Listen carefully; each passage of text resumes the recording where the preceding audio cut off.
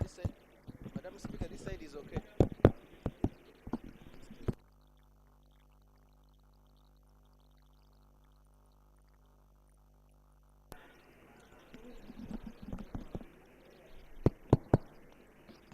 Item 2, communication from the chair.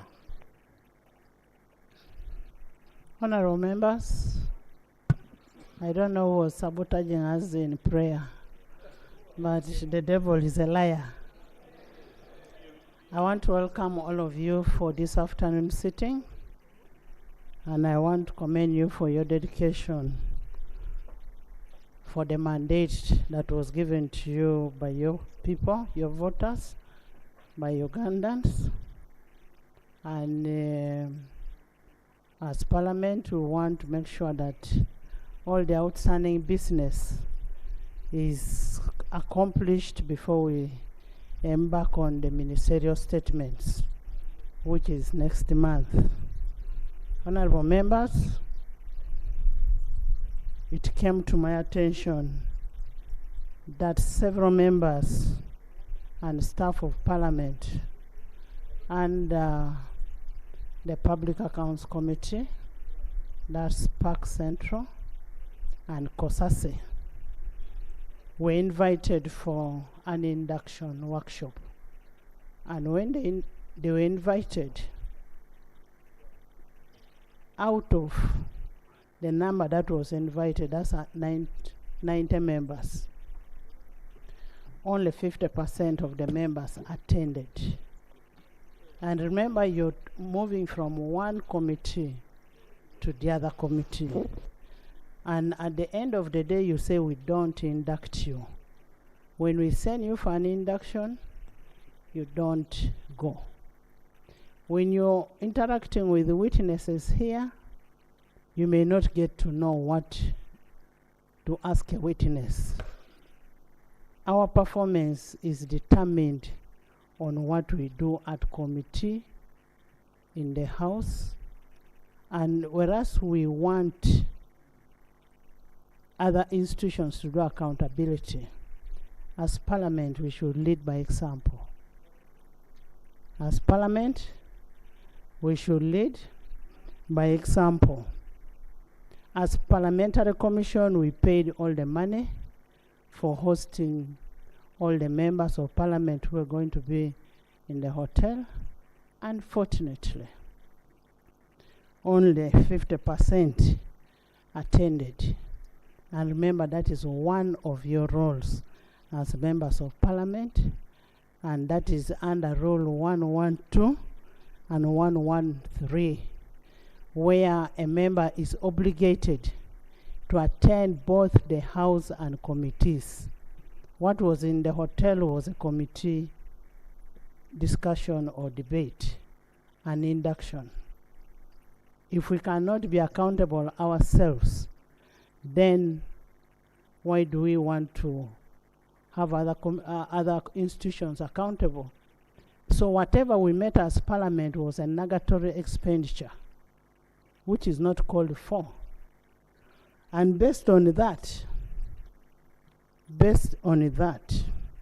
because of the wasteful expenditure that you, the members of Parliament, the staff of Parliament, are making us to go through, and since you do not like being in accountability committee, I am going to ask the whips to redesignate the members who are in those committees and did not attend the workshop. And I am repeating this.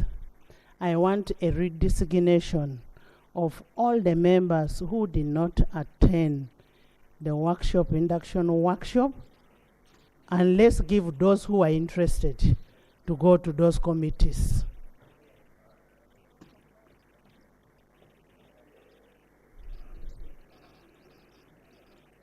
And I will also ask the clerk to Parliament.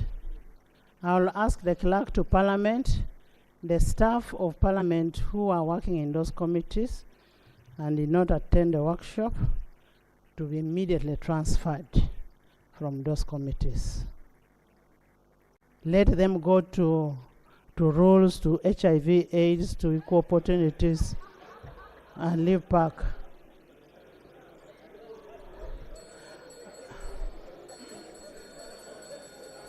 Honorable members, honorable members, honorable members, and I want to tell you,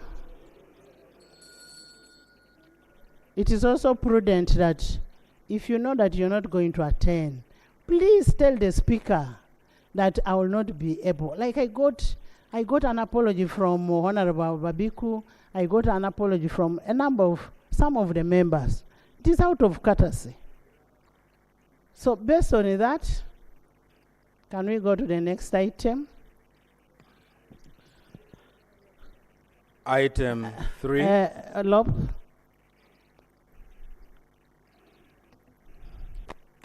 Thank you, Right Honorable Speaker.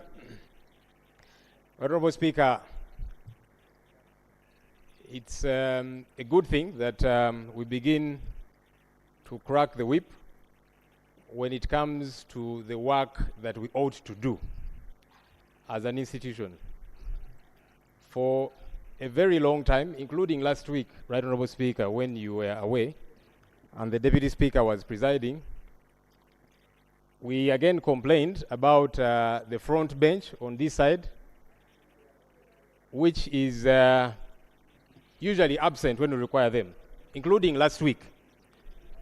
And it's something that keeps happening again and again. Tinker, the house is sitting. You've come on a greetings plea. Honorable Speaker, I was saying that for a very long time, we have kept complaining. In fact, twice or thrice, you have adjourned the house because the front bench is vacant. And we did agree with you because they need to take this house seriously. And by extension, members generally, on this side, and even the side that I lead, a couple of times people are away from Parliament, and yet they should be present when we are doing the work that is required of us.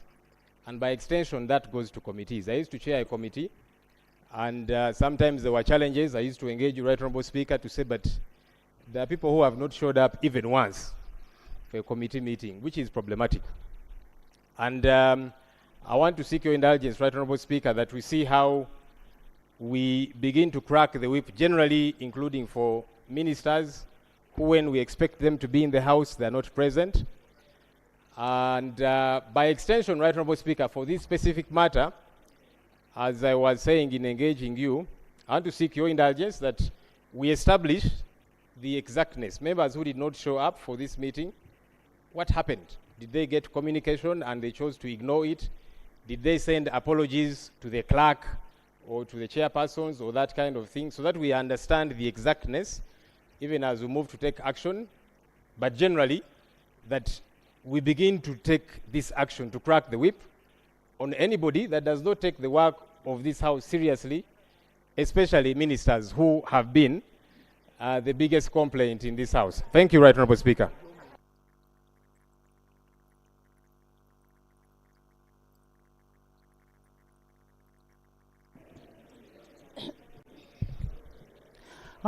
Honorable members, for now, I want to crack the whip on the people that I'm responsible to. The leader of government business should also be able to handle her side. And Lope, I'm happy you're handling. We are handling, me and you, as the leadership of Parliament, on what concerns us. But what Lope is saying is something really that is serious. I am very happy today the bench is full. I am very happy. But let it be like that, please. Next item. Yes. Not procedure. Thank you, Right Honorable Speaker. It was, okay. Right Honorable Speaker, thank you very much for your communication, especially on the accountability by members of parliament to the people we represent. And Right Honorable Speaker, related to that, you had one time we elected that while it is a practice here that each member of parliament is designated on either on one standing committee and another one sector committee. But at times you find that the clerks put meetings at the same time, and that one denies some members of parliament to fully participate, as we have put it clear. And at one time, Right Honorable Speaker, I want your attention, and maybe the Right Honorable Speaker, you had directed that a schedule be made to allow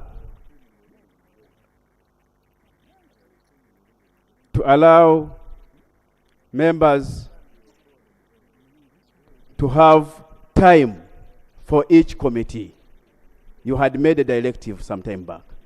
But I would seek your indulgence, Right Honorable Speaker, to re-echo that directive, such that when I am in a standing committee, I be able to participate fully, other than peeping in the standing committee and then going to peep in the sector committee. It will allow us to have a concentration of participation in either committees when we have a clear schedule as you are directed. Right Honorable, thank you. Honorable members, that was already discussed, and that is administrative. The chairs can handle that administratively, and it doesn't need permission of this house, because a chair is equally in sectoral and standing committee. Yes, privilege. I want to thank you, Madam Speaker. This privilege under Rule 59M, I will need your guidance on how it can be processed. When we are debating a statement on school fees, I did raise issues, I don't have to repeat them, but particularly about Kanyareru Primary School and other schools operated by the President. The presiding officer asked me to present evidence. I reached out to him on the following day, but I was surprised that as I was assembling evidence, my submission was expunged.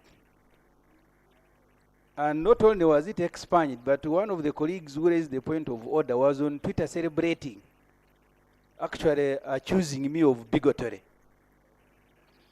The Honorable Kazwenje, I hope that is how he pronounces his name. So the point of privilege, Madam Speaker, is whether I will now be given, or I can proceed even now, and substantiate the matter that I presented here, or I wait for the presiding officer who expunged, because I have more evidence than I had actually promised to bring. And Madam Speaker, that evidence is here. So if you allow me, I'll straight away come and lay and present it. So I need your guidance, because my reputation cannot just be damaged just like that. Anyway, that is if some people have a reputation. Can you do that when the presiding officer is here who handled it? Because I don't know what it was. I have not been briefed, and the fact that it was expunged, it is not in any record, so I can't read it anywhere. Honorable Laibi. Thank you very much, Honorable Speaker. Mine is in relation to your communication, and I want to appreciate you for taking that stand. But Honorable Speaker, as someone who chaired an accountability committee and now chairing another committee, Honorable Speaker, I have noticed that in most cases, people who do not perform in one committee can never be good performers on another committee. And that is a fact. Honorable Speaker, my fear as chair of a committee is that we are likely to move a non-performer from committee A and take that non-performer to committee B. Honorable Speaker, Honorable member, if you heard me well, accountability committee, I have ever chaired accountability committee, requires a lot of analysis, a lot of reading, a lot of understanding. So if you do not want to be part of that reading, that analysis, then you should go. It's like go to another committee that does not require a lot of that, which is more of qualitative than quantitative. So, and as the rules stipulate, a member of parliament is supposed to have at least 2 committees. So putting them into another committee is a discretion of the speaker. Okay? Honorable Speaker, I'm fully in agreement with that. My only prayer is that you be a lot more tougher, not only on members who belong to accountability committees, but every member, because the culture is growing and all committees have the same complaint. Thank you. Message taken. I am going to give reports, the bills, and the bills are going to all the committees, sectoral committees. I will check all the reports of the committees and make sure every member is signed. If you're not in agreement with the report, please write a minority report. But I want to see all the signatures in the reports. Let's be seen to work. Yes, Babiko.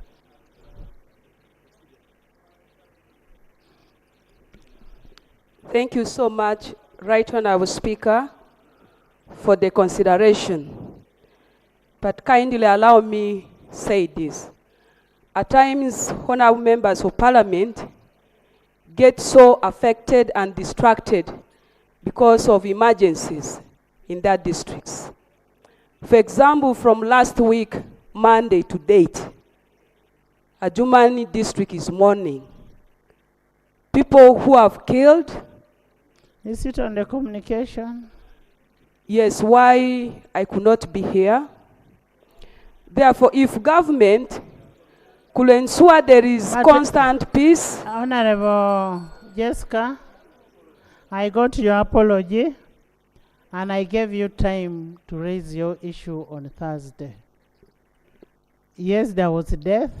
Death happened. We condone with the families, but we cannot do much as of now. But Thursday is not very far from now. Next item. Item 3, designation of members to standing committees in accordance with Rule 1581 of the Rules of Procedure. Honorable members, we have designations of members that were not designated last time. Now we also have members who did not attend the induction. We also have a designation of members from accountability committees to other committees. We've not yet got, we're in consultation with the LOP, because those are his committees, accountability committees. We are waiting for the whip to come and designate. He has the list. So can I first have from your side, from UPDF, from Independence?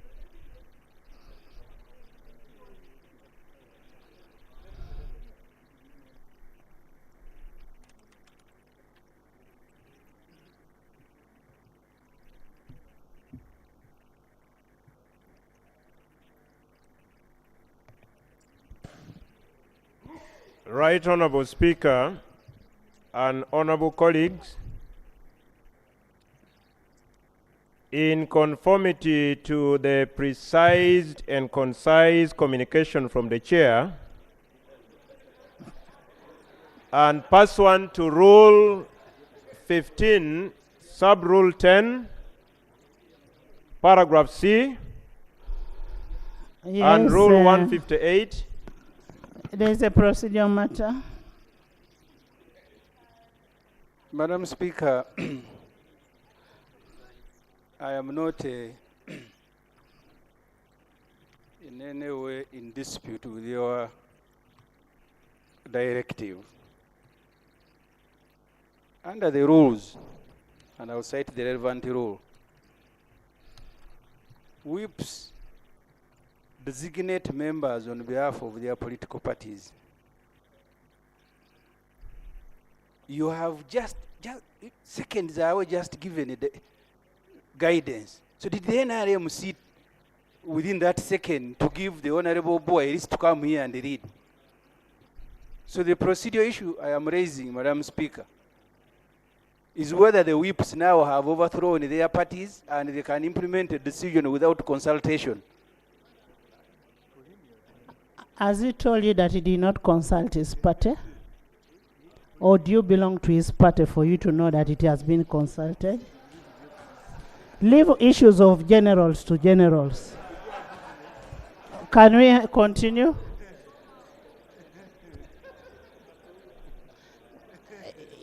Honorable members, this institution belongs to you. This institution belongs to you. The failure of this institution will be attached to you.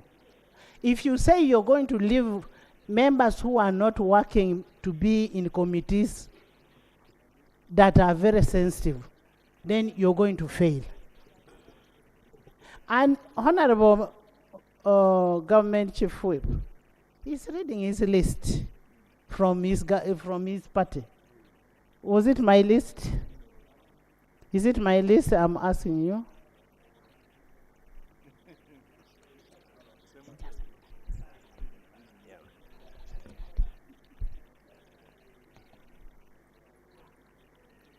I am just asking whether it is my list, then we bring in Jonah first. Right Honorable Speaker and honorable colleagues, in conformity to the precise and concise communication from the chair, and pursuant to Rule 15, Sub-Rule 10, Paragraph C, Honorable members, they just want to know whether the list is mine or it is yours. Right Honorable Speaker, maybe I first answer that. Two facts are not in doubt. Fact number one, that the presiding officer for today's sitting communicated. Fact number two, that the list I'm going to read conforms to the rules of procedure of this parliament that mandates the government chief whip to designate members of the ruling party. That stated, may I proceed?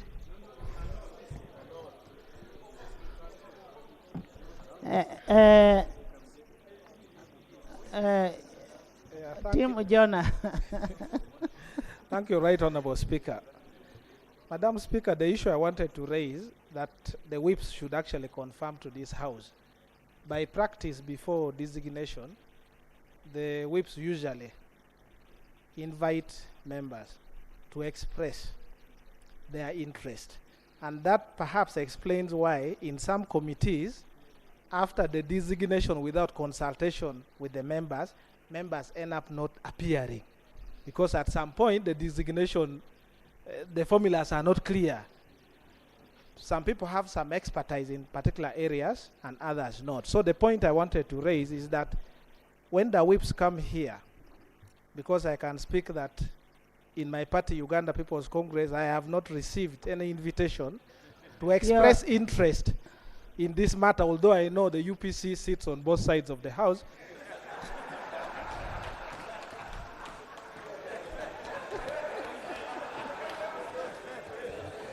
But we have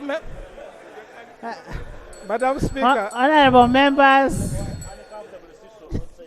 Yeah, Madam Speaker, you know. Jonah, we are not designating opposition today. You will be called.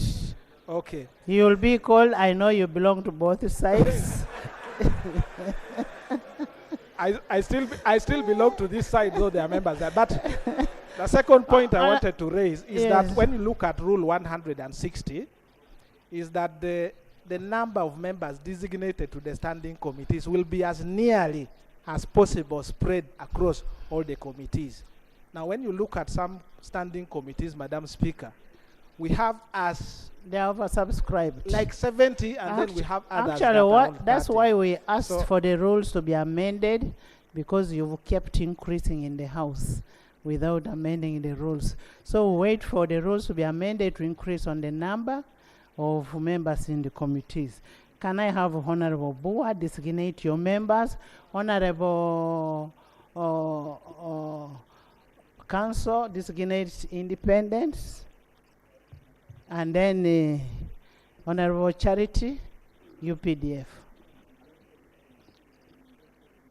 Right Honorable Speaker. Yes. And honorable colleagues. You have a... Thank you very much, Right Honorable Speaker.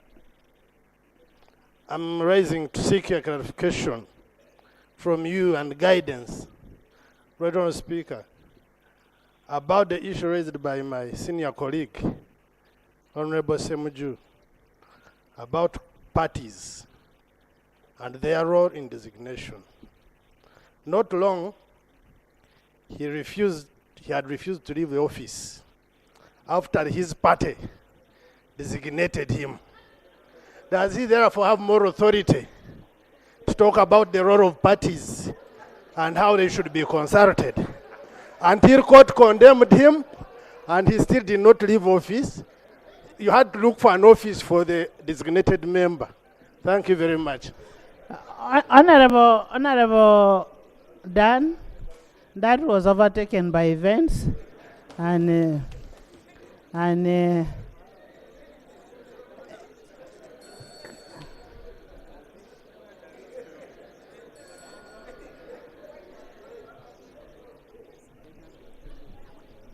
Right Honorable Speaker and honorable colleagues,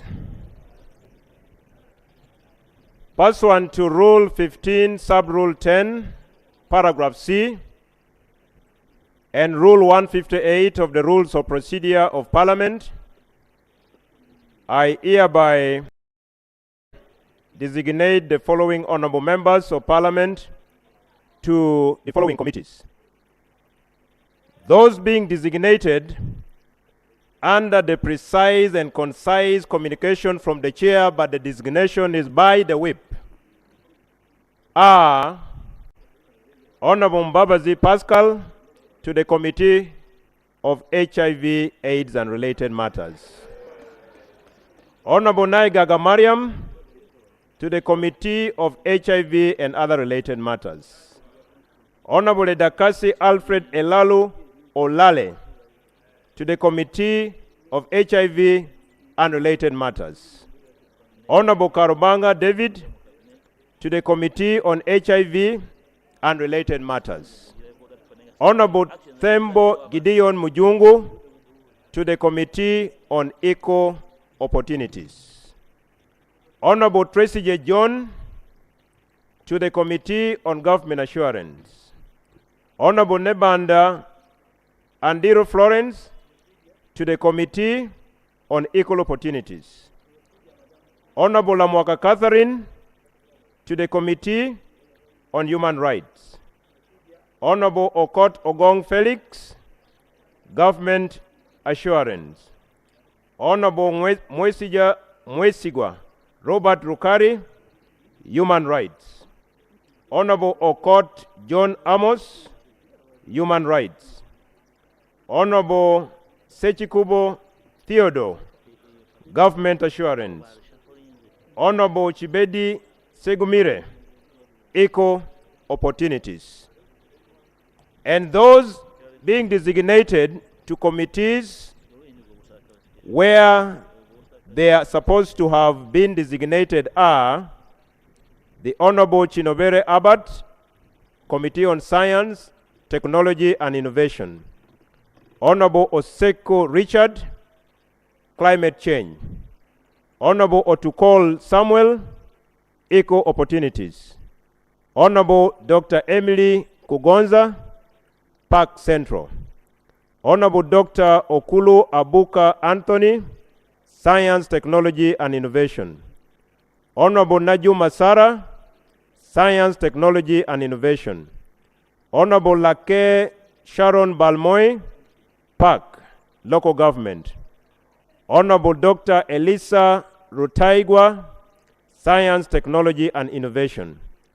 Honorable Taibwa Abbott, Park, Central. Honorable Ayeku Patrick, Park, Local Government. Honorable Barnabas Ting Kasimire, Park, Central Government.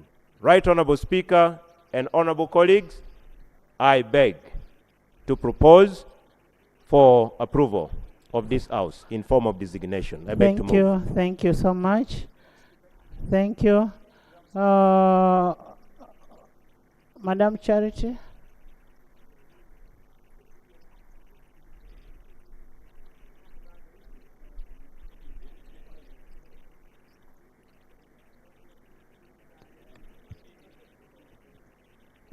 Thank you, Right Honorable Speaker. Saungu is saying procedure. You're just admiring Charity. You say it.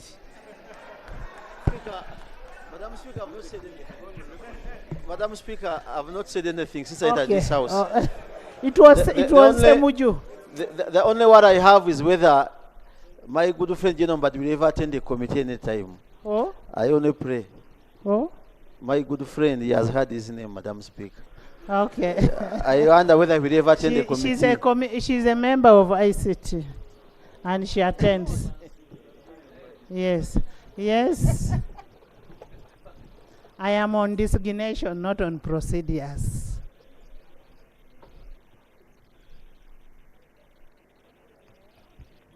Thank you, Right Honorable Speaker. Right Honorable Speaker and honorable members, pursuant to Rule 1581 of the Rules of Procedure of Parliament, I hereby redesignate the following members. I hereby redesignate the following members. They were already designated. Honorable Lieutenant General James Mujira, from the Committee on National Economy to the Standing Committee of Public Accounts, Commissions, Statutory Authorities, and State Enterprises. Honorable Major General Sam Kavuma, from the Committee on Public Accounts, Central Government, to the Standing Committee on Public Accounts, Local Government. Honorable Major General Henry Masiko, from the Committee on Public Accounts, Local Government, to the Standing Committee on National Economy. Honorable Dr. Victoria Nekesa, from the Committee on Public Accounts, Commissions, Statutory Authorities, and State Enterprises, to the Standing Committee on Public Accounts, Local Government. I beg to designate Right Honorable Speaker. Thank you. Can we have independence? Independence. Madam Speaker and honorable members, pursuant to Rules 2, 7, 158, 160 sub Rule 4, because I am here doing it on your behalf as the whip of the independents, I hereby designate the following members. Honorable Tracy Jonathan Itungo from the Committee of HIV/AIDS, the Committee on Commissions, Statutory Authorities, and State Enterprises. Honorable Gyomujenyi Roland from National Economy to Public Accounts Committee, Central. Honorable Shas Musherure na Yewale Kutesa from the Committee of Park, Local Government to Climate Change. Honorable Musila John from the Committee on Rules, Privileges and Discipline to Public Accounts Committee, Local Government. Honorable Akuguzibwe Ronald from the Committee on Commission, Statutory Authorities and State Enterprises to the Committee on Science, Technology and Innovation. Honorable Adidra Abdu from the Committee on Rules, Privileges and Discipline to the Committee on Science, Technology and Innovation. Honorable Mboizi Arthur Wako from the Committee of Climate Change to the Committee on Science, Technology and Innovation. Honorable Amede Agnes from the Committee on Government Assurances and Implementation to the Committee on Science, Technology and Innovation. Finally, Honorable Wadiomo Mwanika Moses from the Committee on Equal Opportunities to the Committee on Science, Technology and Innovation. I beg to move and pray that the members do approve this designation. Thank you, honorable members. I now put a question that members be designated to the respective standing committees as proposed. Those in favor stand a contrary nay. The ayes have it. Yes, procedure from Jonah. Madam Speaker, it's belated, but let me just put it on the record for your attention. The procedural matter I wanted to raise relates to the redesignation by the UPDF. Pardon? The procedural matter. Honorable members, can you sit? Macho, sit because you can't see. Macho, sit. I mean a Panado. Thank you, Madam Speaker.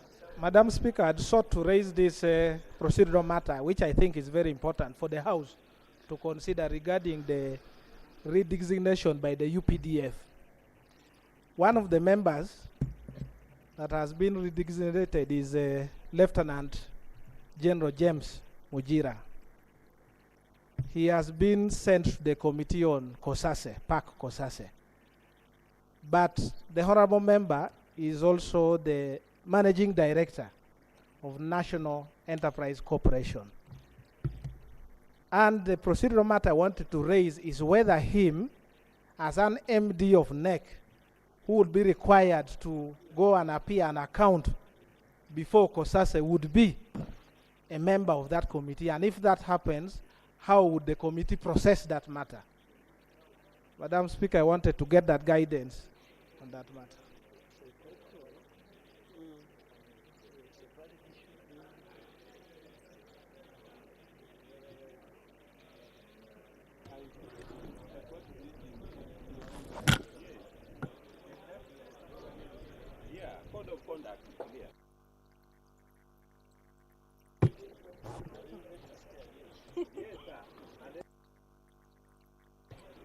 Honorable members, that is something that is pertinent.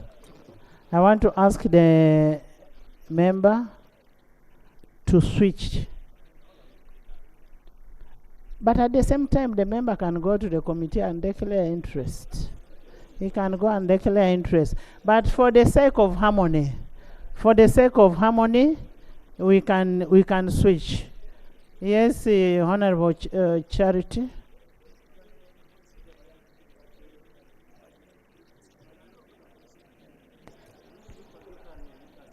Thank you, Right Honorable Speaker. Right Honorable Speaker and members, pursuant to Rule 1581 of the Rules of Procedure, I redesignate Lieutenant General James Mujira from the Committee of Kosase to the Committee of Public Accounts, Local Government. And then I redesignate Major General Sam Kavuma to the Committee of Kosase. I beg to submit. Thank you. Speaker. I put a question that those in favor of the redesignation say and the contrary nay. The ayes have it. Next item. Item 4, bills first reading. 4.1, The Constitution Amendment Bill 2023. There is a procedural matter from local government. Thank you so much, Madam Speaker. Madam Speaker, as a procedural matter, we beg your indulgence, especially some of us who are part of the accountability committees. Much as the accountability committees belong this side, but as per our numbers, the bigger number comes from the other side. Madam Speaker, as the government whip redesignated some of those members as per your communication, It is not as per my communication. As per the rules, I beg your pardon, a bigger number of those members who are unable to attend the induction workshop were removed. So I would beg, Madam Speaker, through your administrative powers and administratively, you look at now the numbers that were removed so that more members again are designated back to the accountability committees so that later on, when we are doing work, again, we don't have gaps. No, we have no, that one is handled. We'll do it. It's good you have said administratively. Yes, yes, Doctor. Right Honorable Speaker, I'm the chairperson for government assurance and implementation. And I've had some members have been designated to this committee. I want to warn them that we are a serious committee. Should you fail on your work, we'll send you back to the sender. Yes. We want serious members on that committee. Yes. And so submit. Honorable members. Honorable members, I want to ask all the chairpersons that when you have members who are not serious, send them back to senders. Next item. Propua, you want something? Say something.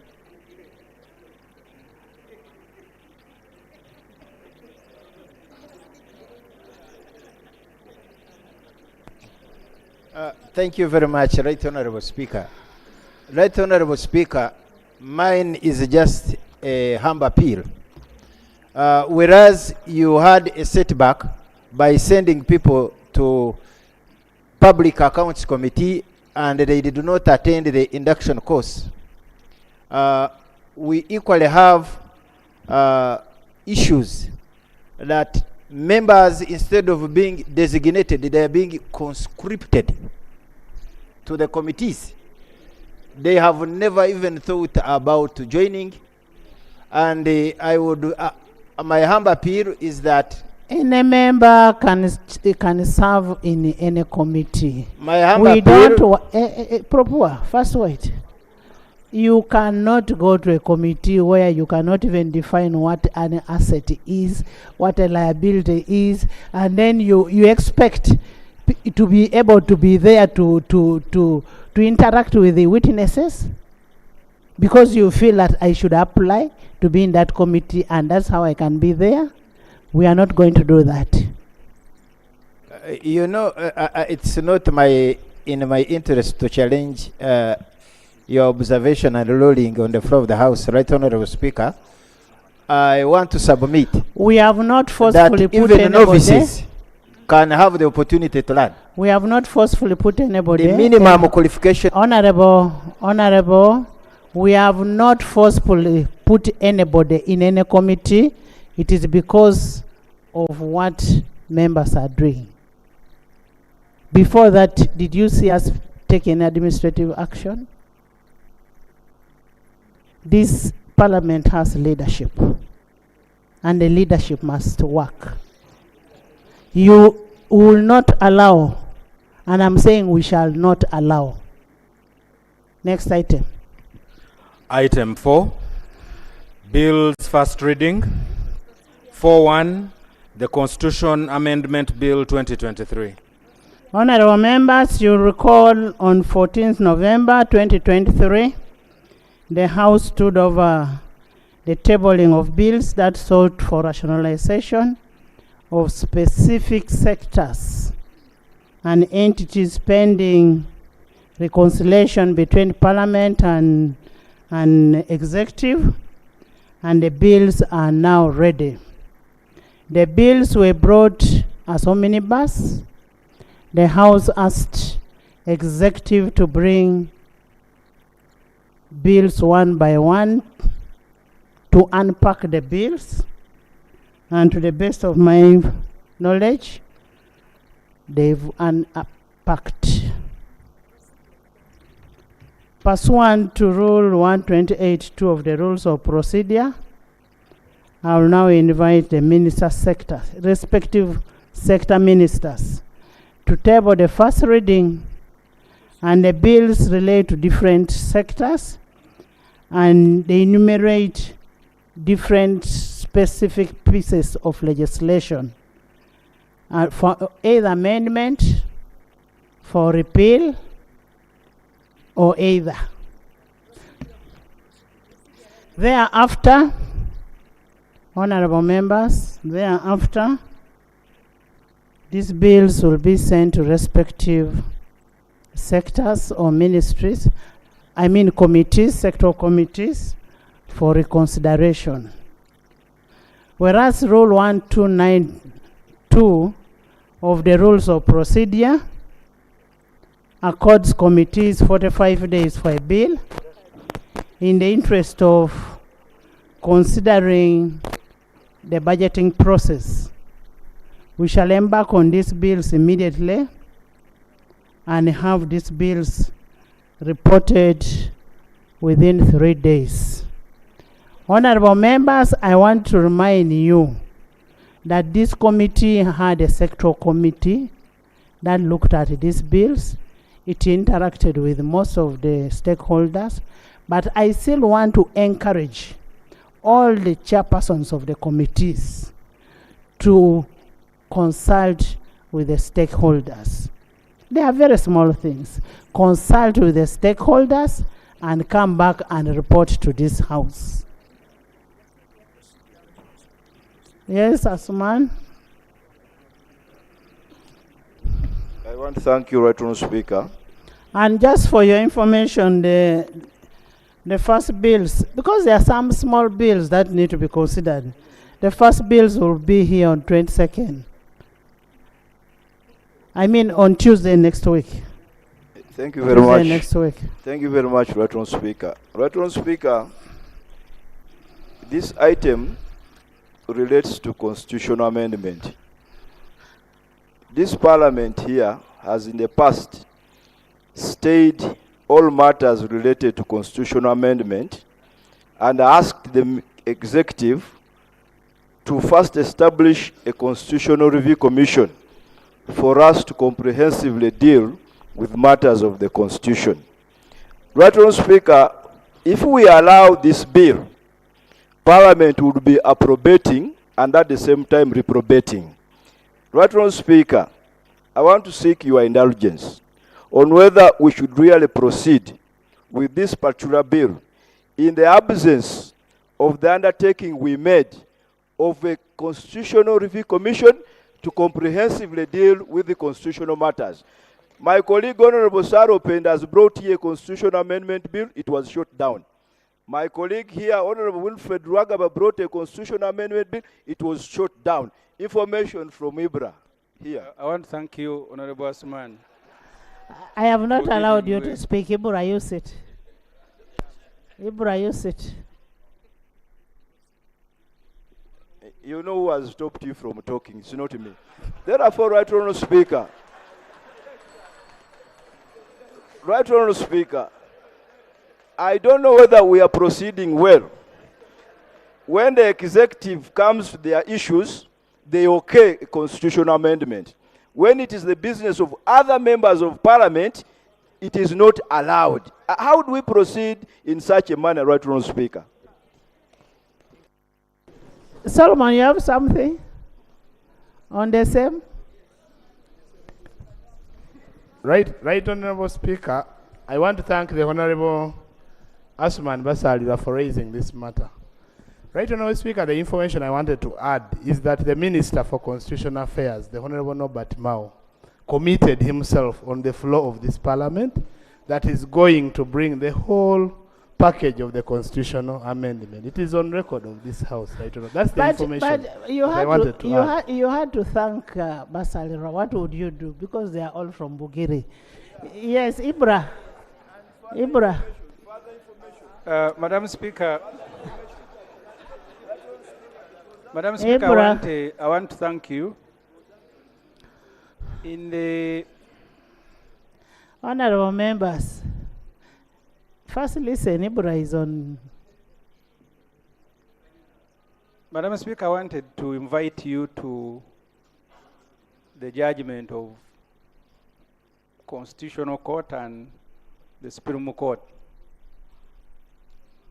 During the processing of the Majezi bill, the one that made Mr. Museveni life president,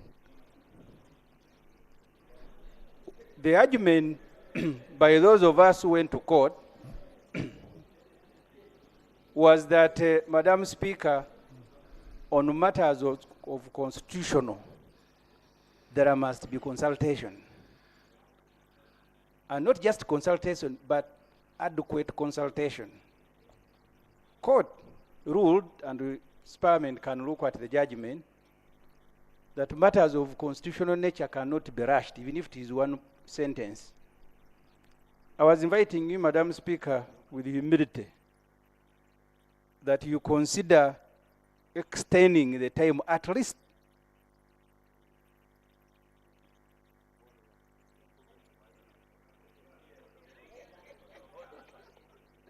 Are you I done? was inviting you, Madam Speaker. Okay, information. Right, Honorable, Speaker. no.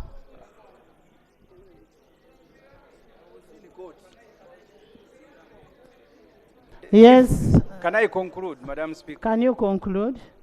And right- when I'm right talking now- about within 45 days, 45 days can even be 1 day. Within. So if you're talking about the dates, that one, it is within 45 days. What I only see sense in it is the issue of Constitutional Review Commission, which Attorney General is going to respond to. Is he here? If you can allow me, Madam Speaker, to conclude, the Attorney General can aggregate these issues and answer them. I haven't looked at all the issues challenging the passage of the anti-homosexuality. But I have heard those who went to court are even questioning the time within which it was passed. As I said, I haven't looked at that, but the Attorney General can help. So as he does, Madam Speaker, I am pleading with you to give these bills enough time. We can pass them next year. The roof is not coming down.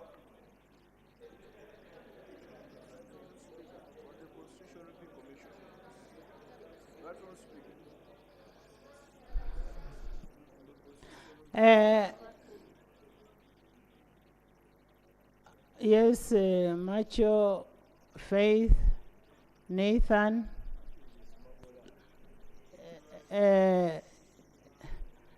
Commissioner.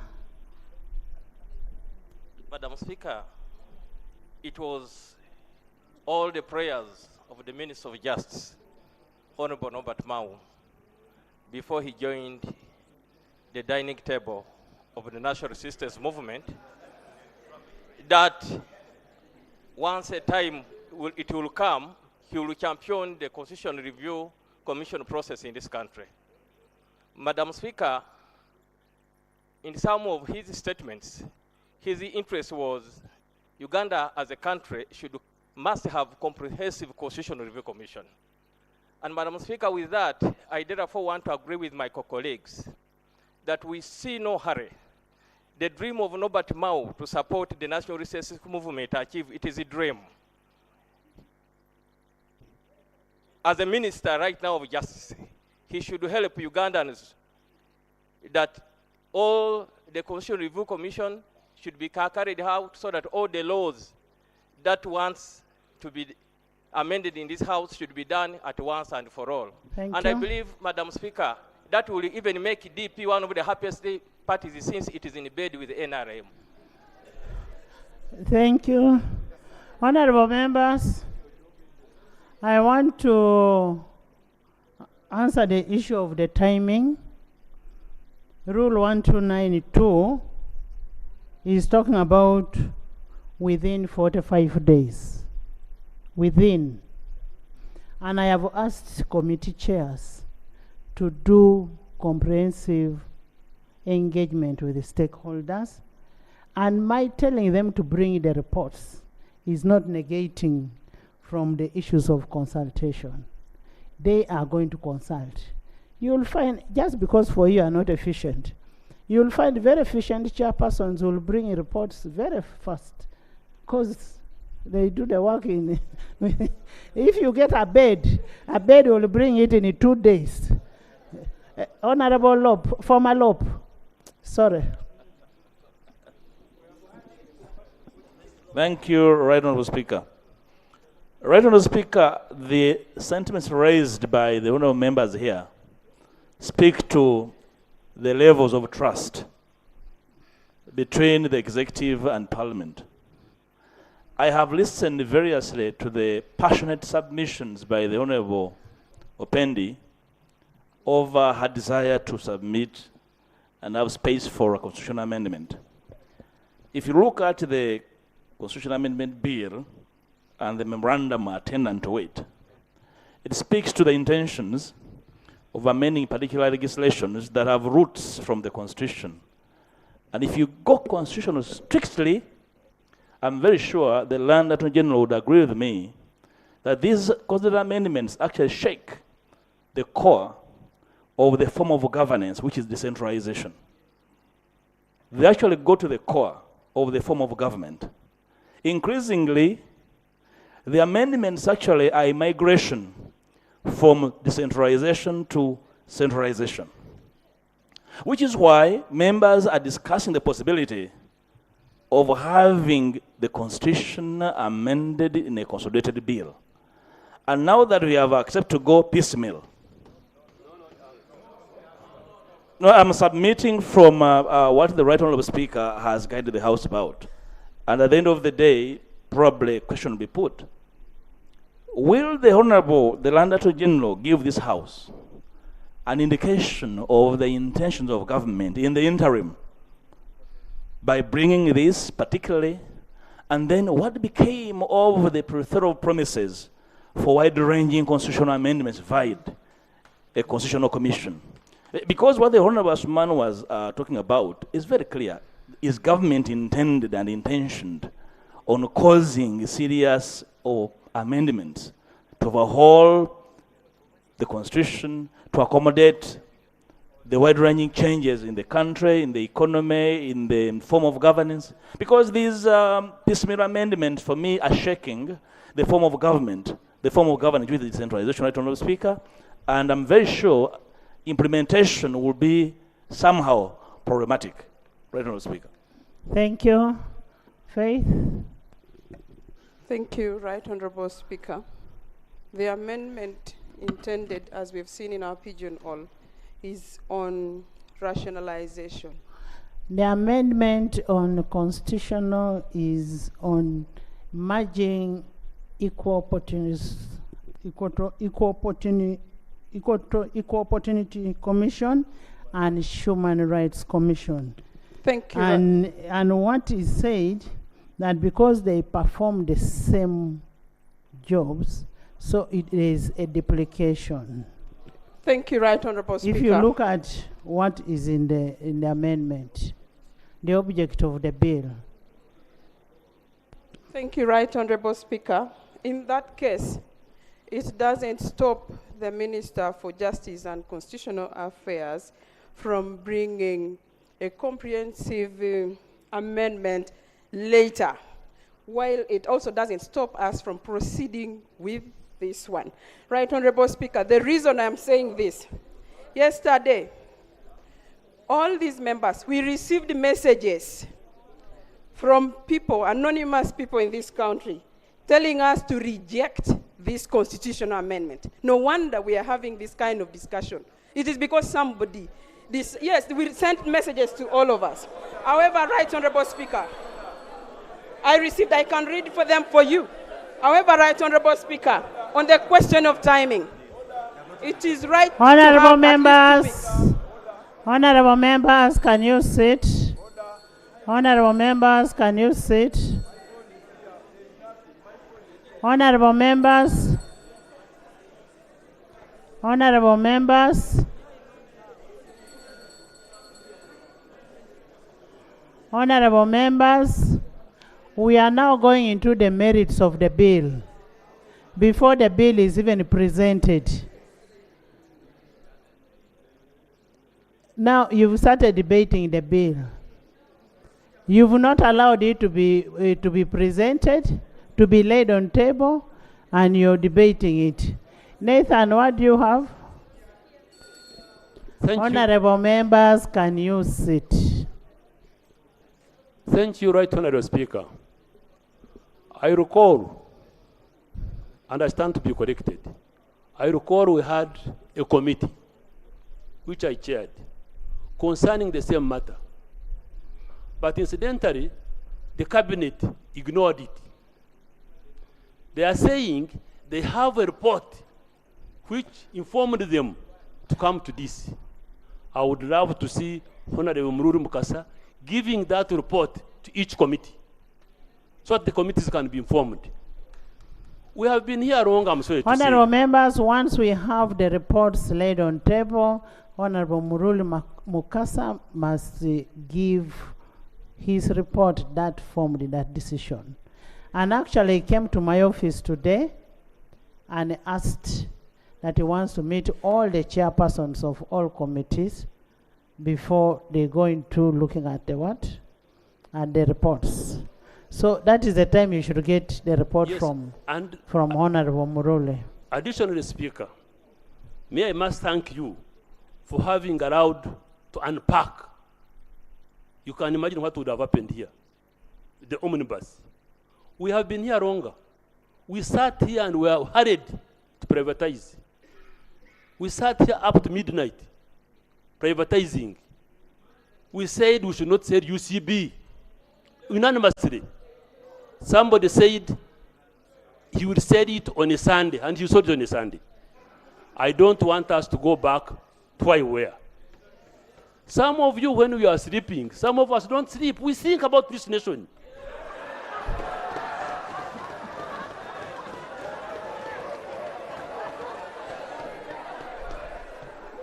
We think, while you sleep 6 hours, I sleep 3, but I think. So what I am saying is, I don't want us to be driven to come to a stage now where we are going, we want another UCB. We want Uganda Airlines, Uganda Railways. You sold them when we were here. So, Madam Speaker, I appeal to ministers who are really colleagues I respect, because Honorable Mururu Mukasa, I was with you here. And Mr. Honorable Time was here. We branded, and here we are regretting. I don't want us to go that side. Let us Honorable go members, slow. honorable members, this House made the acts. This House has the powers to either repeal the act, reject, or merge.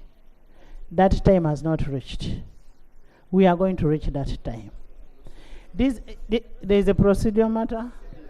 This House still, but I want to hear from first the Attorney General.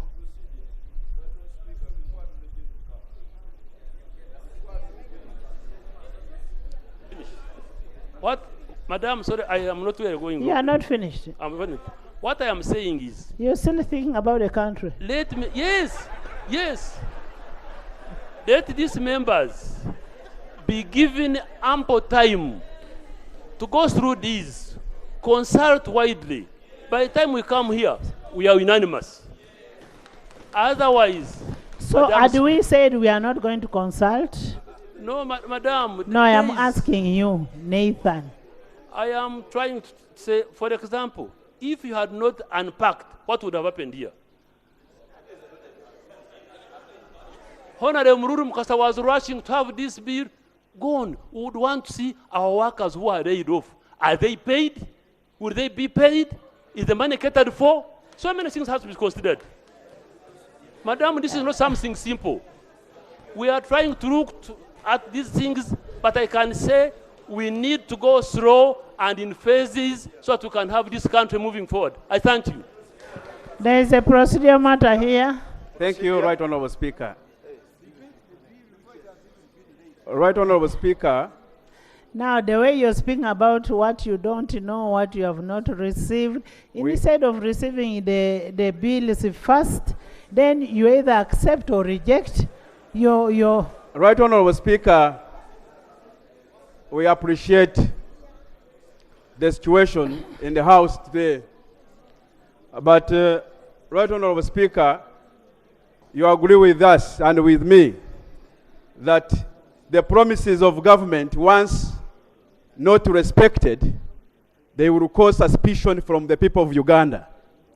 And this being a platform of the people of Uganda have rights to raise concerns from the previous promises if they were promising to have the constitutional amendment done in a manner that is acceptable, that is consultative, then this is really reneging on our promises.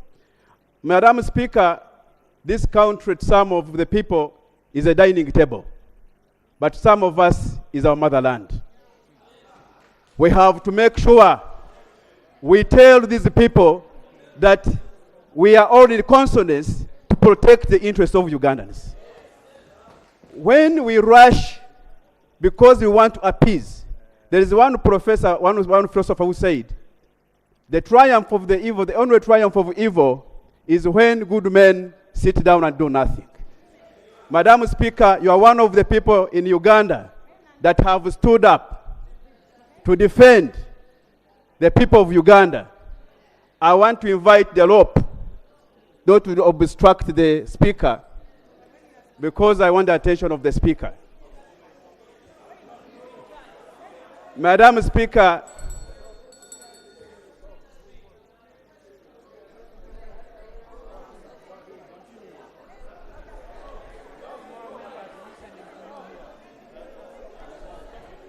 Madam Speaker,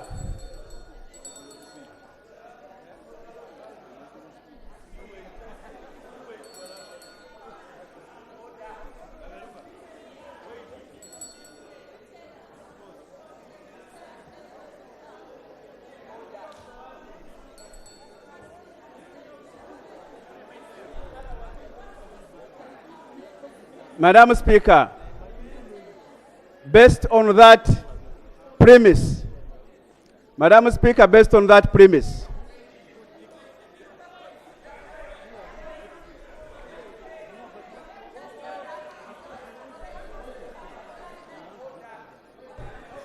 Madam Speaker, based on that premise, and Honorable members, I want candidly. Honorable members, can I have attention? Thank you. Can everybody keep quiet? We have one house. Thank you, Right Honorable Speaker. You first sit back. First sit back. You've all talked. I want to hear from Attorney General. Maybe, let me first hear from Lop.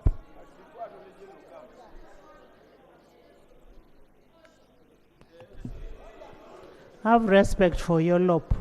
Thank you, Right Honorable Speaker. Have respect for your Lop. Thank you, Right Honorable Speaker.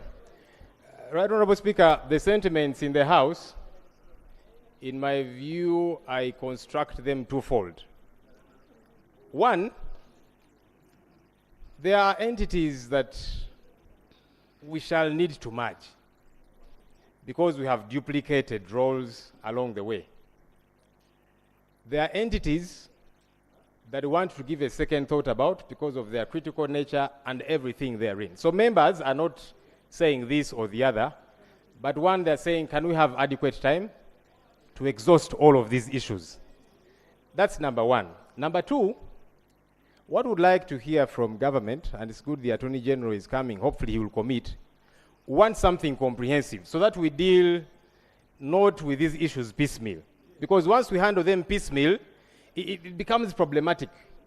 Can we have commitment on when they can have something comprehensive that we get to discuss generally, and then we determine how we move? But this piecemeal, this, the other, and so on, it's not very smooth, right, Honorable Speaker? So you're saying, Lob, you're saying that the merging of equal opportunities and human rights should not be done before we have comprehensive one? Or now you're shouting, oh, you handle this, and he makes a commitment that we are going to bring a comprehensive. Right, Honorable Speaker. I like you guys for making noise. I know some of you know where National Theatre is. This is a house for intellectual debate. Let's debate and agree. Right, Honorable Speaker, I don't intend in any way to usurp your duty, but the eyes seem to have had it. Not the eyes, I'm talking But, to the lobe. Like I said, Right, Honorable Speaker, the sentiment is we get to deal with this comprehensively. I think it does not do any harm once we handle it comprehensively. Let government commit. When are you bringing this comprehensively, and then we deal with it. Attorney General. Thank you very much. Yeah. Mine is also a procedure. Yeah. Mine is a procedure. Attorney General is also. Madam Speaker, I wanted to draw your attention to Rule 128, which you can read together with Rule 121 and also Rule 25. And I'll justify my submission. In this rule, on first reading, if you read both sub-rule 1 up to 4, my literal interpretation is that once a bill has been placed on the order paper and called, it must be read for the first reading.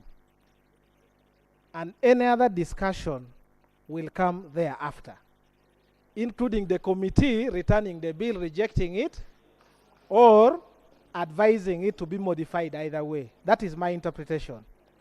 When you look at Rule 25, in determining order of business, you are required also to give priority to the government business. But after that, you are required to give directions on how other members that had queued up behind the government, their business can be handled. And my understanding is, Madam Speaker, when this rule is commanding that the bill should be read and we must accept it. This House cannot refuse to entertain any matter brought by government. And then after we can make a decision on it, either way, either accept or reject. So the procedural matter. I wish everybody would be thinking like Honorable Dur.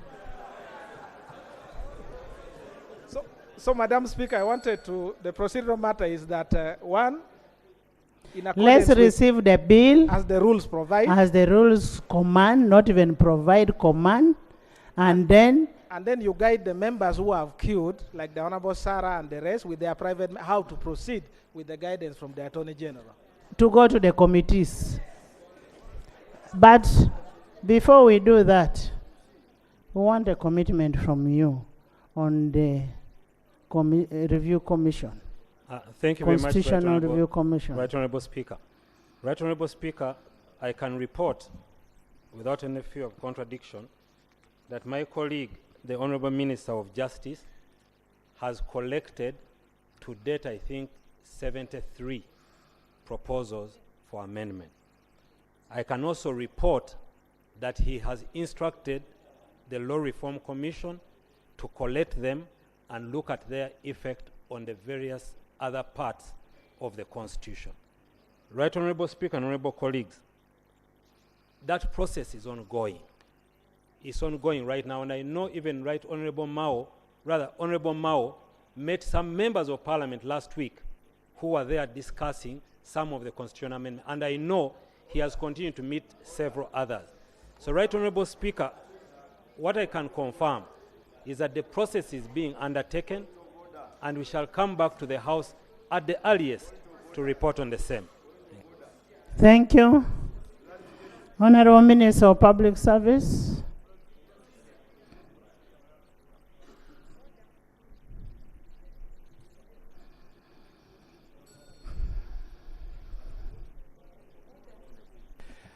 Right Honorable Speaker,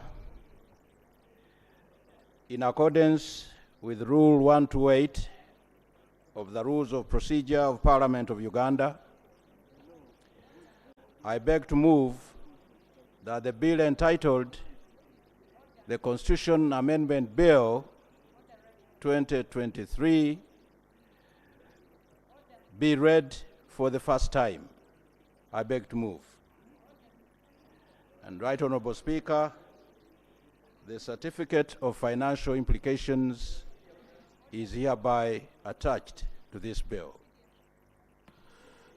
The Constitution Amendment Bill 2023.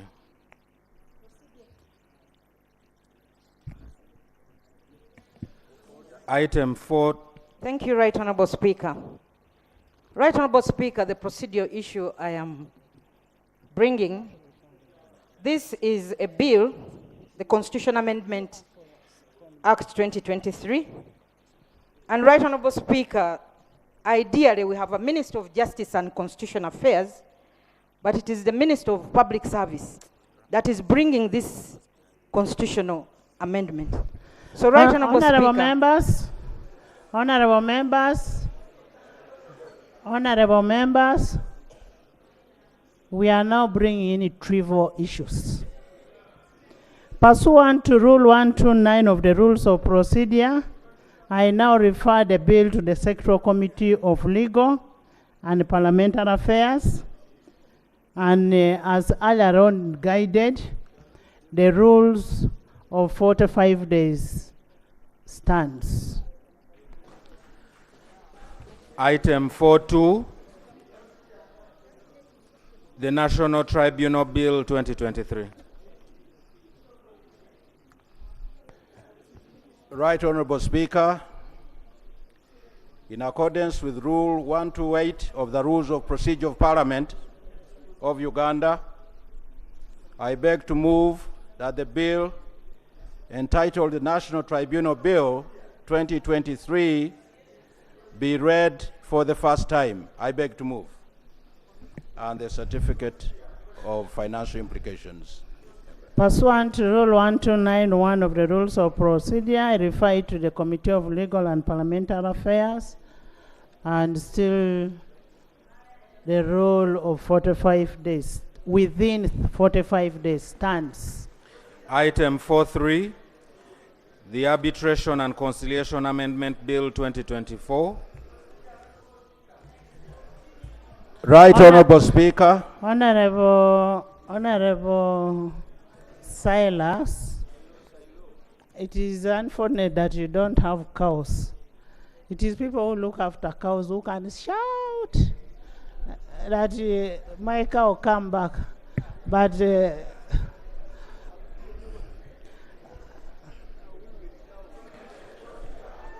Right Honorable Speaker, in accordance with Rule 128 of the Rules of Procedure of Parliament of Uganda, I beg to move that the bill entitled the Arbitration and Conciliation Amendment Bill 2024 be read for the first time. I beg to move. The bill is referred to the Committee of Legal and Parliamentary Affairs, and should be reported back according to the rules. Item Let me first hear what Silo is saying. Honorable Speaker, I salute you for always giving equal opportunities as per the Constitution of the Republic of Uganda. I have been processing a bill as a private member, the National Legal Aid Bill. Right Honorable Speaker, this bill was referred to the committee, the very committee that you have referred to bills to. And I've 30 days referred was three. given. I beg that you allow me to finish I've this submission. referred 3, not 2. Yes. And now, the committee seems to be overloaded.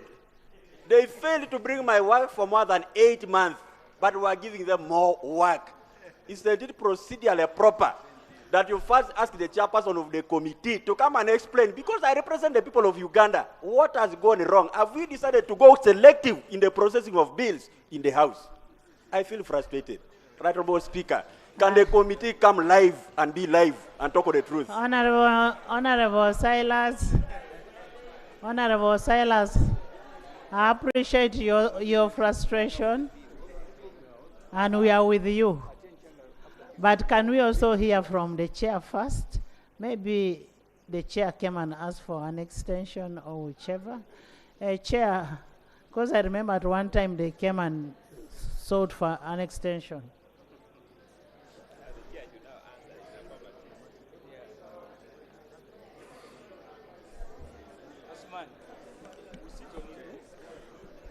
Honorable members, before the chair comes up,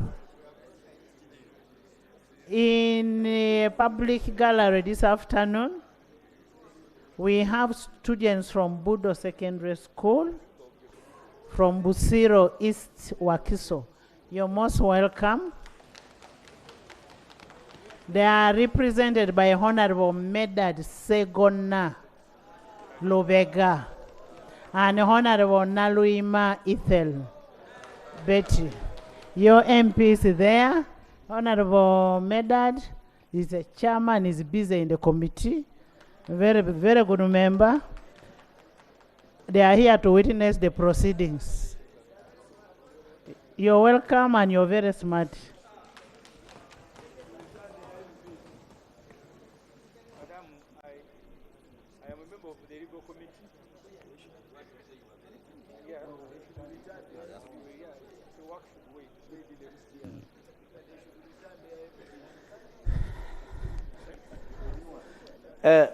Madam Speaker, thank you very much. Honorable,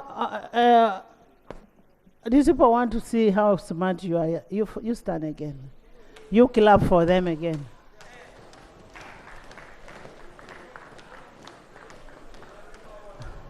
And you tell your parents to return your MPs.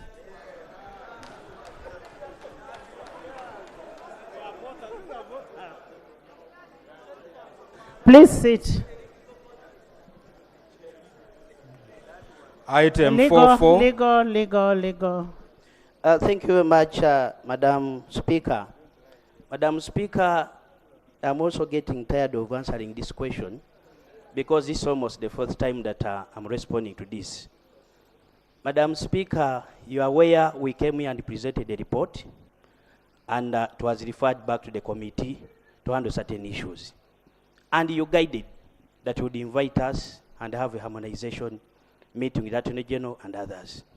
To date, we have not received that invitation. Madam Speaker, if that meeting is not going to take place, then we can undertake that within 6-7 days, we can have this report.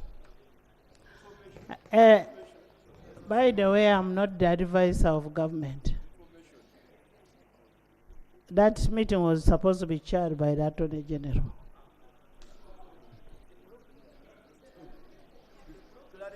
Yes, yes. Speaker, I want to thank you. The Honorable Egon, I was the seconder to that bill.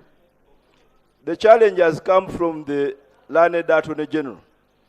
In fact, it's the office of the learned Attorney General that has been opposed to our bill, creating all forms of obstacles. Even when we came here, it is the Attorney General that raised all sorts of technicalities, denying the people of Uganda the benefit of a very good bill called legal aid. So, Right Honourable Speaker, the Attorney General evidently is not in favor of legal aid. If the meeting is to happen, Right Honourable Speaker, that meeting should be chaired by another office, not the office of the Attorney General, because they've been opposed to this bill. That's why it was given to the committee. Honorable members. Honorable members, Honorable Duru is about to stand up to say you're discussing a bill within another bill. So let's move on with the bills that are on the floor first. Next item. Item 4.4, the rationalization of government agencies, education sector, Amendment Bill 2024. Honorable Minister of Education and Sports. Are you the minister? Thank you very much, Right Honorable Speaker. Right Honorable Speaker, in accordance with the Rule 128 of the Rules of Procedure of this Parliament, I beg to move that the bill entitled the Rationalization of Government Agencies, Education Sector, Amendment Bill 2024 be read for the first time. Can you lay for us the bills one by one? I want amendment of Higher Education Students Finance Act 2014, Act 2 of 2014, lay that one first. It is, everything is in here, Madam Speaker. Okay, read them one by one. Madam Speaker.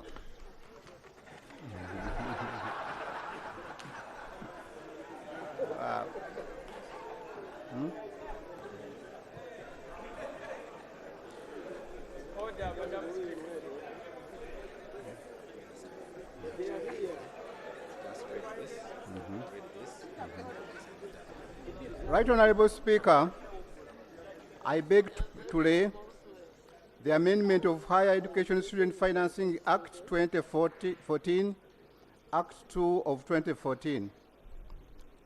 I also wish to lay on table the amendment of the National Library Act of 2023, Act 2 of 23.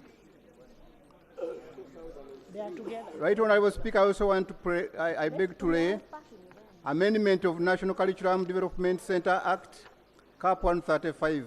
I beg to lay. Honorable members.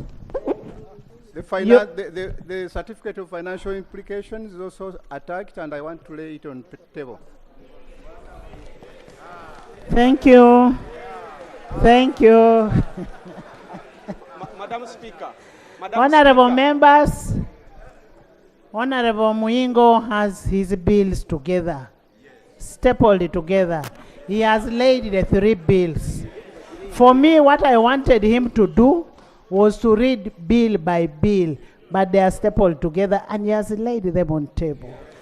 And to that effect, therefore, I refer it to the Committee of Education and Sports, and the rules should be in conformity.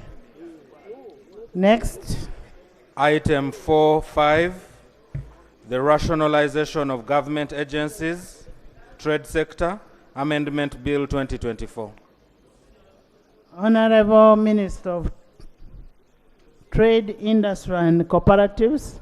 Yes. Thank you, Right Honourable Speaker. Matthias. Thank you, Right Honourable Speaker. We have listened to the Honourable Minister of Education and his choice to lay an omnibus bill contained with various bills that carry various memoranda. Right Honourable Speaker.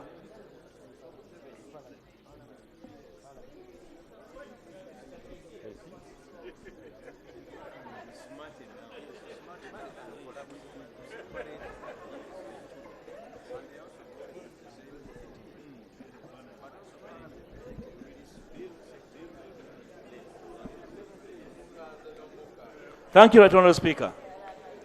Right Honourable Speaker, we listened to the Honourable Minister of Education laying the omnibus bill containing various independent bills from the sector. But you see, Right Honourable Speaker, we are legislating for posterity. And those who read the Hansard may want to understand the nature of bill that was laid. May you indulge the Government Chief Whip to guide the ministers, because each of the bills carries a memorandum. So the memoranda cannot be omnibus. Even the certificates can't be bundled. Will you, Right Honourable Speaker, use your powers to ask the Government Chief Whip? The certificates are not bundled, they have individual certificates. And secondly, they had brought for me one certificate. I sent them back to bring individual certificates. And that's why I have said, don't read sector. Don't say education. Read one by one. And that's what the Hansard is capturing. It is in education, but different bills. You read one? No. That should be corrected on the record, Right Honourable Speaker, that the record captures properly for the record and posterity. Yes.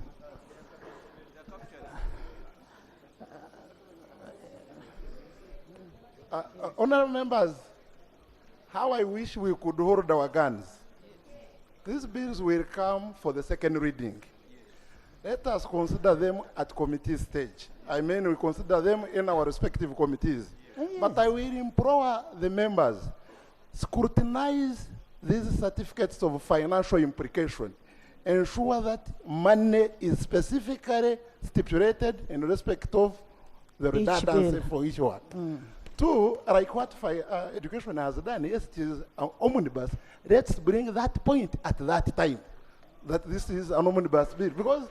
Because you see, honorable members, listen to... Yes, because you see, honorable members, on the first reading, ordinarily, we have no business raising anything. As long as the bill has been read and the certificate is there, let's look at the imperfection when the bill has come to our committees. And I am sure, I am 100% sure, most of these bills will be thrown out. So let's wait for the real time. Honorable members, these bills are not omnibus. And you had Nathan, Honorable Nathan Bianyima, thanking the House for unpacking. There was only one bill that was brought to this House, and now it has been unpacked. It has been unpacked from sector to sector, and in each sector, there are different bills. Because now we are going into rationalization of government agencies under trade sector. It has amendment of Warehouse Receipt System Act. That is one that we are amending. Then it has amendment of free zones. It has amendments of Uganda Export Promotion Board. Those are different. Yes, trade sector.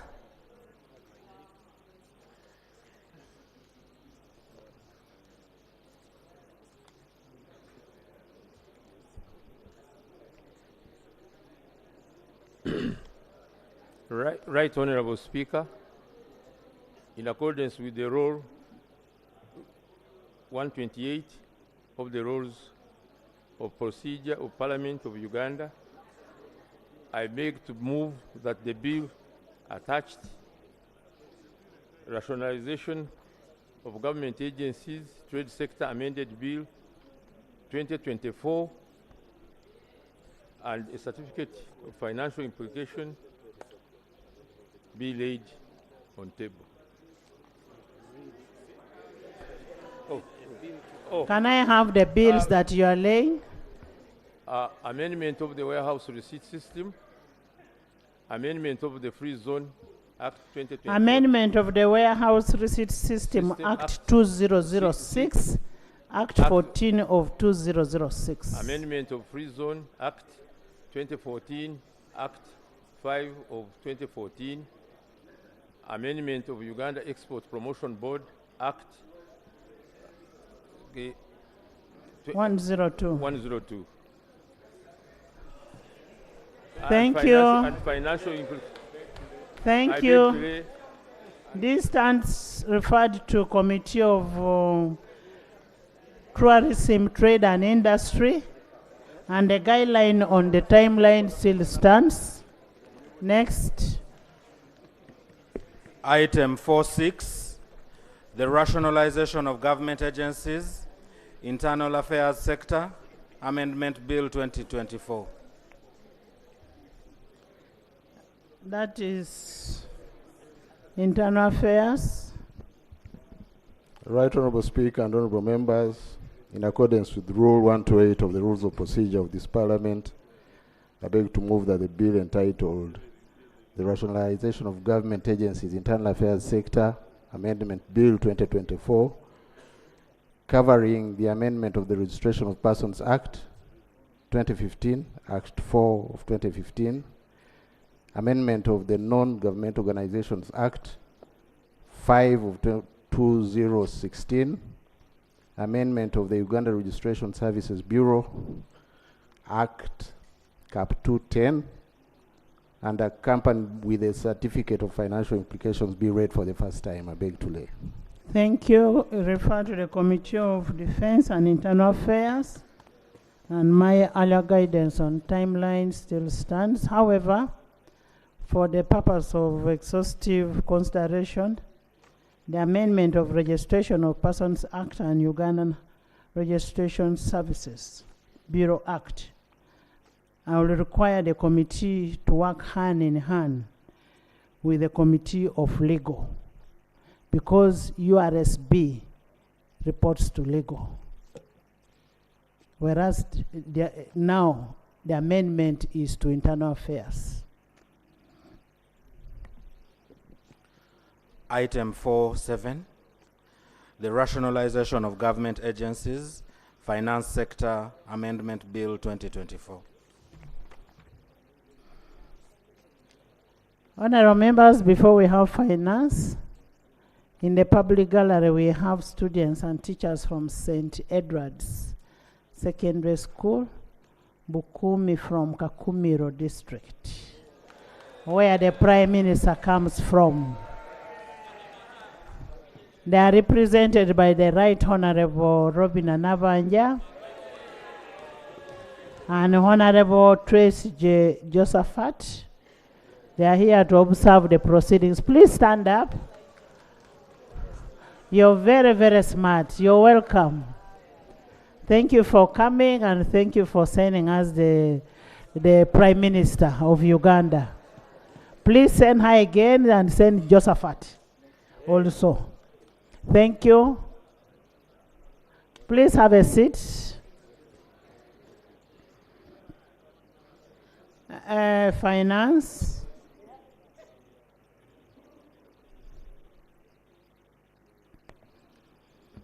Madam Speaker, I beg to move that the bill entitled The Rationalization of Government Agencies Bill, Financial Sector Amendment Bill 2024 be read for the first time. Madam Speaker, included in this bill is the repeal of the Non-Performing Assets Recovery Trust Act, Cap 95, the amendment of Assets of Departed Asians Act, Cap 83, the amendment of Tier 4 Microfinance and Moneylenders Act 2016, the amendment of the Public Enterprises Reform and Divestiture Act, Cap 98, the amendment of National Planning Authority Act 2002, the repeal of the National Population Council Act 2014, and the amendment of the Physical Planning Act 2010. I beg to move, Right Honorable Speaker. Thank you. Right Honorable Speaker, the bill is accompanied by the certificate of financial implications. I beg to lay. Thank you so much. Pursuant to Rule 129 of the Rules of Procedure, I refer the bill to the Sectoral Committee of Finance, Planning and Economic Development, and the guideline on timeline still applies, but for purpose of exhaustive consideration of these proposed amendments to the National Planning Act, the committee will work jointly with the Committee of Fiscal Infrastructure, given that the matters of fiscal planning are vested in the Ministry of Lands, Housing and Urban Development. So the fiscal planning has been taken to finance, and yet this is under lands. So they will have to work together to handle this issue. Item 4.8, the rationalization of government agencies, water and environment sector, Amendment Bill 2024. Mama Mabira.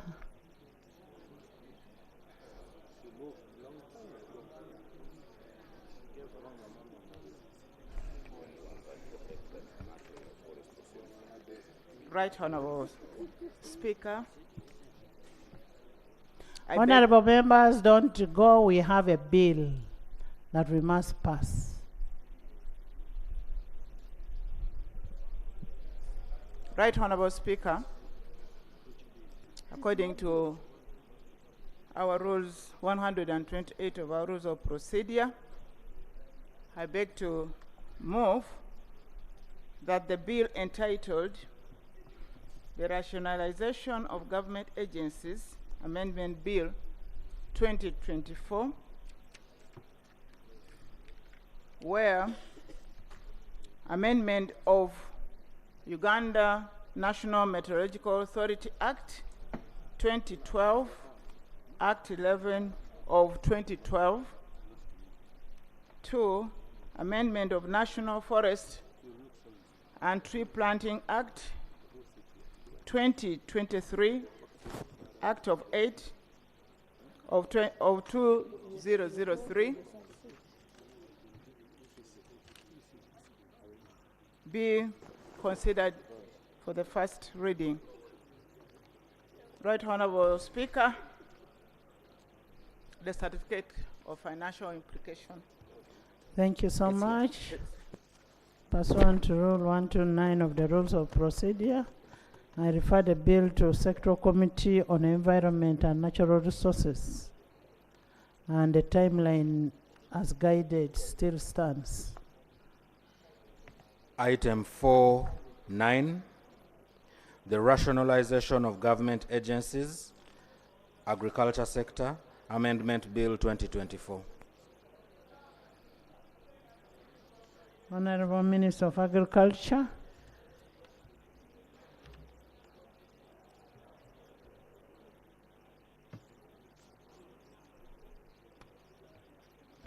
Madam Speaker, honourable colleagues, members, I beg to move that the rationalization, the bill entitled the rationalization of government agencies agricultural sector amendment bill 2024, which seeks to amend the following, seeks to give to amend, to make the following amendments be laid and be read for the first time. The bill seeks to amend Part 1, amendment of the Cotton Development Act, Cap 30, repeal of Uganda Trypanosomiasis Control Council, Act Cap 211, amendment of the National Coffee Act 2021, Act 17 of 2021, amendment of Dairy Industry Act Cap 85, amendment of Agricultural Chemicals Control Act 2007, Act 1 of 2007, amendment of National Agriculture Advisory Services Act 2001, Act 10 of 2001,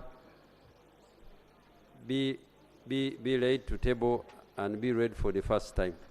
Thank you so much.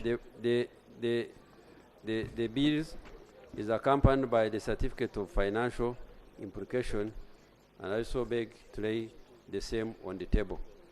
Thank you, and this stands referred to under Rule 129 of the Rules of Procedure to the Committee of Agriculture, Animal Industry and Fisheries, and the timeline still stands. Honorable Minister, you need to let us know when we are getting our seeds from NADS.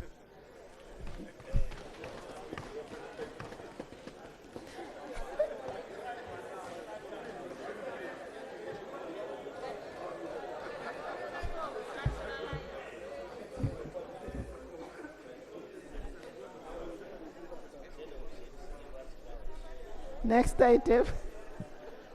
Item 410, the rationalization of government agencies, works and transport sector, Amendment Bill 2024. Honorable Minister of Works. Right Honorable Speaker, in accordance with Rule 128 of the Rules of Procedure, I beg to move that the bill entitled The Rationalization of Government Agencies, Works and Transport Sector, Amendment Bill 2024 be read for the first time.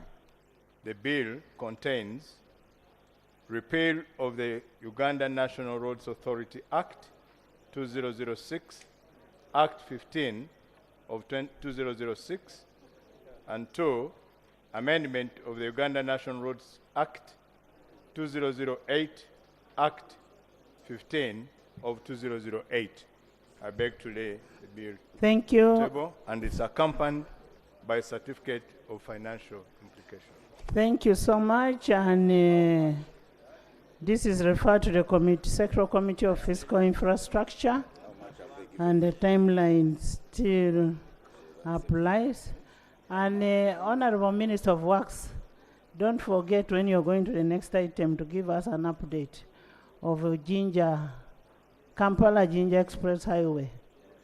And then we also need to understand why our money for this quarter and the road fund has not gone to the districts. We need our money for the third quarter.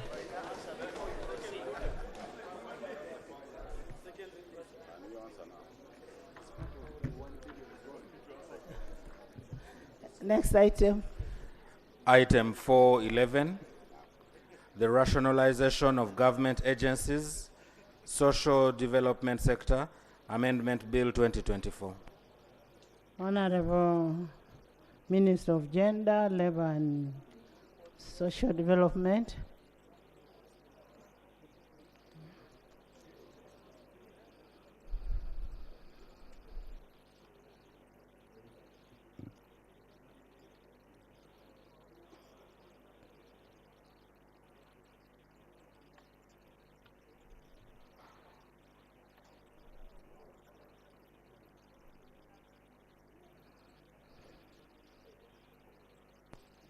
Thank you, Right Honourable Speaker. Right Honourable Speaker, pursuant to Rule 128 of our Rules of Procedure, I beg to lay a bill on the rationalization of government agencies, social development sector, Amendment Bill 2024. And in this bill, we have the following. We have amendment of the Children's Act, Cap 59, amendment of the Person with Disabilities Act 2020, Act 3 of 2020. We have amendment of the National Women's Council Cap 318.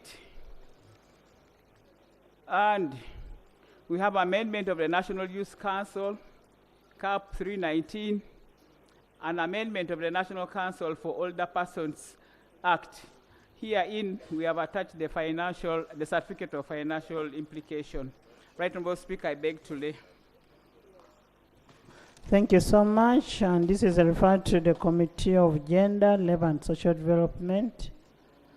And the timelines still stand. Item 412, the rationalization of government agencies, tourism sector, Amendment Bill 2024. Tourism trade.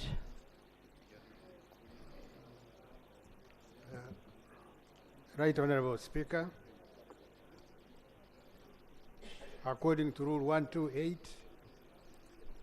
of our Rules of Procedure, I beg to move that the Rationalization of Government Agencies, Tourism Sector Amendment Bill 2024,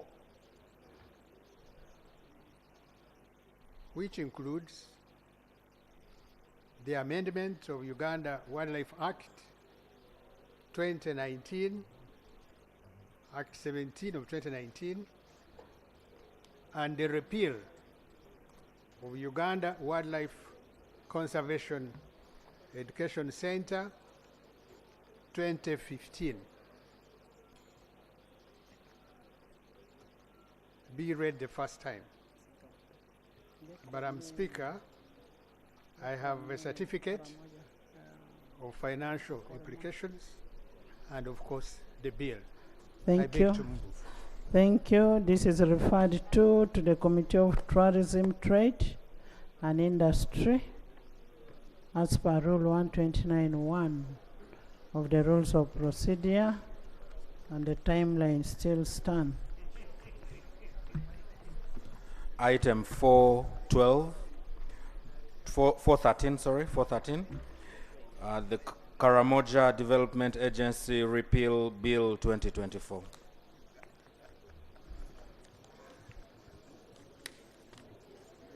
Right Honourable Speaker, in accordance with Rule 128 of the Rules of Procedure of Parliament, I beg to move that the bill entitled the Karamoja Development Agency Act Repeal Bill 2024 be read for the first time. There's a procedure matter. Thank you very much, Right Honourable Speaker. Madam Speaker, you have given a deadline under our rules to have these bills processed. The colleague who is presenting a bill is in court all the time. You can say, but that's what it is. So the procedure issue I am raising, because assuming she's convicted tomorrow,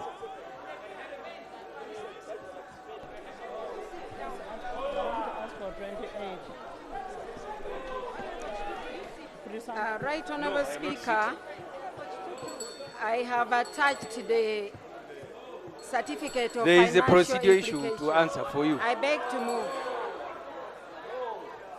Honorable Semujo, I want to refer you to Article 28(3)(a), the presumption of innocence.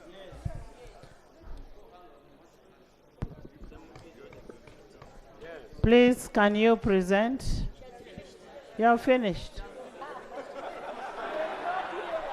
I didn't hear.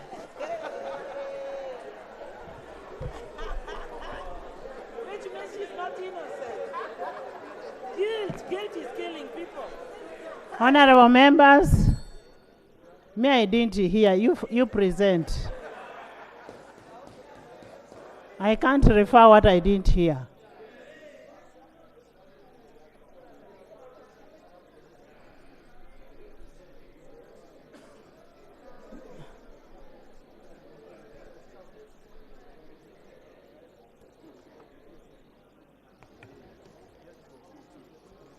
Right Honourable Speaker, in accordance with Rule 128 of the Rules of Procedure of Parliament, I beg to move that the bill entitled the Karamoja Development Agency Act, it is repeal, Bill 2024, be read for the first time. And the certificate of financial implication is here attached. I Thank beg you. to move. Thank you. It's referred to the Committee of Presidential Affairs, and that is pursuant to Rule 129 of Rules of Procedure. Item 414, the Uganda National Information Technology Authority Amendment Bill 2024. Minister of ICT. When the Minister ICT is speaking, you all smile. Absolutely, you are right. You are right, Right Honorable Speaker. Right Honorable Speaker and the Honorable Members, in accordance with Rule 128 of our Rules of Procedure, I beg to move that the bill entitled the National Information Technology Authority Uganda Amendment Bill 2024 be read the first time. And it's accompanied with a certificate of financial implications in accordance with Section 76 of the Public Finance Management Act 2015. So I beg to lay. Thank you. This is referred to the Committee of ICT and pursuant to Rule 1291 of the Rules of Procedure, and the timelines still stand. Item 4:15, the National Records and Archives Amendment Bill 2024.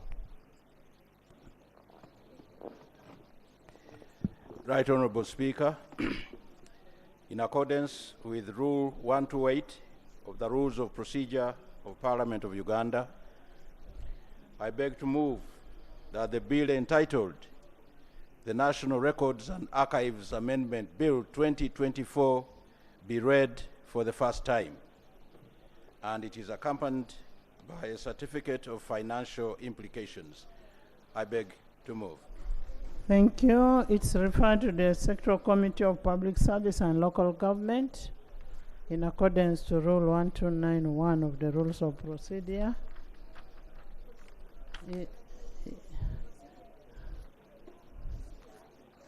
Sarah, can we finish? Then you come with your procedure. You are the one who has been reading, eh?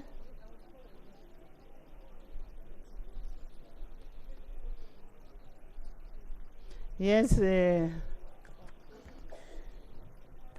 Right Honorable Speaker, in your introductory remarks, you intimated that it would be very appropriate, Right Honorable Speaker, for the sponsors of rationalization, namely the Ministry of Public Service, to interact intimately and intensively with the leaders of the committees so that we really get to the pith of rationalization. I wish to beg your indulgence, Right Honorable Speaker, that this wise guidance is realized tomorrow morning so that we can have this very good discussion before we actually seriously embark on looking at these bills in the committees. Right Honorable Speaker, I beg your indulgence.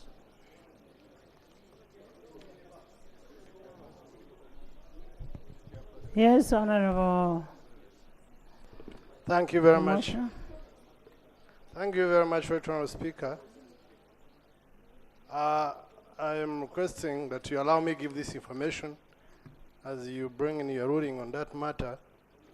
But for example, physical infrastructure, when you read and referred the matter, we immediately scheduled a meeting and invited stakeholders, and they have confirmed to arrive by 9, and we start the meeting. So the issue of tomorrow morning, Right Honorable Speaker, for that intimacy meeting,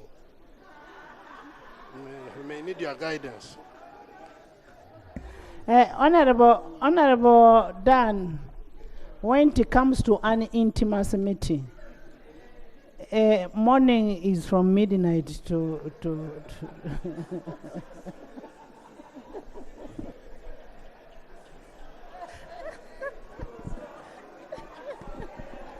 Honorable members,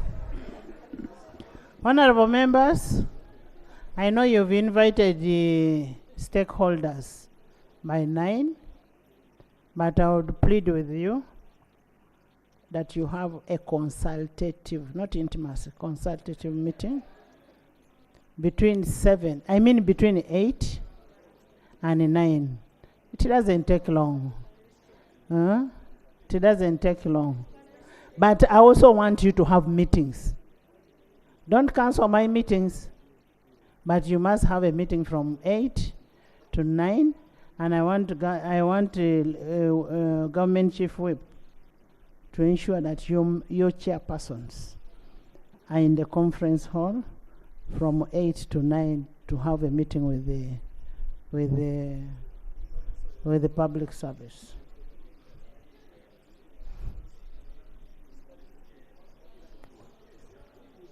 Right Honorable Speaker, following your guidance from the chair, may I formally invite the 14 chairpersons and the 14 deputy chairpersons designated by the government chief whip in consultation with the party to come for this consultative meeting tomorrow at 8 in the morning. The meeting will take not more than 1 hour, such that if you have meetings scheduled from 9, you are able to attend. Honorable colleagues, one of the basic tenets of a good law, it must be consultative, and this is part of the consultations I beg to submit. And when you're going for that meeting, Honorable Minister, kindly go with the report that formed your decision to rationalization, so that these members will be able to appreciate and understand what it is for them to take to their committees. Next item. Item 5, statement by Minister on the status of road projects in the country. What is your... Thank you, Right Honorable Speaker. Right Honorable Speaker, we are members of this Parliament. You are our Speaker. We belong to this House. And it is our constitutional right to come up with private members' bills. Now that the constitution amendment has been read here for the first reading and referred to the committee, Right Honorable Speaker, would it not be procedural right for you to allow all of us with constitution amendments to come, bring them, read them, and you refer them, allow us, actually was seeking for leave, allow us to come and seek for leave so that you can refer our constitution amendments to the Legal Affairs Committee, and it handles them and comes and reports together with the constitution amendment from the government side. Would it not be procedural right? Because I cannot go to the Honorable Minister for Justice and Constitutional Affairs. I don't belong there. This is where I belong, Right Honorable Speaker. So would it not be procedural right that you allow our constitution amendments, our motions, allow us to come and seek leave and present our constitution amendments, and you refer them so that at least the Legal Affairs Committee can report back on the constitution amendment from the government side and from the private members? Would it not be procedural right? Thank you, Right Honorable Speaker. I like the way you people play double standards. When you go to Chankwansi, you are there very excited. No bill should be made before. You agreed. You agreed. So if you bring your bill, for us, we shall not refuse in the House.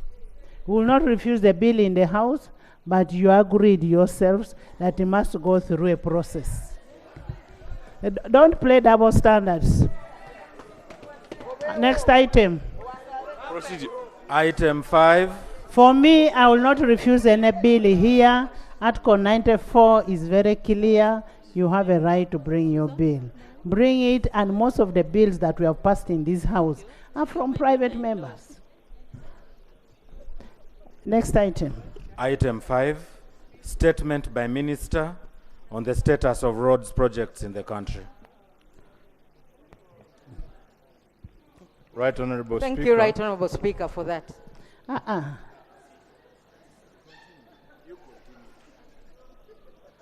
Honorable Amero. Thank you very much, Right Honorable Speaker. Right Honorable Speaker, the procedure issue I am raising, to the contrary, I am a very big supporter of rationalization. Let me put that on record. We've gone back to rationalization. I have a procedural issue I'm raising.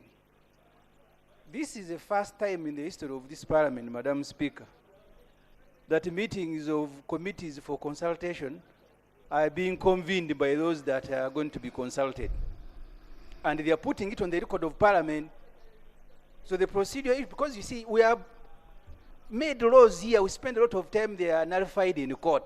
The minister has just said that this is part of consultation. This is the first time that people who are going to be consulted are the ones saying, I am convening a meeting to be consulted. It is not the minister convening a meeting. It is the government chief whip who is convening a meeting for these chairpersons to consult the minister, the basis of how he came up with the rationalization. And what he's trying to avoid, what they are trying to avoid is a minister going from one committee to the other committee to the other. Next item. Procedural, Honourable Speaker. Item 5. Matthias. Thank you, Right Honourable Speaker, for your indulgence. Right Honourable Speaker, we have received the bills from government, and my sense is that they are exhaustive in as far as government intentions are concerned. Right Honourable Speaker, I have been hearing and reading in the public media the intentions of government on the energy sector, in particular in managing and dealing with the succession agencies to Umeme, whose concession expires next year on the 28th of February at midnight. Right Honourable Speaker, I've not had anything to do with this sector, yet I am aware that government is shopping around for either a successor company or merging the same. I'm also aware, Right Honourable Speaker, like everyone else, that the process of liquidating UEB is incomplete, and that there are so many challenges attendant to it. Right Honourable Speaker, is the government planning an ambush on Parliament, Right Honourable Speaker, by leaving this out, yet plans are underway? At the consideration of the Electricity Amendment Bill last year, this matter came up. I recollect that the presiding officer ordered the Minister of Energy to come to Parliament and report comprehensively as to the ways they're going to really successfully handle the concession expiry. And that's one of the pending responses, Right Honourable Speaker, from the last two sessions. May we be guided by the Prime Minister whether what I'm saying does not relate to consideration of government rationalization, or something amiss is happening in this sector, Right Honourable Speaker. Thank you. PM.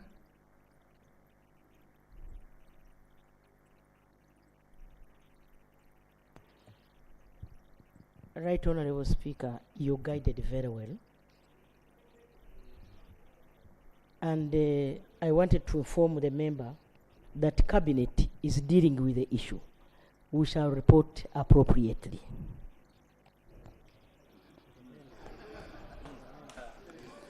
Honourable members, the issue of the energy sector will come up, and I think they are still under consultation.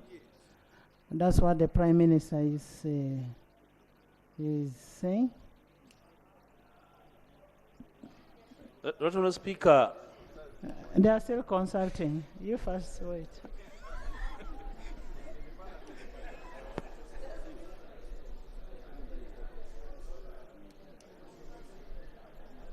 Okay. Honourable Speaker and colleagues, it's good to have people with knowledge. And the Attorney General is guiding me. It is true, we already amended that act in 2022. What we are dealing with is regularization. Thank you so much. The regularization of which act? Right Honorable.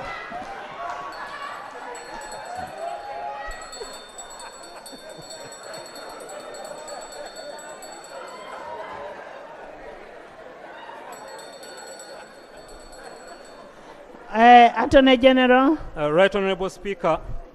The expectation of members was that as we do rationalization, the energy sector should have been one of them to be rationalized. And Honorable Mpuga is wondering what could have happened. Did you by mistake miss it out? Right Honorable Speaker, the process of merging the successor companies to UEB was done under the Electricity Amendment Act 2022. These companies were not set up by law. They were set up by law originally, then moved into the PAD Act and became entities under the Companies Act. And that is what we dealt with in the last amendment. And when it comes to merging the three entities, it is done under the Companies Act, not through an act of parliament. Thank you. There is the Honorable Nathan. Thank you, Madam Speaker. In the document that Honorable Minister Mururi Mukasa brought to our committee, transmission, generation, and distribution were supposed to be merged. It's on paper. I don't know how it has disappeared. Let Honorable Mukasa be honest and tell us. Because we have been complaining about REA. Now you got scared about this one. No, those are three companies that are supposed to be merged as per your document. That's why you are talking of having a meeting with the chairpersons. Why don't you allow these members to sit with you and ask you some questions, please? I thank you. Honorable. Right Honorable Speaker and Honorable colleagues. In the omnibus bill which was there, what was presented to the select committee had UDCL, UEGCL, transmission, generation, distribution. It had them. Right Honorable Speaker and Honorable colleagues, there are three categories of entities under rationalization. Those created by an act of executive, those created by acts of parliament, and those created by constitutional action. The bills that are before you... The ones by executive do not come here. The ones by executive action don't have to come here. Yes. But the sectoral committees could always ask them, the ministers concerned to report. And I think it's just good practice to come and report and let Parliament know what is being done.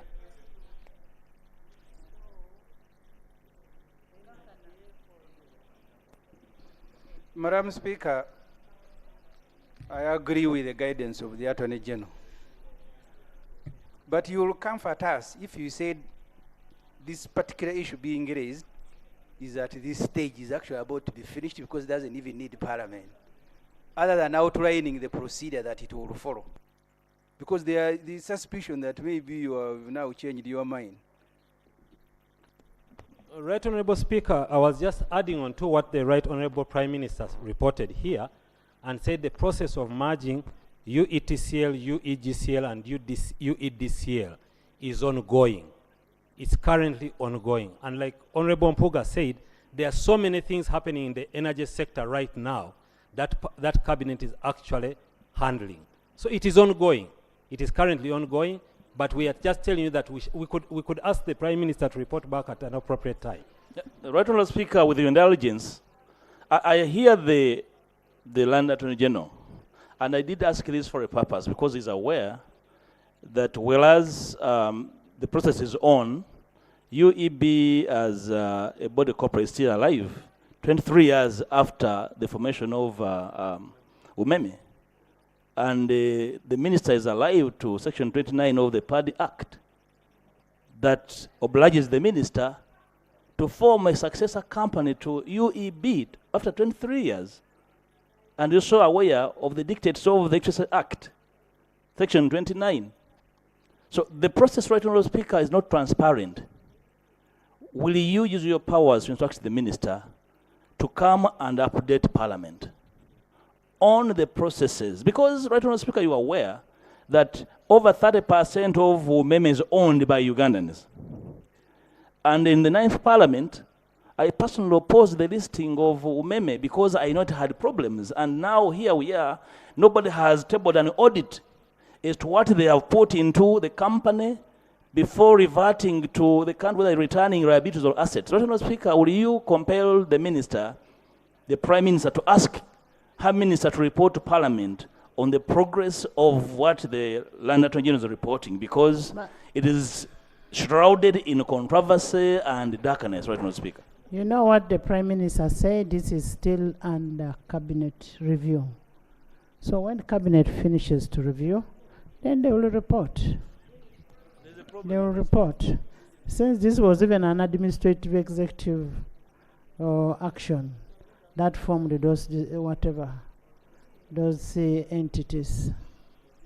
Yes, Christian. Thank you, Right Honourable Speaker. Pursuant to our Rule 30(1), concerning petitions to this Parliament, Right Honourable Speaker, every application to Parliament shall be in form of a petition. Right Honourable Speaker, today, a group of youth that had brought their petition concerning the saving of Bugoma Forest. Christian, yes, Right Honourable. That petition is supposed to be brought to me, for me to authorize to be brought to the House. Yes, Don't just hijack for it to be brought to say it here. I also saw those youth, but I cannot talk because I've not got the petition. I'm still waiting for the petition. Yes. So bring the petition to the Speaker's office. No. My office is open. That is not. You don't ask for permission in the House. Bring the petition to the office. Doctor. Thank you, Right Honourable Speaker. I would like to request your indulgence, whether it's procedurally right for us to move with the amendment bills for the rationalization, given the fact that there are other processes going on. Wouldn't it be procedurally right to request the Prime Minister to inform this House and the different committees on all those processes that are going on? Which processes? Since you know the processes, why don't you tell us? I think the Land Attorney General has told us that there are other agencies that are being handled by the executive, and there are those that are like the one that the Honourable has brought about the electricity. Because I find the committee is going to We are not rationalizing energy, because what he has said is a process ongoing that is not formed by any act of Parliament. Right, Honourable Speaker, my point is that as we go as committees to handle the bills that are presented here, it is possible that in the discussions and engagement with stakeholders, some of the issues will arise from other agencies that are being managed by Handle it at committee level and report back to the House. Don't make the House to do work for committees. Next item. Item 5, statement by Minister on the status of roads projects in the country. Right Honourable Speaker, this matter came up as a result of the impact, the negative or the devastating impact on the roads after the heavy rains that came here on the floor. This is a matter which we are still handling with the Prime Minister, Minister of Finance, because we don't want to come here on the floor and lament and lament. We want to come here with a report which also talks to solutions of what we have going to do. So we are still handling that matter, Right Honourable Speaker, and at the right time, we'll come and report to the House. Honourable Minister, As you handle the matter, what happened to the 250 million shillings and for Q3 under the road fund? Right, Honorable Speaker, funds are handled by Minister of Finance. I think the Minister of Finance is here. I'm also the recipient. So the Minister of Finance can give the update. Honorable members, just wait. Honorable Minister, the money under road fund. So when you thought of amending road fund, you decided not to send money for road fund.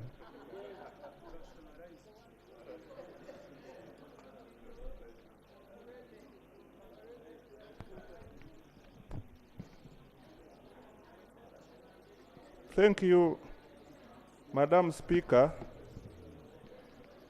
Madam Speaker, it is true that when we issued the cash limits for Q3 in January, there was no provision of funds under UNRWA and Uganda Road Fund. I thought I rose to give you information. So Honorable Minister. Madam Speaker. Honorable Minister, so you've already done rationalization of the two entities? No, Madam Speaker, I beg your indulgence that I explain. This was occasioned by limited resources at the start of the quarter. Madam Speaker, if colleagues may recall, I made a commitment before this House that we shall be issuing an additional cash limit, which will include UNRWA and Uganda Road Fund. And I wish to report to the House that we have since issued an additional cash limit and provided 150 billion under UNRWA and 31 billion under Uganda Road Fund. I beg to submit. So when was that done? Madam Speaker, this was done at the start of last week. So the money, the 250 for this quarter is covered under that 31 billion? Madam Speaker, I need to not to consult colleagues. Madam Speaker, I need to check the exact figures for Q3 under road fund and also check for Q3. Honorable Musas, is not to bother you so much. Yeah. We can give you 5 minutes to consult, then you come back and give us the position. Okay. Honorable Works, Jinja Kampala Highway. When the loan was approved since 2020 and nothing has taken place, they said it was an issue of PAPs. Right Honorable Speaker, KJE, or Kampala Jinja Expressway as commonly known, is in the process. We are now in the stage of contracting. There are a number of steps which you have to undertake. This is not a simple project. It's a PPP project. And there are so many stages which we must qualify before the project comes into maturity. We have to pay at least more than 90% of the project affected persons. We have to resettle even those people who by law, and I brought that here on the floor, even by law of Uganda, are not allowed to be settled. But because this is a PPP, those people who are staying in the wetlands, the ones who have no land titles, the elderly who are not able to take the money, we have to prepare for them to have a better life than what they are living now. That takes time. Now, the last stage which we have now finished is the partial risk guarantee which the Attorney General has cleared. That means that now we can put out the project for contracting because most of the hurdles have been overcome. That's the problem. So when do we get to know how far you have gone? You know, we are all beneficiaries of this road. Yeah, Right Honorable Speaker, that one is I can't put a time frame to say 2 weeks, 3 weeks, because it's a process. The contractors, the potential developers will apply. They will be assessed, and at the right time, when they have assessed the right So have you advertised? We are in the process of advertising. Yes. You couldn't advertise when we have not overcome all these hurdles. It would not make sense. Because if you advertise and you have not cleared the pubs, then you are advertising for what? You must advertise when you have enough land to give to the contractor. Thank you. Infrastructure. Thank you very much, Honourable Speaker. And my issue, I'm seeking for more clarification, Honourable Speaker, from the Minister of Finance. Honourable Speaker and members, the issues of roads, these are very sensitive issues, Honourable Speaker. We have had commitments here, including the machines for new districts. And every time we get a commitment that in 1 month the matter will be resolved.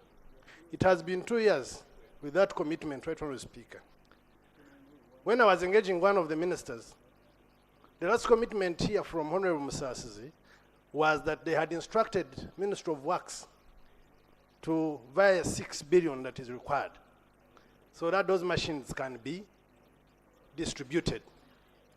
And when I engaged one of the ministers of Works, whether the money has been paid to the contractor, he told me that they have nothing to via.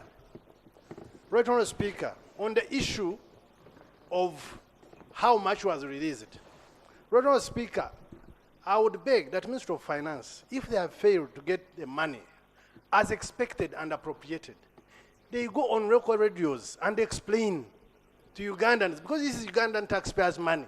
They tell Ugandans that there is no money, wait for 3 months or 6 months. Otherwise, Right Honourable Speaker, if we continue doing appropriation and there is no releases, we are more or less injecting air to the public and to the economy. I think it is proper, Right Honourable Speaker, that we agree on a work method, that if they don't realize money, they come out openly to Ugandans and tell them, we are still collecting here and there. When the money accumulates, we shall give you, but for now, wait. Otherwise, the whole burden, Right Honourable Speaker, is shouldered by members of Parliament. We have become great operators. We have become everything that you know that is involved in road maintenance. Honourable Minister of Works, you've had a complaint of members. For me, I want to see the advert of Kampala Jinja Highway. Most obliged, Right Honourable Speaker. On the issue of equipment for the new districts, 90% of the equipment is in the country and can be inspected. We are still waiting for the balance to open the LC of 6 billion, which was deducted from the original amount of money which we required to pay for all the equipment. But the equipment is within the country. The supplier cannot release those equipment until it has been fully paid. How much timeline do you want us to give us exhaustive report on the status of roads? Right Honourable Speaker. Beginning with the Kampala Jinja Highway. Right, Honorable Speaker, I think give us, again, working the Prime Minister's office, I think if you give us 2 weeks, we should be able to come up with a comprehensive report. 2 weeks is okay. 2 weeks is okay. Next item.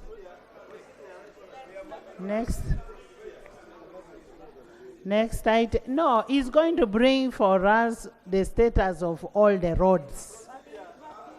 Promised the Minister of Finance last week promised to bring a statement on Lukunjiri Kanungu Road together with the Minister of Works, assuming that because, Madam Speaker, we represent the people, and last week they promised this House, Madam Speaker, that they are going to come to see where the money went.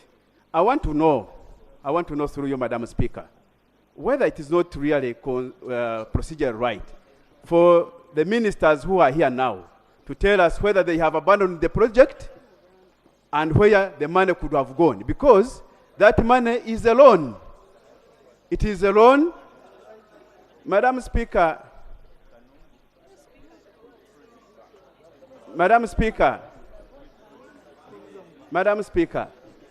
it is a loan. It is not about our money that is internally generated. It is a loan that was taken by Uganda government. Where did the money go? Can we know? Honorable members, I have given 2 weeks to bring a report. Okay. And I also want within those 2 weeks, you come and make your correction. Your minister made a misrepresentation that the mistake was with the contractor, and yet the issues on the tourism roads is with Works, Finance, AG, and UNRWA. There was a misrepresentation in this House by your minister on tourism roads, which must be corrected.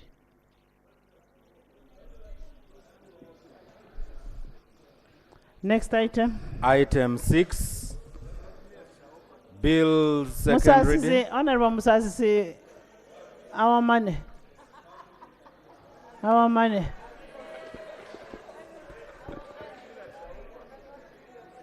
Honorable Musasisi, our money.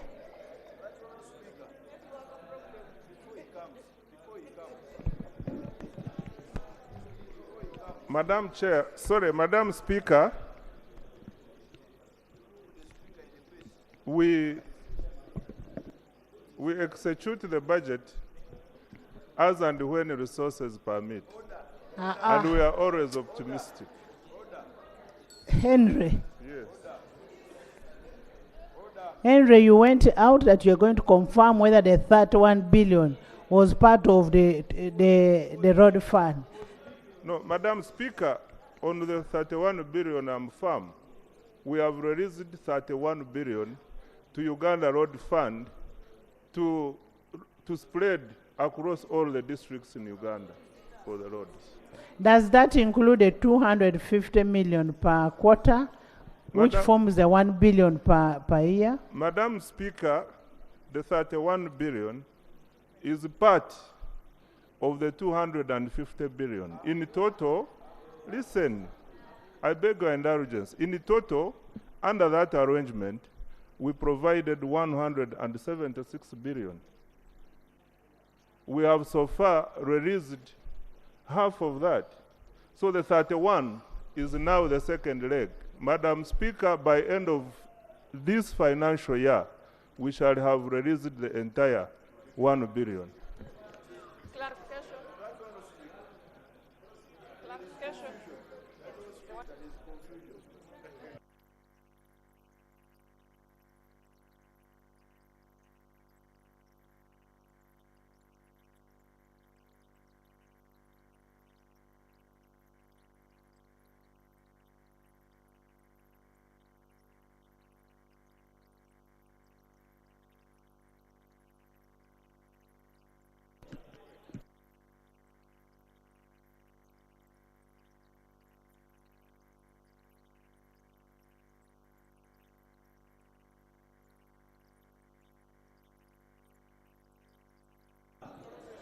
Honorable members, can we get a clear, we are getting a clear clarification.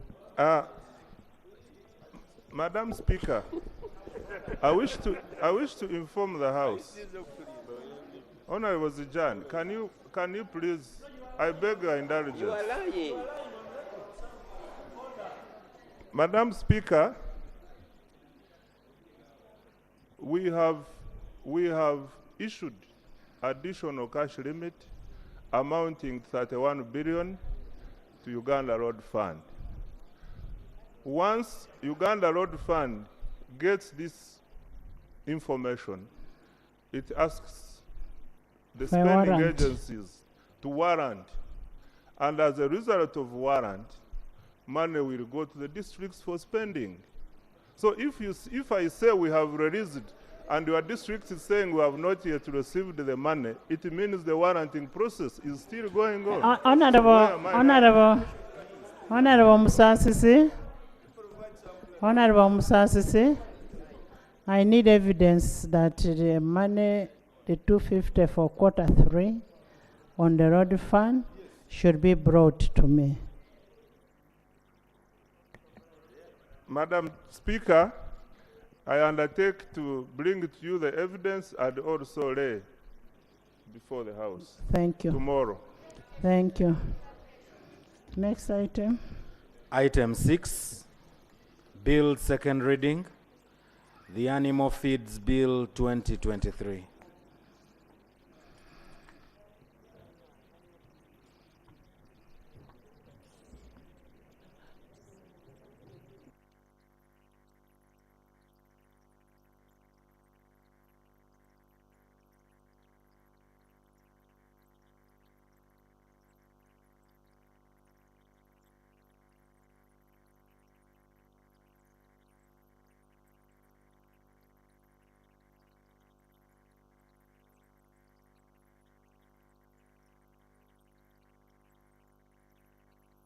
Honorable members, the bill was presented to this House and the bill is ready for presentation. And now we call the Minister of Agriculture, Animal Industry and Fisheries to move a motion to the effect. Madam Speaker, honorable members, I beg to move that a bill entitled Animal Feeds Bill 2023 be read for the second time. Is the bill seconded? Seconded by Okumu, by Alanyo, by Silwanyi, by Charity, by Karenga, by Nandutu, Finance, Trade, ICT, Works, Government Chief Whip, Prime Minister, Dr. Yume, by Dr. Council Lumu, Aisha. The vet actually need you to be here. By the whole House. Thank you. Would you just speak about your bill? Thank you, Madam Speaker. The bill seeks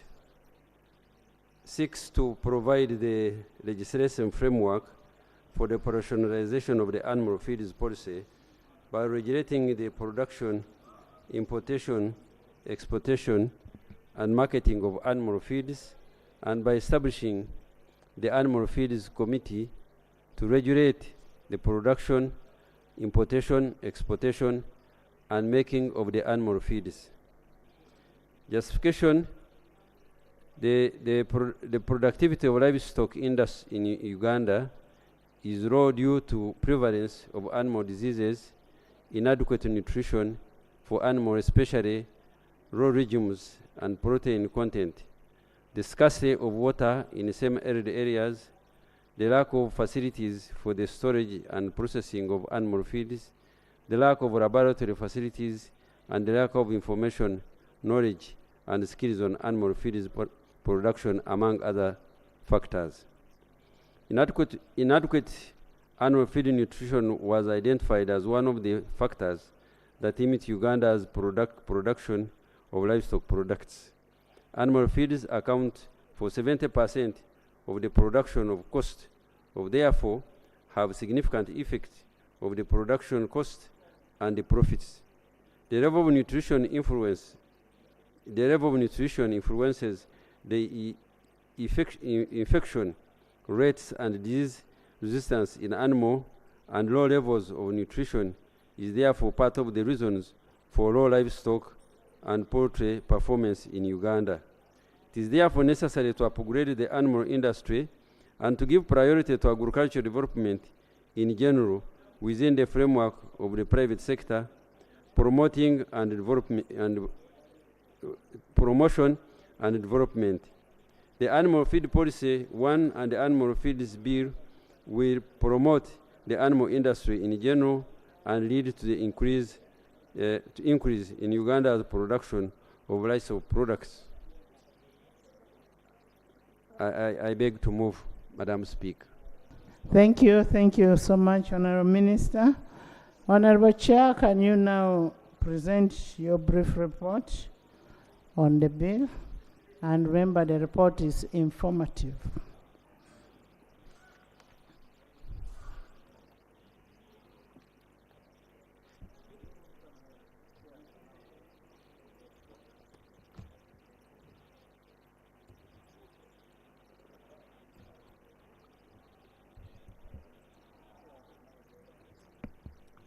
Right Honorable Speaker and honorable members, I beg to lay on table the report of the Committee on Agriculture, Animal Industry and Fisheries on the Animal Feeds Bill 2023.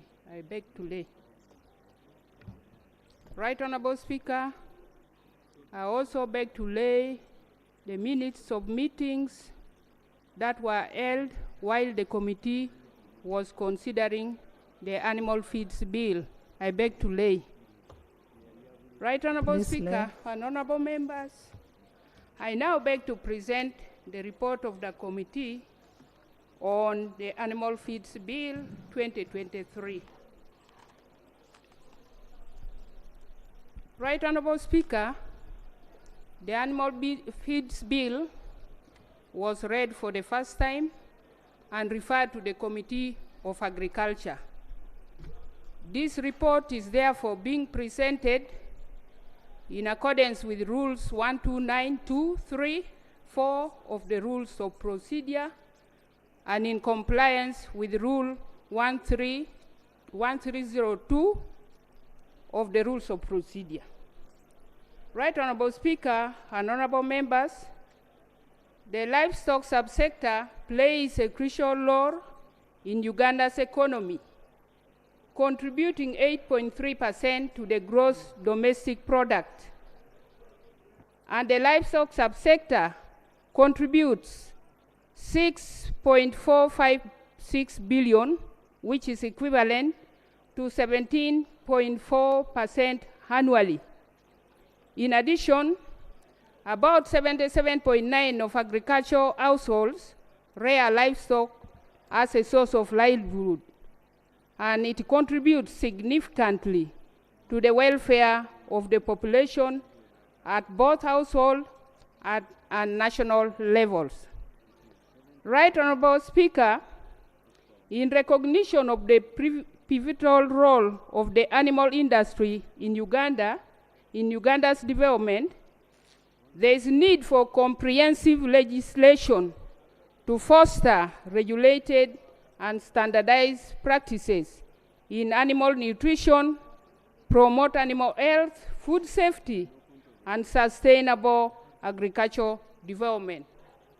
Right Honorable Speaker and honorable members, the Honorable Minister has already talked about the objectives of the bill and the justification. The next is the methodology, which is in 4.1.0, the stakeholders that were consulted, the written memoranda that the committee received, and the documentary review. I therefore go straight away to the committee observations and recommendations on the general principles of the bill.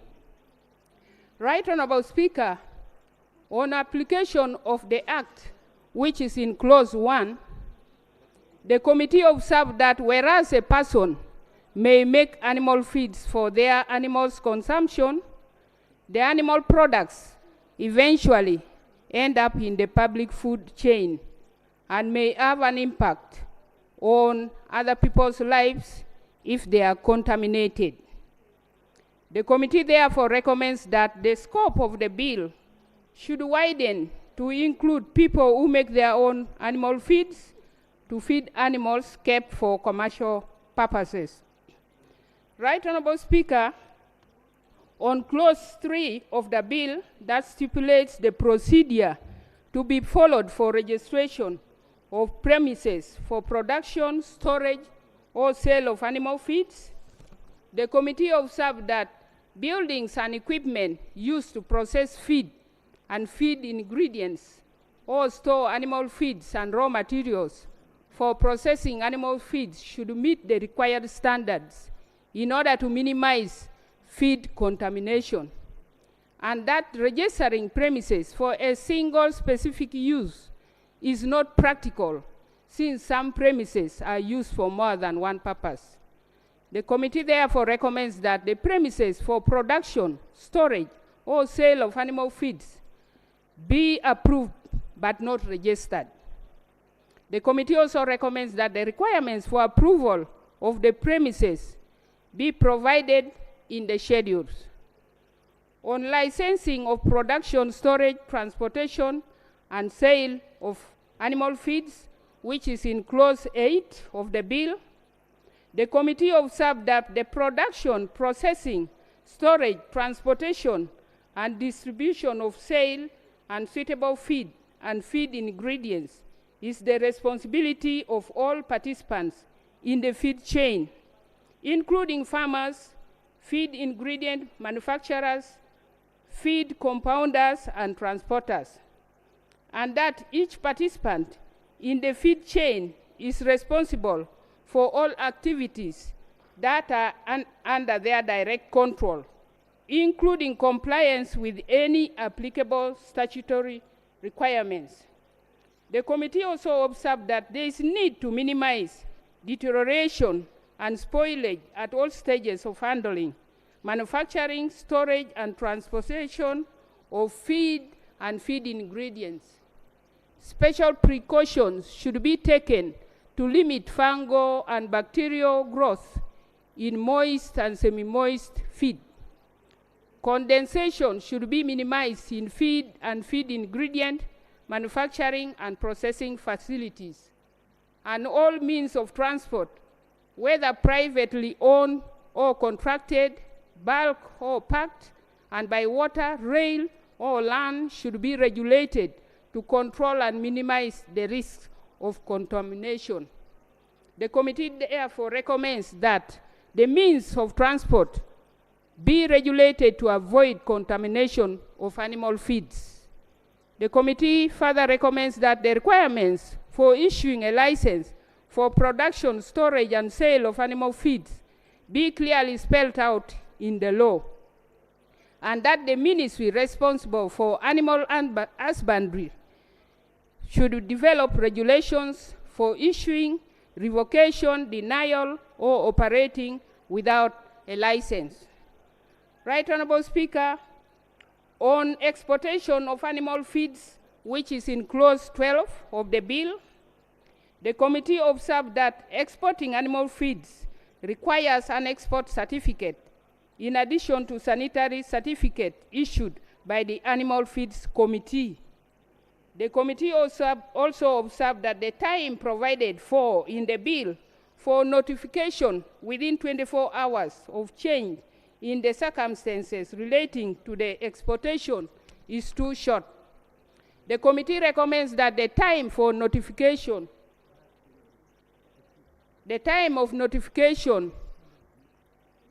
of change in the circumstances relating to exportation of animal feeds should be increased from 1 day to 3 working days.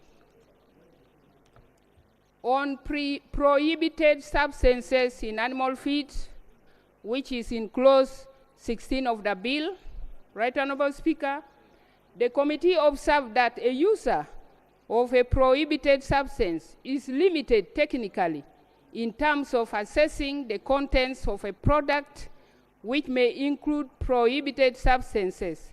It is only the producer, importer, or exporter who may have the ability to establish whether a product contains prohibited substances or not.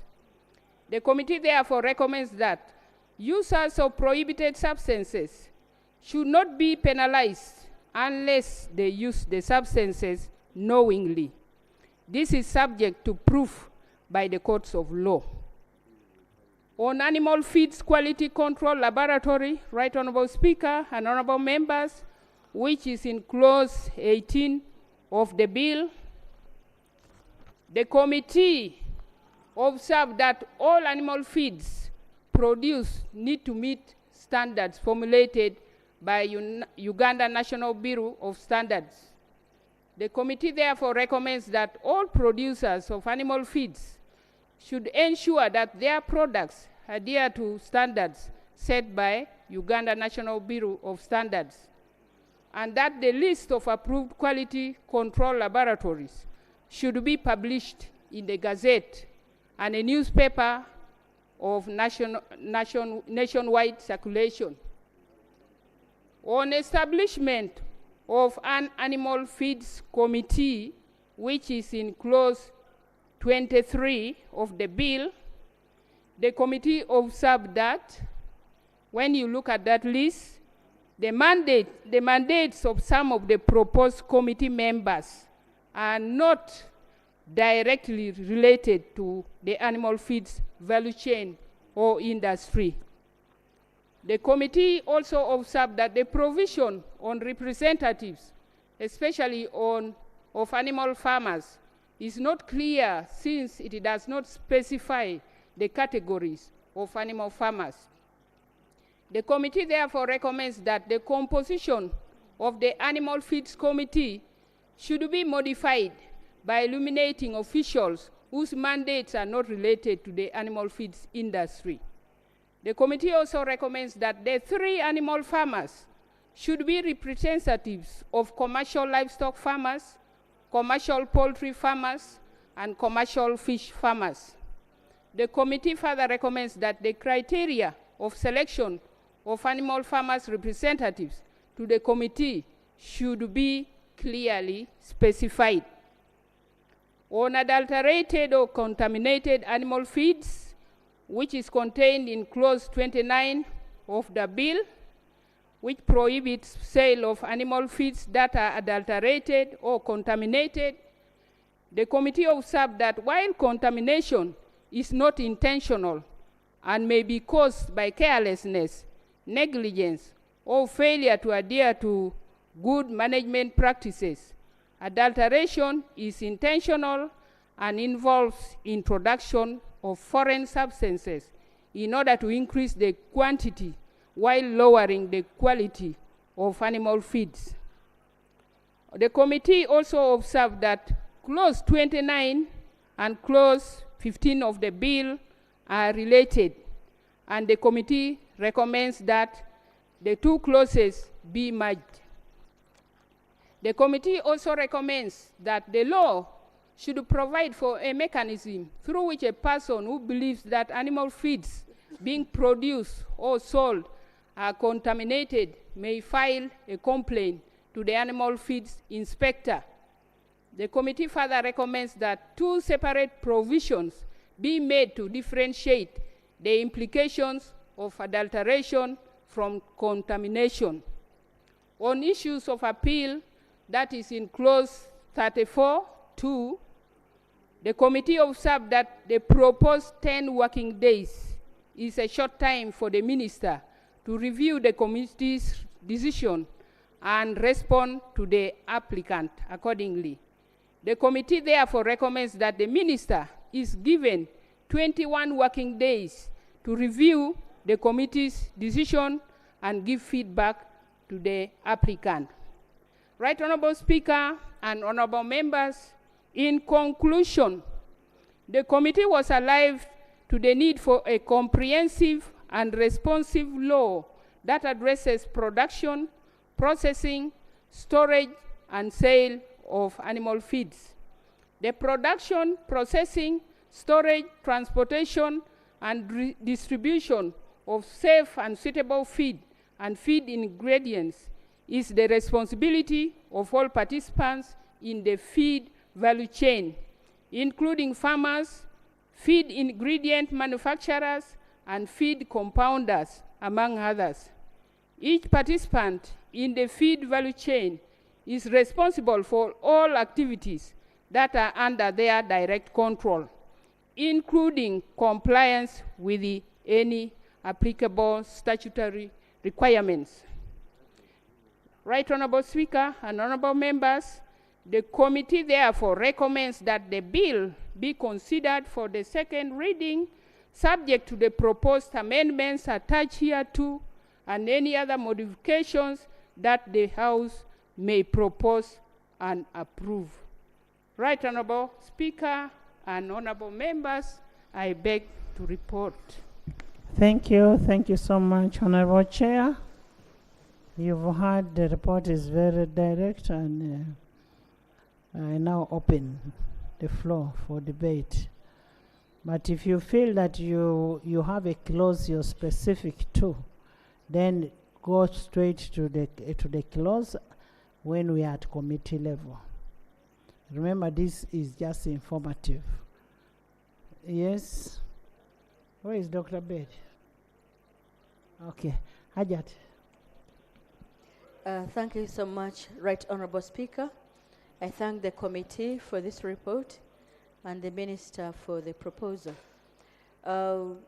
This issue of a committee, there seems to be coming up a tendency of now diverting from boards to committees or councils, and yet you are talking of merging government bodies.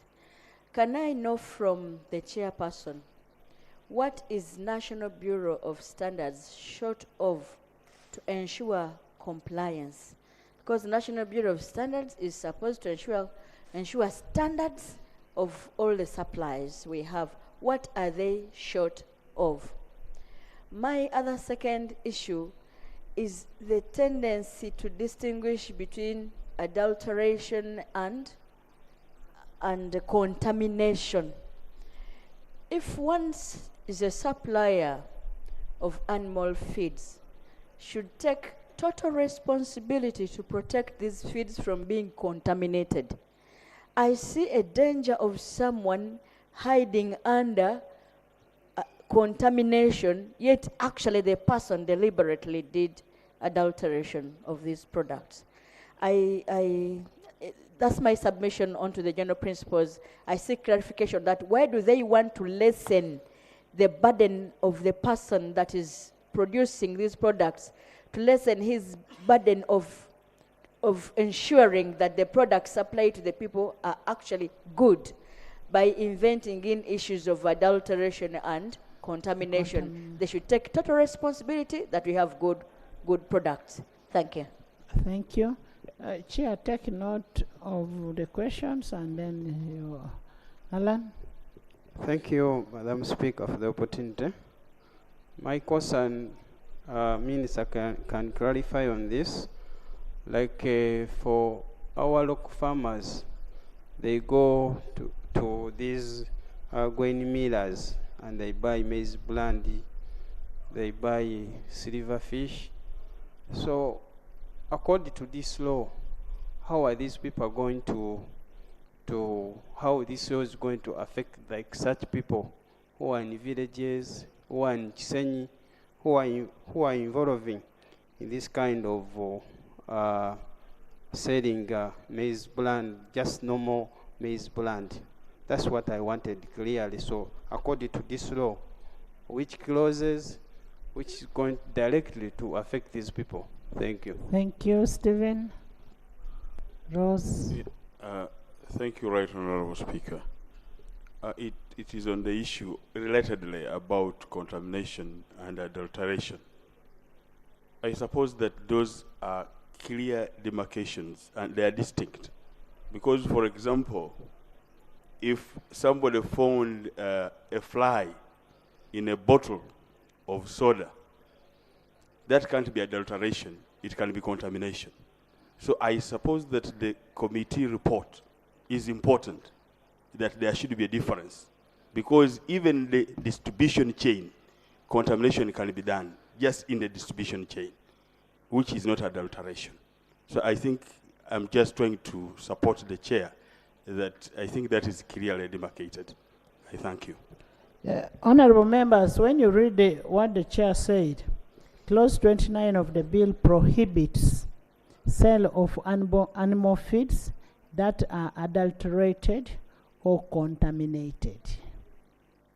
The committee observed that while contamination is not intentional and may be caused by carelessness, negligence, or failure to adhere to good management practices, adulteration is intentional and involves introduction of foreign substances in order to increase the quantity while lowering the quality of these animal feeds.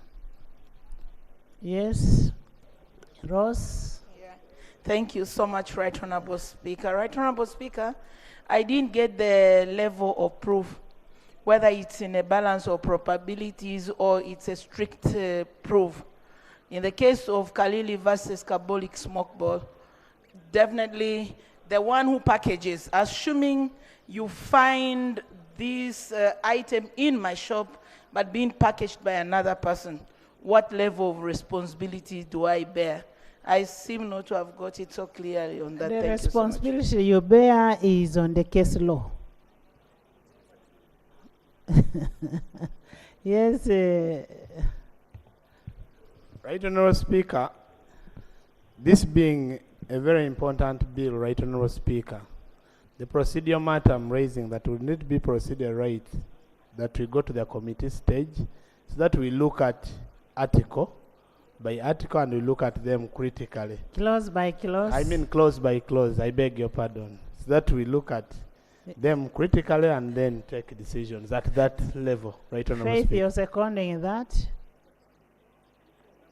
Right, Honourable. Honourable members. I second. Honourable members, what Commissioner is saying, for us to understand this bill better, look at one, because all the clauses are almost being amended. I mean, there's an amendment on every clause. Can we go clause by clause, understand clause by clause, so that if it is to make any change, we make changes in the clauses? That's what, yes. Yes. Madam Speaker, while I second the need to move to the committee stage, there is an issue of regulations that we will expect to set standards.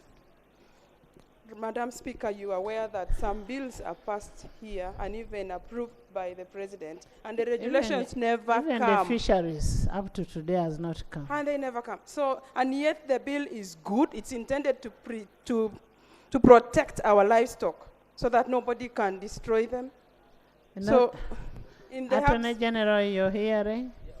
We have passed so many bills in this House, no regulations to operationalize these bills.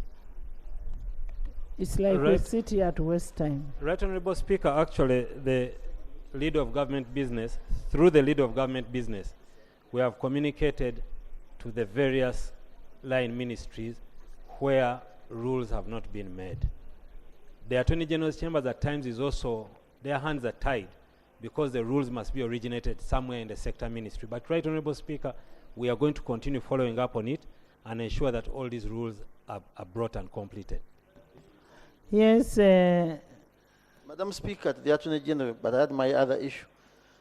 The implication of not having regulations is well known. Now, let's first debate on the bill. Because, Madam Speaker, let me go to the report. According to 5.1 application of the Act, the committee is saying that the committee therefore recommends that the scope of the bill should be widened to include the people who make their own animal feeds to feed animals kept for commercial purposes. I want to get a proper clarification when the chair is responding to the issues raised by members. I am rearing my pigs. As an obvious matter, that one cannot be contested on me. That those pigs, I have grown my maize. I'm turning it into maize brand that I'm going to feed my own pigs that I will sell. Why should I be included here? It's in the bill. It is in the bill. Thank you, Madam Speaker.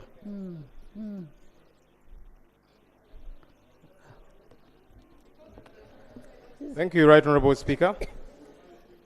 Right Honorable Speaker, Honorable members, that's why we need to go by what Solomon was saying to understand the bill. Right Honorable, there's a slight issue which I believe we need to take care of just for good processing of our laws. When you look at the certificate of financial implications, something is lacking therein. Rule 118, one of our rules of procedure, requires every bill to have a certificate of financial implications detailing the impact of the bill to the economy. However, this certificate of financial implications only shows a financing agreement to the tune of 18.5 billion shillings herein over a period of about 5 years, but it does not with specificity so show the socio-economic and political impact on the economy. And now this is the most specific one, sub-rule 2 of rule 118 indicates that there ought to be the estimated revenue and expenditure of the bill over a period of not less than 2 years. This certificate of financial implications is only talking about the expenditure. So the bill is not showing the expected revenue, but only shows the expected expenditure of 18.5 billion shillings. That's to be spent over a period of 5 years. It's a procedural issue that we need to take care of. You know, that's how these bills get to be challenged, even in court, when we don't cross every T and dot every I. So even as we go to committee stage, I thought the Attorney General should probably address us on that particular aspect. Finance Minister. Anyway, you have just come. Attorney General.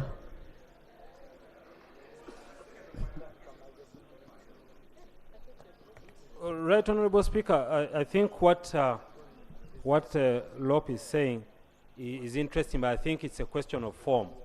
Because I think my understanding of the certificate Form of over substance. Yes, yeah, but what the bill is saying is that this is what I'll spend, but doesn't show that we are going to get anything from it. I think that's what I read the bill to say. But I think I'll take the guidance now, probably to advise finance, that even when it is zero, you may want to state that we do not see a gain to government at this point. And actually, as we look at these bills on rationalization, that should be one of the things they should look at. Yes, Dr. Abed. Right Honorable Speaker, this bill, apart from that it seeks to regulate animal feeds, is very important because animal feeds end in human. We consume the animal products. That's why it's very, very important as we talk about this bill, we look at the details. I heard the Honorable Seungu say that I'm going to feed my own pigs.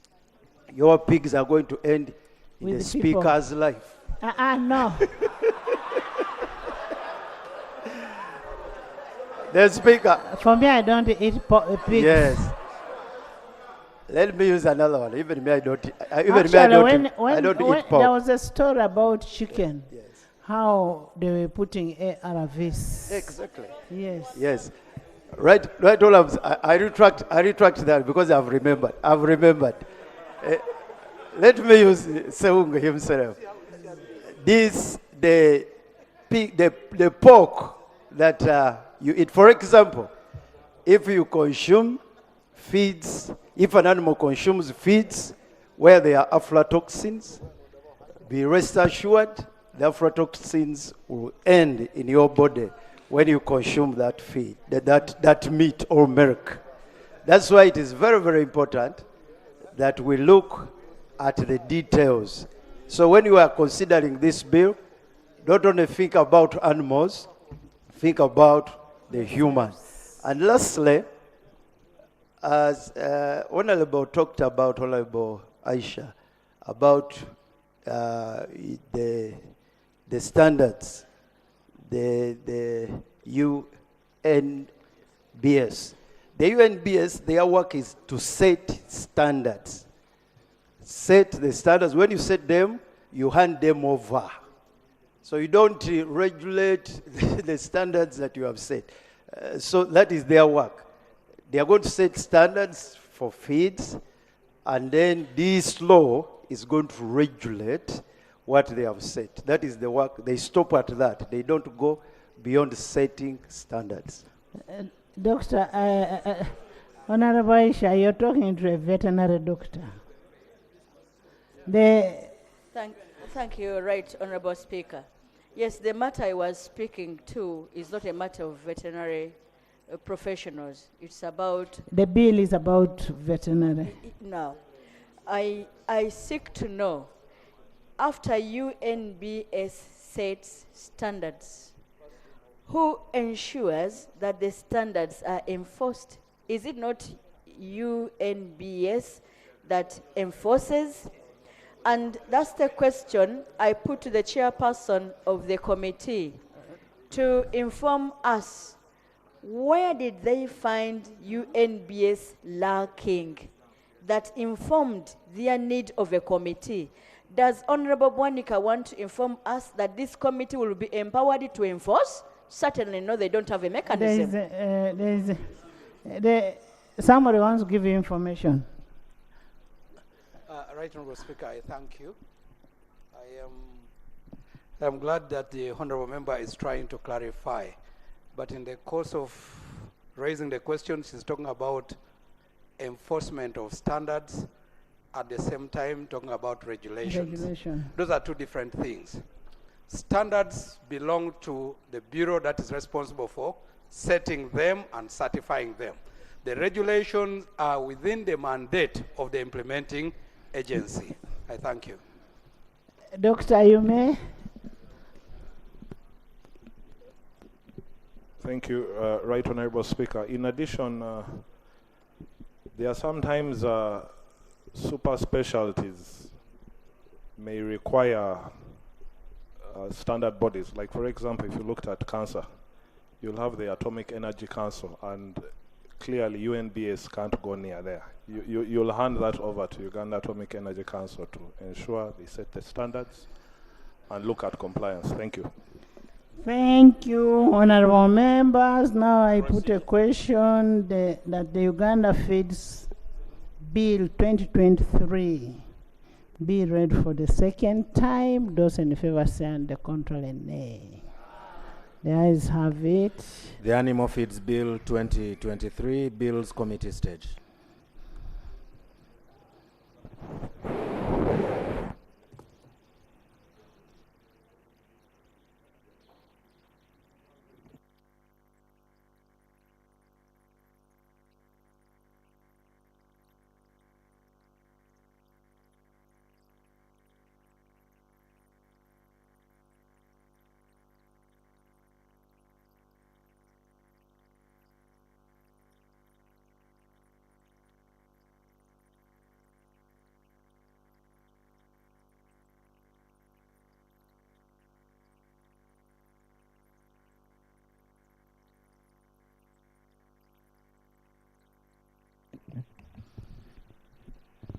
Clause 1. Chair.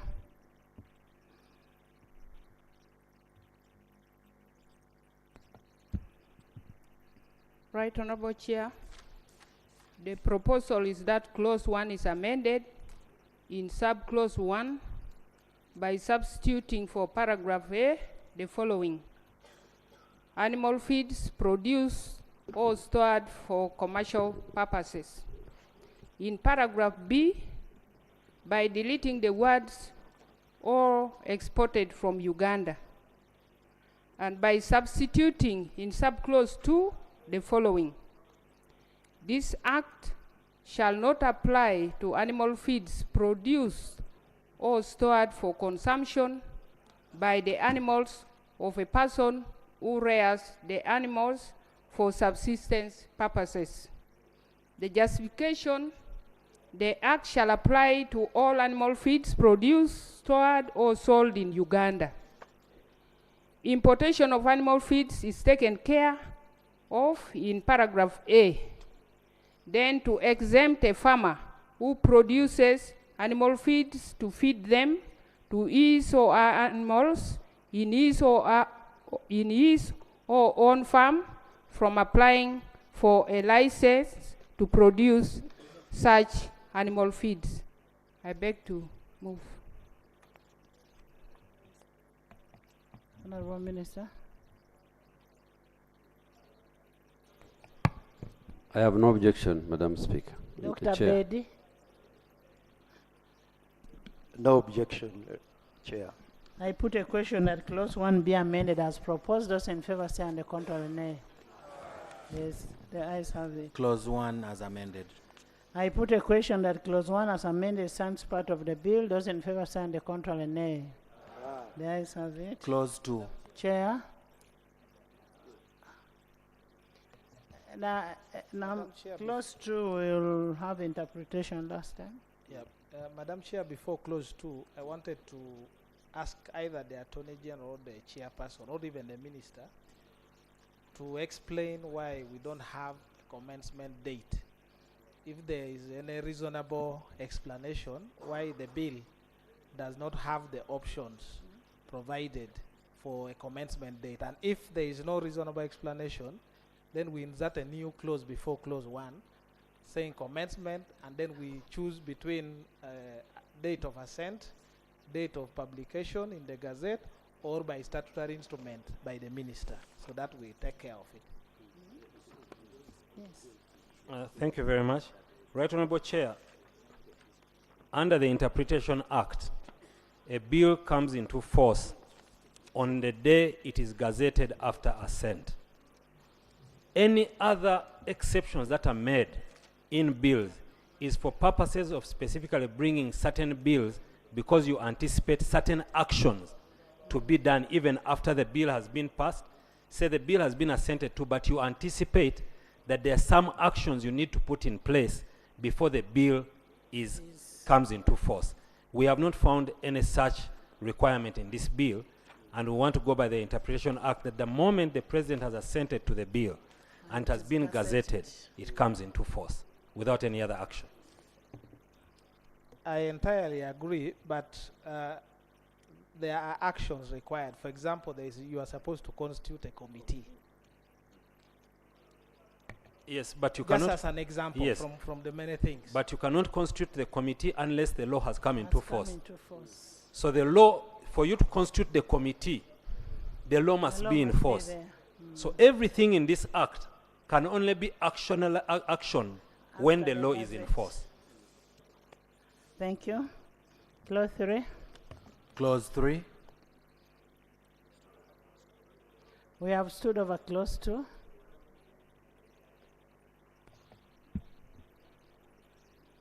Right Honorable Chair, the committee proposes that clause 3 is substituted for the following: application for approval of premises. 1. A person shall not store animal feeds in premises or produce or sell animal feeds from premises unless the premises are approved by the committee. A person who intends to store, produce, or sell animal feeds shall apply to the committee for approval of the premises in which the animal feeds are stored or from where the animal feeds are sold or produced. The application under subsection 2 shall be accompanied by proof of payment of fees prescribed by the minister by statutory instrument. 4. The committee shall consider the application under subsection 2, and if satisfied that the applicant has complied with the requirements provided in Schedule 2, issue a certificate of approval of the premises. The certificate of approval of premises issued under subsection 4 shall be specific to the premises approved. A person who contravenes this section commits an offense and is liable on conviction to a fine not exceeding 500 currency points or a term of imprisonment not exceeding 6 years or both. Justification: premises are approved as fit to be used for business, not registered, since some premises are multipurpose and registering a premise is a bit vague. There is a need for the law to spell out clearly the requirements to be fulfilled while applying for approval of premises. The requirements are matters of law and go to the roots of the principles of the Act that Parliament must pronounce itself on. I beg to move. Honourable Minister.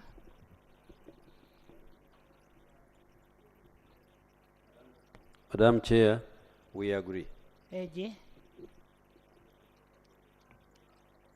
I have no comment. No, I have no objection. Clarification? Yes.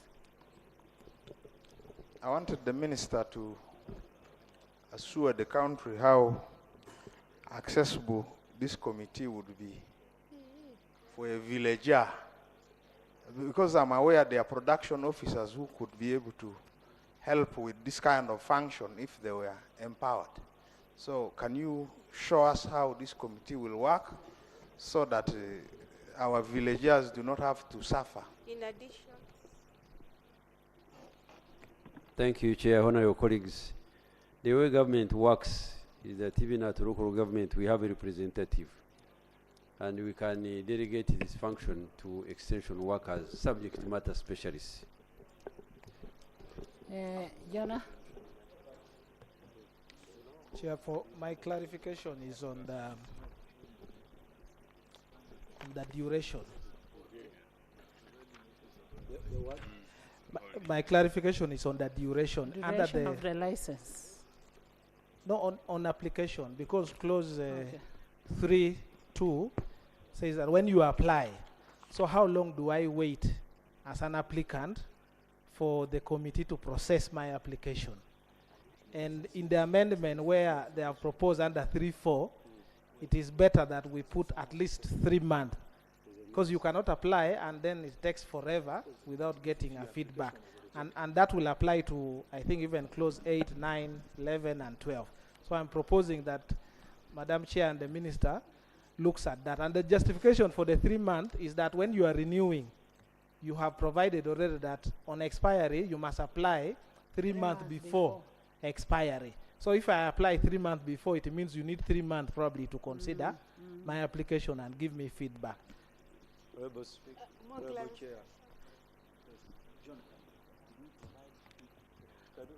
Thank you, Chair. I think what the member is trying to say is actually to take away the powers of the minister from appreciating the environment of business. And I think under any circumstances, the regulators or the ministry would try to be fair to the stakeholders. So the proposal by statutory instrument made by the minister, which will be approved by the House, will be brought to the House, I think is still better. Yeah. Chair. Let me hear from AG. Right Honourable Speaker, I think the proposal by the Speaker, Jonathan, may make a great deal of sense to give comfort to the users that this power given to the minister or to the committee cannot be endlessly exercised. So I think what we need to discuss is whether the committee should take 3 months to make a decision or 4 months, whatever. But I think the time, granting the time here, may not be a bad idea. Oh, Chair. Chair. The timing Thank you, Chair. I think within 3 months. within 3 months. Chair. Chair. Yes. Chair, I'm wondering, do we really need to put time in the act? Yes, I wanted some. That is to avoid unnecessary delay. It is But not the- the first act that we are putting time. But there are these regulations that the minister is going to come up with. You know the fees can be prescribed. Okay. The Drafting? draft it. Draft. Let's first sort out the issue of the timing. Thank you, Chair. I agree that we should have time. But the time of 3 months is where I have a concern. Because if having this license, because I presume there would be investors who would be able to go into business. If we are talking of promoting investors, even local ones, for us to give them a period of 3 months, because even documents like passport, this is the time has reduced to 2 weeks. Honorable Elijah, it should be within 3 months. It should not be 3 months. Within, it can even be in 1 day. So can you draft, can you make amendment? The upper limit is 3 months. Yes. Then the lower limit is half a day. No, I was, Madam Chair, I was proposing to reduce it to a minimum of, or a maximum of 1 month. Because for someone to wait for 3 months, someone wants to put in money and you have to wait before you start operating. 3 months is a very long period, Right Honourable Chair and colleagues. Honourable Jonathan has proposed a nice idea. And he proposed 3 months. But Madam Chair, he premised that one on assumption that if somebody is having a license which is going to lapse, he is going to prepare within 3 months. What about the one who is beginning? Which means is already not in business. So that's why Honorable Cooper's idea can come in. At least we don't take the 3 months based on the person with a license, but also we consider this person who is entering business for the first time. Because if you take 3 months, Honorable Chair, it is going to be a big, let's not give them to have that latitude to have that time lag, which is too much of it, that is going to cause sluggishness in business. Draft. Madam Chair, the drafting is easy as long as we have agreed on. We have agreed 3 months. Okay, on within 3 months. Okay, I've said within 3 months. On clause 3.4, it will read that the committee shall consider the application under subsection 2 within 3 months of receipt of the application, and if satisfied, then we continue. The rest will remain. I think I think what is important here is the issuance of the approval. So if we say the committee shall consider the application under subsection 2, and if satisfied that the applicant has complied with the requirements provided, issue the certificate of approval of the premises in a period no longer than 3 months from the date of receipt of the application. That is okay. Thank you. I put a question that clause 3 be amended as proposed by the Attorney General and Honorable Do. Those in favor say on the contrary nay. The ayes have it. Clause 3 as amended. I put a question that clause 3 as amended stands part of the bill. Those in favor say on the contrary nay. The ayes have it. Clause 4. Clause 4.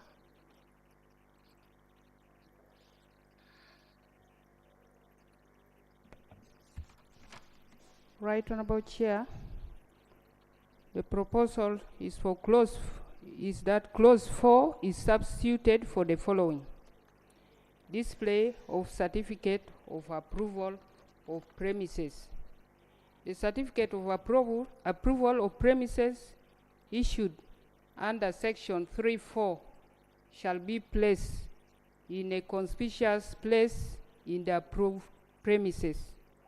And the justification is a consequential amendment as a result of amending clause 3. I beg to Minister.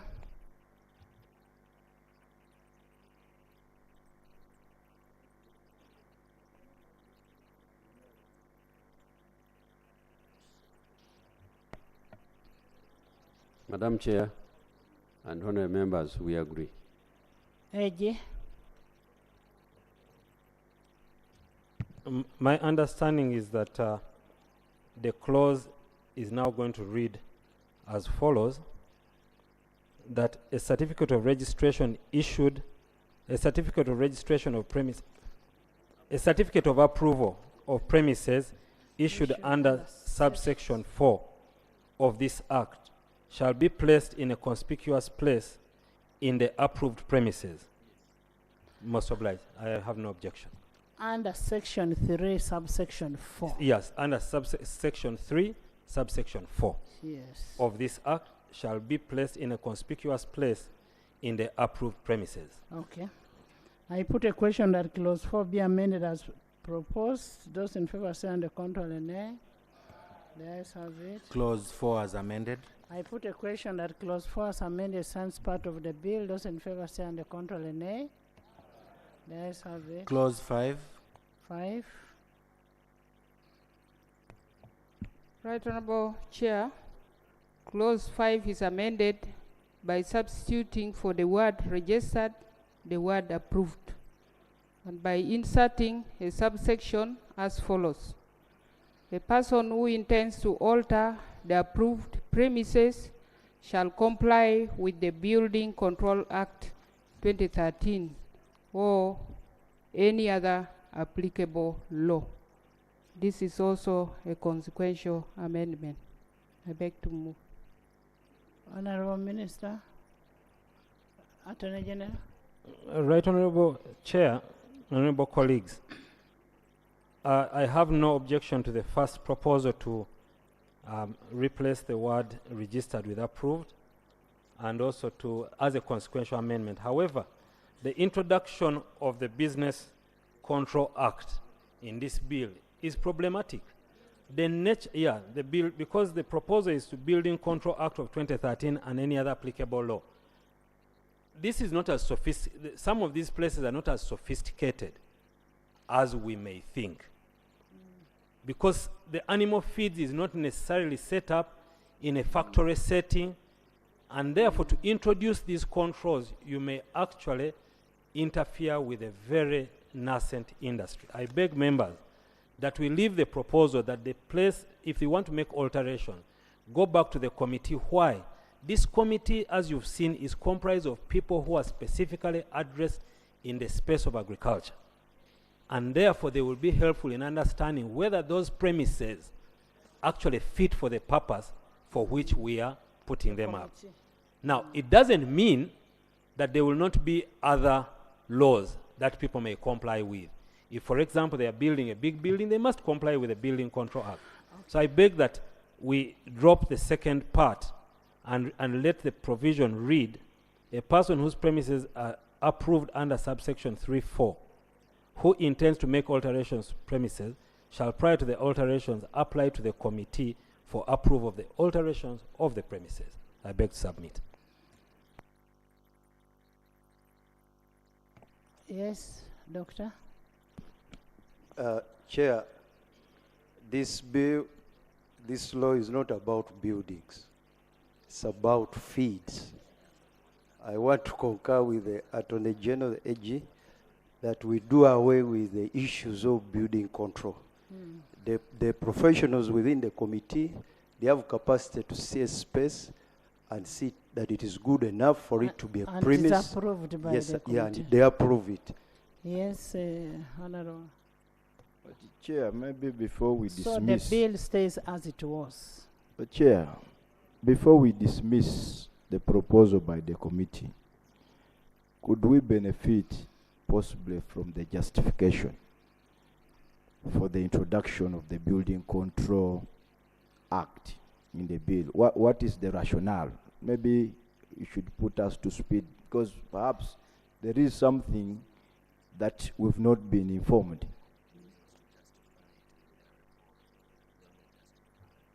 Right Honorable Chair, we have already considered, and I don't think we need to go into the explanations.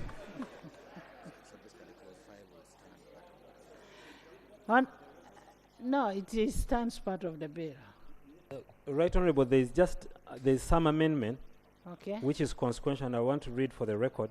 A person whose premises are approved under section 3(4), because the amendment we've just done, who intends to make alterations of premises shall, prior to the alterations, apply to the committee for approval of the alterations of the premises. So there are those two slight amendments, consequential. Okay. Thank you.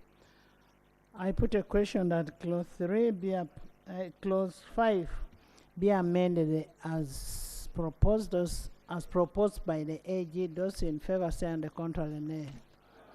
The ayes have it. Clause 5 as amended. I put a question that clause 5 as amended stands part of the bill. Those in favor say and the contrary nay. The ayes have it. Clause 6. Chair. Right Honorable Chair, clause 6 is amended by substituting the words certificate of registration wherever it appears, the words certificate of approval of premises. And in paragraph A, the words they were registered, the words premises were approved. It's a consequential amendment. Thank you. AG.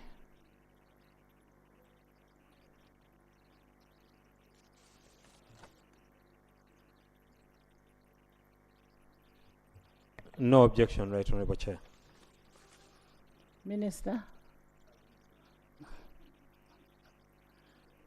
Madam Chair, we agree. I put a question that clause 6 be amended as proposed. Those in favor say and the contrary nay.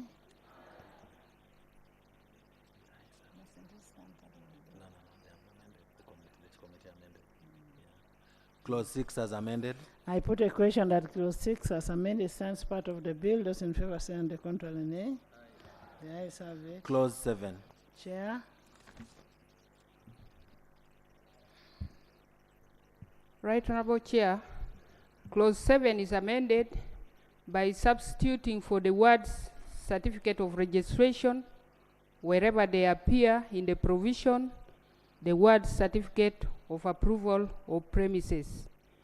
Then in subclause 2, by substituting for the word licensee, the words holder of the certificate. And by substituting subclause 3, the following: a person who fails to surrender the certificate of approval of premises under subsection 2 to the committee commits an offense and is liable on conviction in the case of an individual to a fine not exceeding 100 currency points or a term of imprisonment not exceeding 1 year or both. Or in the case of a body corporate, to a fine not exceeding 200 currency points. This is also consequential. I beg to move. Minister. Madam Chair and colleagues, we have no objection. AG. No objection, Right Honorable Chair. I put a question that clause 7 be amended as proposed. Those in favor say and the contrary nay. The ayes have it. Clause 7 as amended. I put a question that clause 7 as amended stands part of the bill. Those in favor say and the contrary nay. The ayes have it. Clause 8. Chair.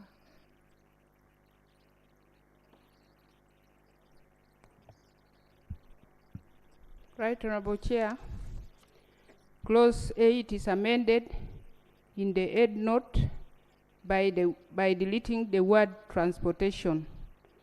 Then in subclause 1, by deleting the word transport wherever it appears. Then by substituting for subclause 2 the following. The application under subsection 1 shall be accompanied by proof of payment of fees prescribed by the minister by statutory instrument. Then by inserting a new subclause as follows. The minister may, by regulations, provide different categories of licenses issued under this provision.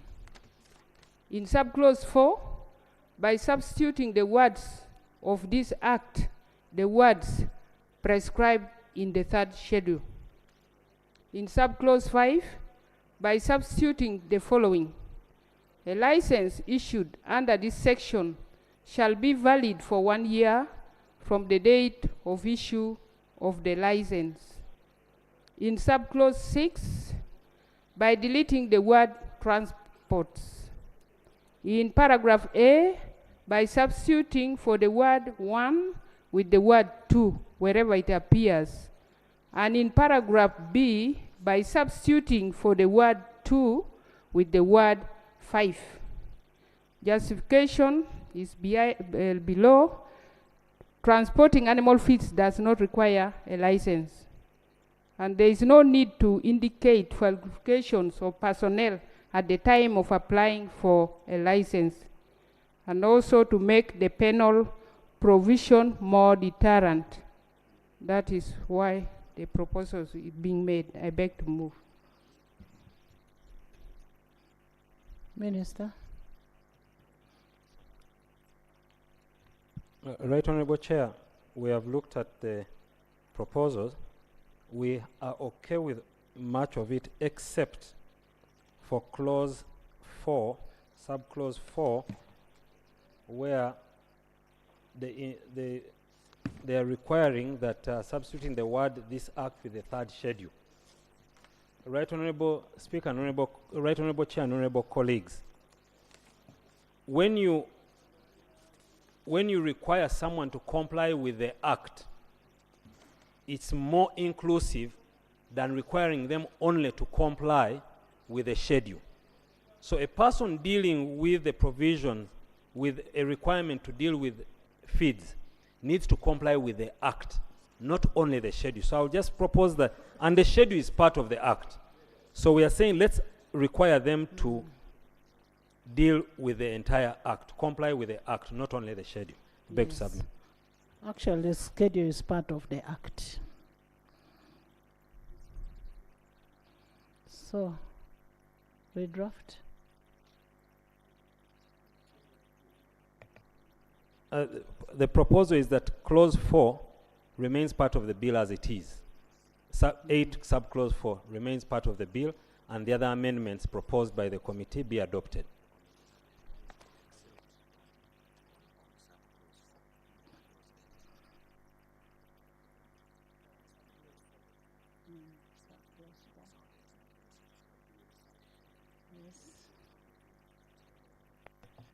Chair, on subclause 4, I wanted to adopt the text that we had agreed in principle about the duration, because this is also about an application for a license. And if it's allowed, we would adopt the amendment as proposed by the Attorney General, the text that we did in clause 3, to provide for a duration. If 3 months is still acceptable, we maintain the 3 months, but we need a duration here. Thank you very much, Right Honorable Chair. I have no objection. I think that's a good addition. Thank you. Yes. First, give me the draft. I technically adopted because the Attorney General had proposed the better, and it's on record already of our proceedings. And I will be within 3 months, and I'll be making the same under 9. No, so okay, I can read. But Attorney General can. I can read for the record. The committee shall consider an application under this section, and is satisfied that the applicant has complied with the requirements of this act, issue a license for all the activities applied for within a period not exceeding 3 months from the date of receipt of the application. Then also Yes. remove subsection, subclause 4. That's what I was reading. The new, that is, I was trying to draft subclause 4 with my as amendments and the amendment. proposals Okay. of the amendment by Honorable Du. Okay. Yes. Chair, on subclause 6, Learned Attorney General have a concern on the punishments. Subclause 6A and B. When you look at the individual is being fined not exceeding 200 currency points, or a term of imprisonment not exceeding 1 year or both. Body corporate has only a fine. Wouldn't that create this harmony in terms of punishment? Can't we do more on these body corporates? Is it something we can think about? Yes, I think the Parliament, if it deems it appropriate, behind every corporate entity, there will be an individual. And you're likely, if you overly extend these, you're likely to bring an action against the individual, the brain behind the entity, and also the entity. So it is very unlikely that you will find a situation of offenses of this nature where you will not bring an action against the individual, because they are active offenses. Person must have done something, which is not, the company will just, it's really, it's difficult. I think it would be appropriate to have these as they are, because you're likely to charge both the director in the company, the manager in the company, and also bring an action against the company itself. But I'll be happy to receive the proposals from the House. Chair, the Learned Attorney General, what I had in mind is for the House to even think about deregistering some of these body corporates for a certain period of time as a punitive measure. That's what I had in mind.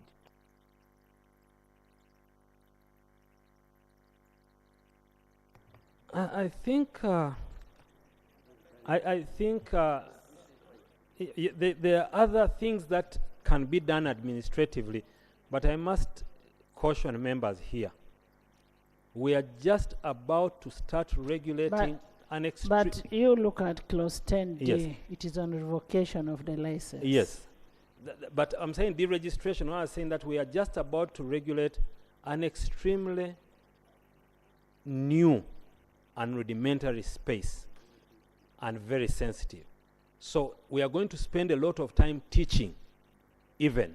So before we get to the point of removing these entities, a lot more needs to be done.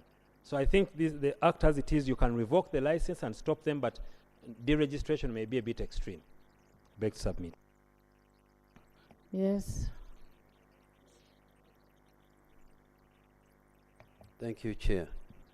I appreciate the concerns of the Honorable Member, but behind the recommendations of the committee, we had put 200 currency points in the act, in the bill, but they convinced us and we agreed to 5 currency.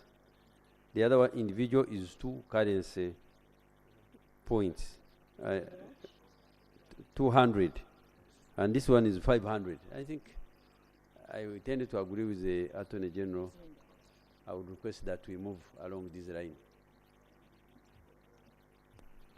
Chair. Honorable members, I put a question that clause 8, as per the committee amendments, be amended with improvement of subclause 4 by the Attorney General. Those in favor say under control and nay. The ayes have it. Clause 8 as amended. I put a question that clause 8 as amended stands part of the bill. Those in favor say under control and nay. The ayes have it. Clause 9. Clause 9, I put a question that clause 9 stands. Madam Chair, clause 9 also requires a duration, so we can amend subclause 2 to read in the proposal by the Attorney General, the committee shall consider the application under subsection 1, and if satisfied that the applicant has complied with the requirements of this act, renew the license within a period not exceeding 3 months on receipt of the application.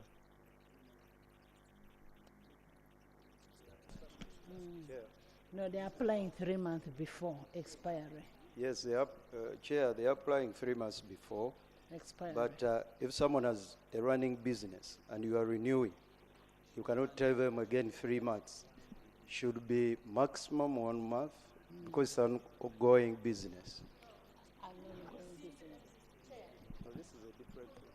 Chair, if you read 1, a licensee shall apply for renewal of the license at least 3 months before the expiry of the license. Which is okay. So it means 3 months is okay for the committee to also renew within. Chair. I think here, Right Honourable Speaker, I think Honourable Abed may have a point. If a person has a license, look at a situation, a person has a license, applies within the 3 months, so he gives it to you, say, 3 months before. And the entity also must reply within 3 months. I think we are cutting it a little bit too close. I would propose that the licensee for renewal, because it's existing, we can give it a shorter period because it's existent, even the work is less. So you give it 1 month? Yeah, within a period of 1 month, the response should be given. And in that also allows the entity, if it is aggrieved, some time before the expiry of its license to take remedial action. Yeah, I beg you submit. Draft. Chair, in my opinion, it is sufficient the way it is. First of all, A is saying at least 3 months. The onus is upon the business holder even to make the application even earlier.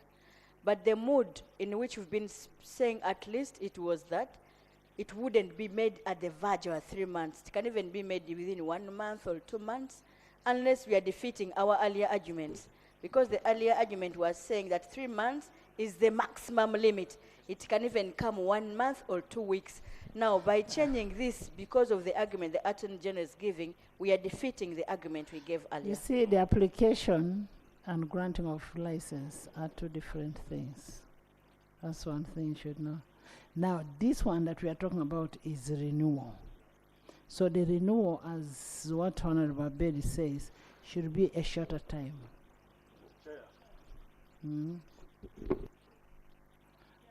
Chair, I think I want to go with the argument of my sister because most of what we are talking about is intensive, what is used in intensive farming. And anybody who wants to do that would like to do it as quickly. Now, it defeats our argument when we say at least within 3 months, meaning you can do it in one week or even 1 day, so that we have consistency. And that is application. Argument. Yeah, thank you. But grant of it could all be in the same suit, so that we are able to have consistency. Thank you. Yes. Chair. Yes, Prof. Chair, I want to agree with my sisters here. Since we started this afternoon, we have defined within 3 months to mean even 1 day. Remember when we were talking about even rationalization, that within 3 months can even mean 1 day. So let us be consistent with our earlier argument. So what are you mean? What are you saying? You draft it. We leave it the way it is.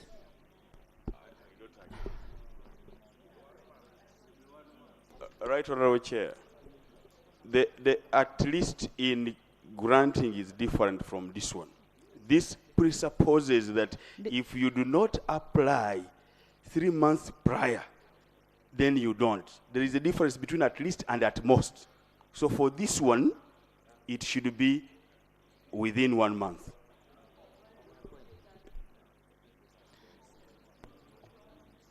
Chair, I beg to inform members that when you are renewing, you are continuing business.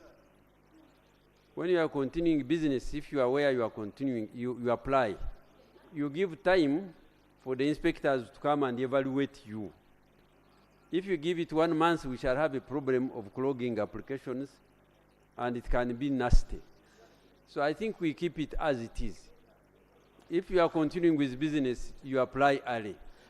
And the You're committee- saying we keep it as it is without integrating the period? Yes, as it is written, that the renewal of licenses, one, a licensee shall apply for renewal for a license at least 3 months before the expiry of the license. There is no contention there. Yes. That is giving the license. This is a renewal. We are not talking about renewal. Then There is no quotation in even 1, 1 2. month is okay. 2.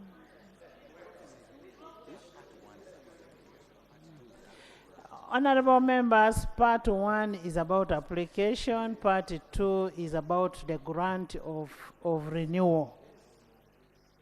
And we are saying on the renewal it should be as short as possible.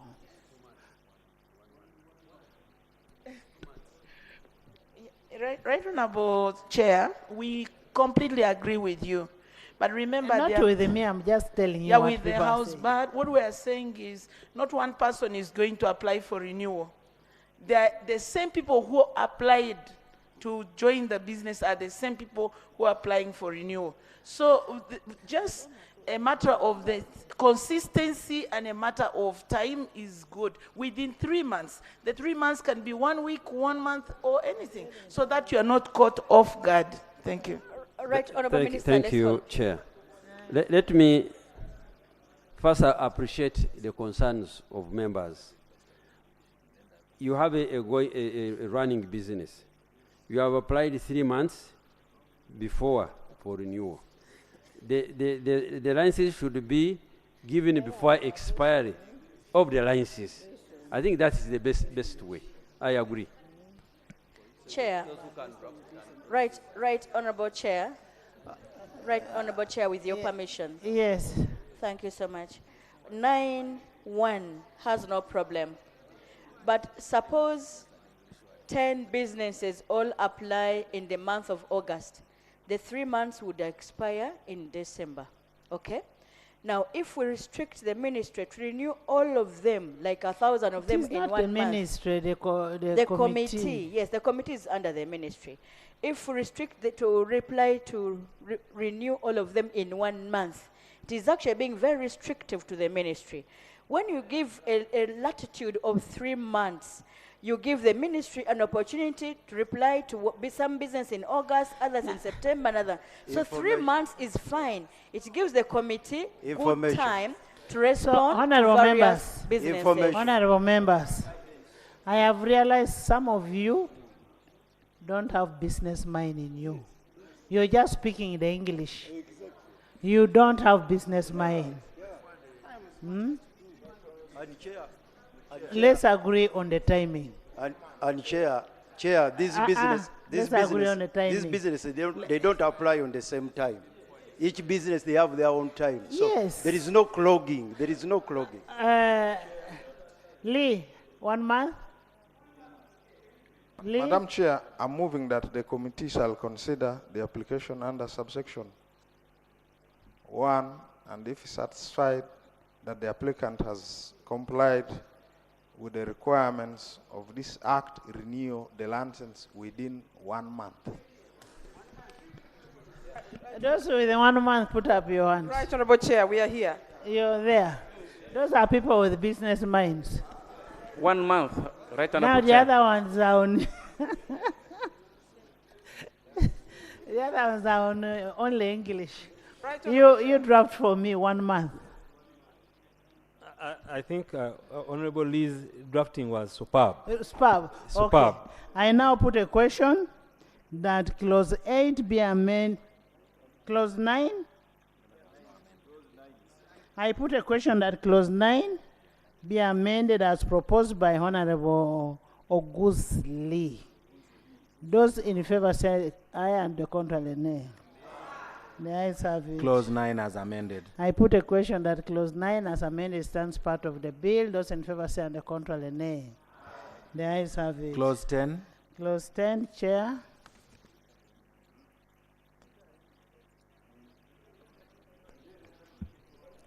Right Honorable Chair, clause 10 is amended in paragraph B by substituting for the word registration with the word approval.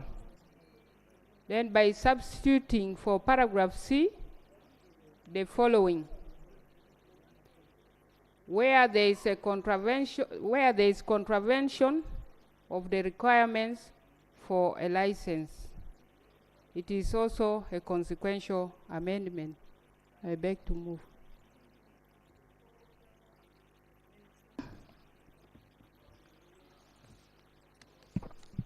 Madam Chair and honorable colleagues, we agree. Eji, No objection, Madam Chair. I put a question that clause 10 be amended as proposed. Those in favor say and the contrary nay. The ayes have it. Clause 10 as amended. I put a question that clause 10 as amended stands part of the bill. Those in favor say and the contrary nay. The ayes have it. Clause 11. 11, Chair.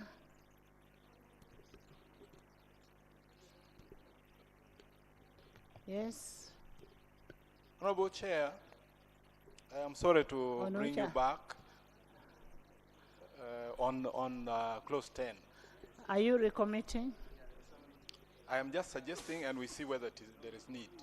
You say recommit. If then you'll give us your explanation after. Yeah, it is about revocation. When my approval is revoked, the law does not provide for me to appeal. What happens? It is there. So it is there. 34. Okay, thank you. Yes. The next 11. Right Honorable Chair, clause 11 is amended by inserting a new subclause immediately before subclause 1 as follows. A person shall not import animal feeds without an import permit issued by the committee. Then by substituting subclause 1, the following. A person who wishes to import animal feeds shall apply to the committee for an import permit. An application under subsection 1 shall be made in a form prescribed by the minister by regulations. Then by substituting subclause 2, the following. An application under subsection 1 shall be accompanied with the proof of payment of the application fees prescribed by the minister by regulations. In subclause 3, by substituting the words 24 with the words 3 working days. In subclause 4, by substituting for the words of this act, the words prescribed in the 4th schedule. In clause 5, by substituting the words veterinary inspector with the words person responsible for monitoring of veterinary services under the law regulating veterinary practitioners. Then by inserting a new subclause to read as follows. The application under subsection 1 shall be considered within 10 working days. The justifications are below there. I beg to move. Let her finish. You are finished? Yes. Okay. Chair, my observation is that we seem to make it easy for big people to import, and we have complicated the local production. You are giving 10 days within which import licenses should be processed, And yet for the local people who are going to produce, it's taking 3 months. Ideally, we should be doing import substitution. We should be encouraging local production, but from the structuring of section 11, I'm really worried. We have not even looked at where this importer is going to be selling this thing. There is no requirement for them to meet also those premises, safety, quality requirements under this section 11. Therefore, I want to invite members, let us try to review this section once more so that we encourage local production and substitute imports. In any case, we should align the requirements to what application for suitability of premises requires. Thank you.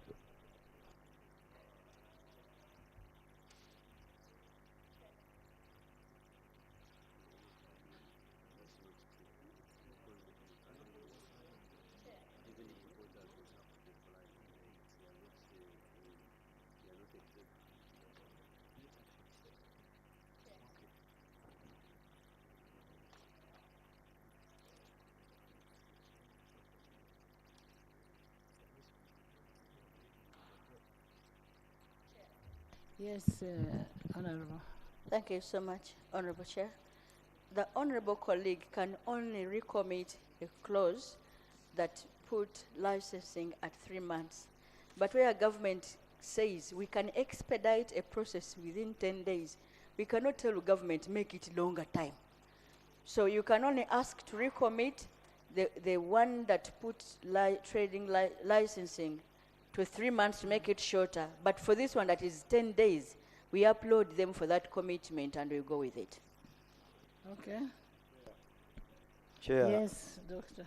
In the importation, most of the work is done in the country we are going to import. It's not in Uganda. For us, we set our standards. You must meet them. We give them to you that if we are going to import this kind of feeds, this is what we want in our country. So the work is on the other side. That's why it is only 10 days. Actually, that import permit can be even given in 1 day, as long as you meet the requirements. Where you are going to keep the feeds is already provided for. The premises, we have given the details of what you must do, what you must have with the premises. So it's at different stages.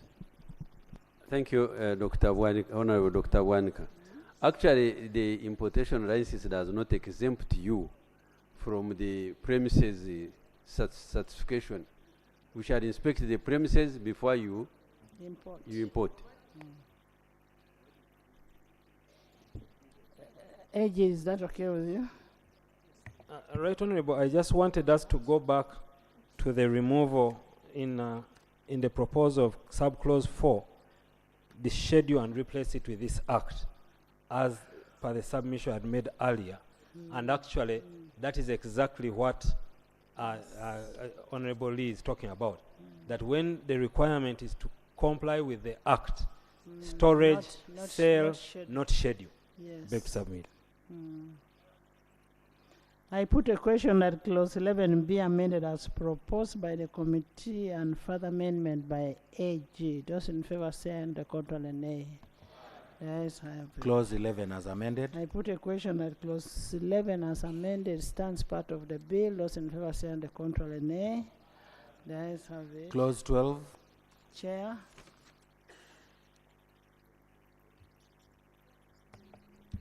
Right, Honorable Chair. Clause 12 is amended by inserting a new subclause immediately before subclause 1 as follows.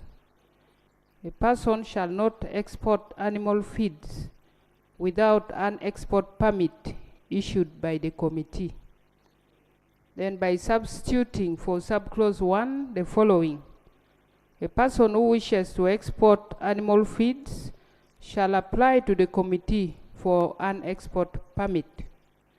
An application under subsection 1 shall be made in a form prescribed by the minister by regulations. An application under subsection 1 shall be accompanied by a sanitary certificate with the proof of payment of the application fees prescribed by the minister by regulations, and in subclause 4, by substituting the words in the Act with the words provided in the 4th schedule.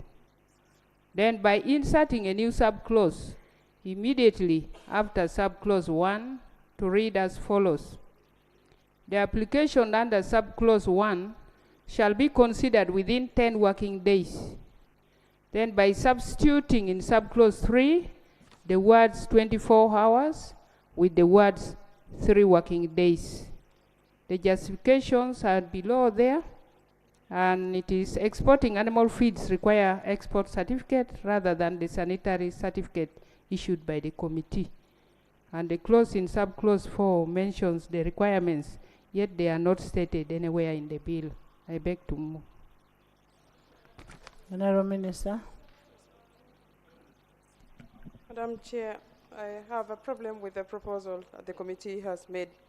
Anything that restricts export means we are hindering our country from receiving foreign exchange. We should open it up. We are choking with market for most of the agricultural products. So if you say that we must also control what you sell out of the country, there has to be a better reason to support that. Madam Chair, I don't know if I got it right. It seems the committee is proposing that the requirement for sanitary certificate should be removed. And yet we have, over time, had complaints from our regional partners, trade partners, that some of our goods have quality issues. So I wanted the committee to address us on the economic implication. If we lose markets because we are not able to meet quality standards which would be certified by this kind of certificates, how do we guarantee access to regional markets? You need to address us on that. Why is it that you want to remove it for this, and yet for import, you just ignored it, and yet it's a quality issue which we should have certified? Chair, when you are exporting, it is the country, the recipient country, that is supposed to give you their standards. For you, you cannot put restrictions on what you export. They will send the standards. That's why in this export, we are not stringent, because you want to sell as much as you sell. Yes, for them, Chair, every country where you are going to export, they have their standards. They will send them to you if you are going to export, and you export according to their standards, not to your standard, but to their standards. Clarification, Madam Chair and honorable colleagues. In this bill, we have tried to apply internationally accepted standards. And it would be very dangerous for us to start allowing things that are not of our standards.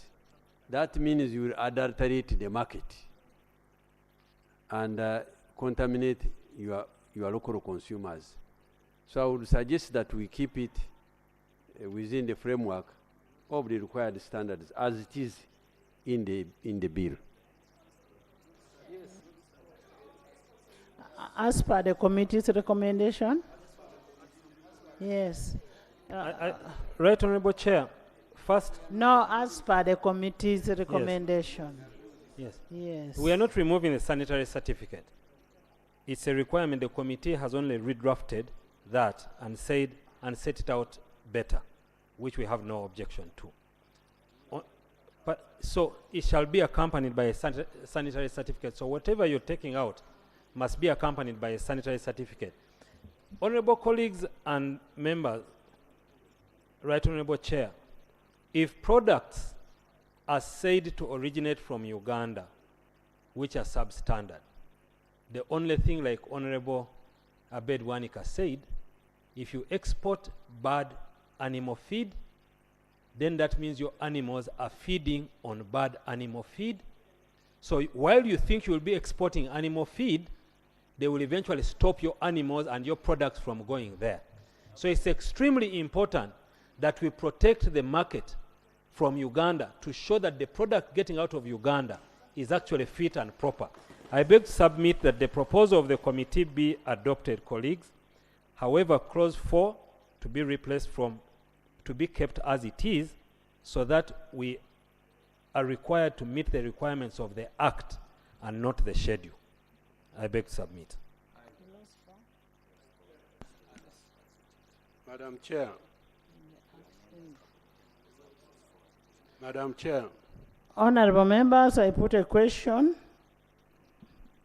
that clause 12 be amended as proposed by the committee and clause 4 be preserved as in the bill. Those in favor say, and the contrary nay.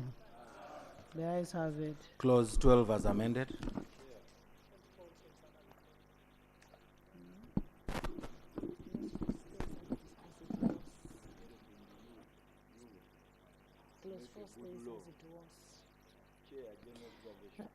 Yes, go to the... Yes. Chair, general observation.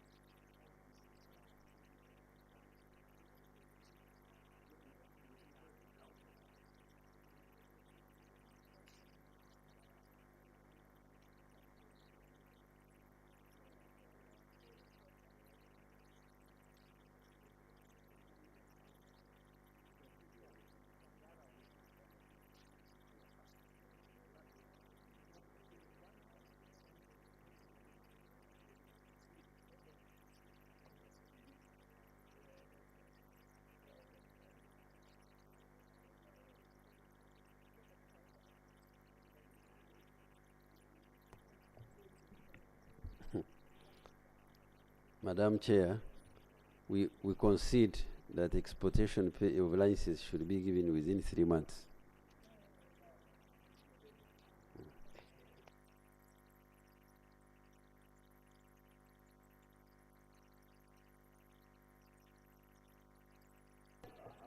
Chair, under subclause 1, it is already stated that a person who wishes to export the animal feed shall apply to the committee for a sanitary certificate in the form prescribed by regulation at least 10 working days before the animal feeds is exported.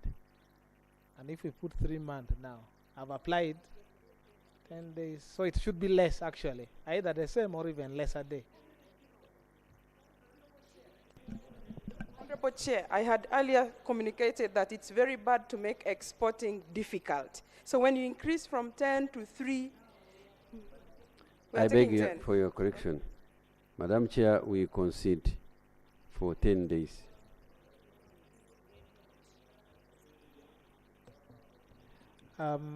Madam Chair, then subclause 4 would read that the committee shall, if satisfied that the applicant meets the requirement of this act, issue a sanitary certificate specifying the point of exit to be used for exporting the animal feed specified in the certificate within a period not exceeding 10 days on receipt of the application.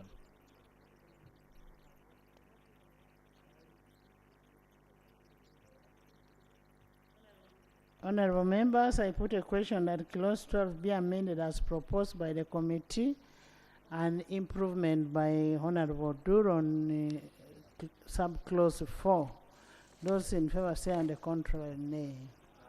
The ayes have it. Clause 12 as amended. I put a question that clause 4 as amended stands, clause 12 as amended stands part of the bill. Those in favor say, and the contrary nay. The ayes have it. Clause 13. 13.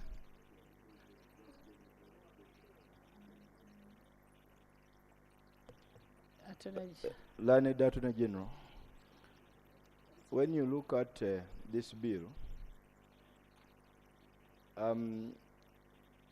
clause 7, clause 8, and subsequent clauses, on the issue of punishment, we've been envisaging both persons, the human sense, and corporate bodies. And we've been providing punishments for both. Now, when you look at clause 11, which we left, and this clause 12, on the issue of punishment, there is no specific provision on body corporate. It seems the focus is on the assumption that it will be persons and not body corporates.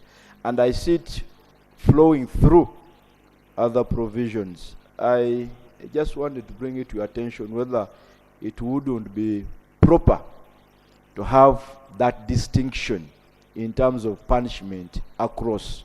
I know some of it has been left maybe for purposes of clarity and consistency.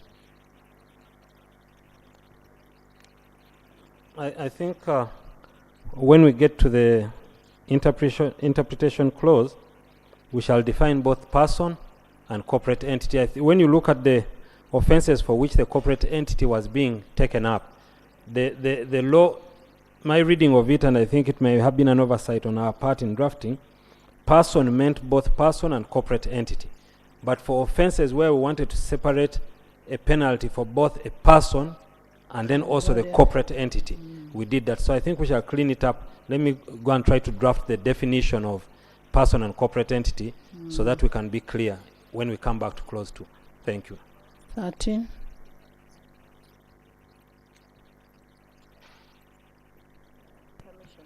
On which clause? On the question, Honorable. Let him come with what is being redrafted first, then you. Maybe this will help the redrafting. You know, we stood over clause 2, so we will define it. It's not about the clause 2 definition. It's about clause 12. Only look, because why we have finished clause 12. May 13.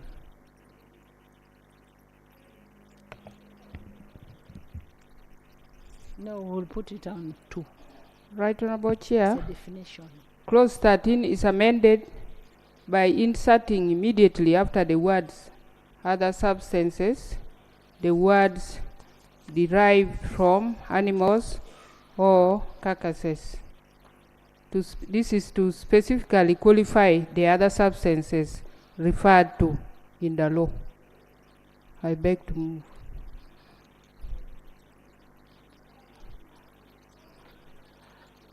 Minister? We agree. Jonah? I put a question that clause 13 be amended as proposed. Those in favor say on the contrary, nay. The ayes have it. Clause 13 as amended. I put a question that clause 13 as amended stands part of the bill. Those in favor say on the contrary, nay. The ayes have it. Clause 14. Clause 14. Jonah? I put a question that clause 14 stands part of the bill. Those in favor say on the contrary, nay. The ayes have it. Clause 15. Chair.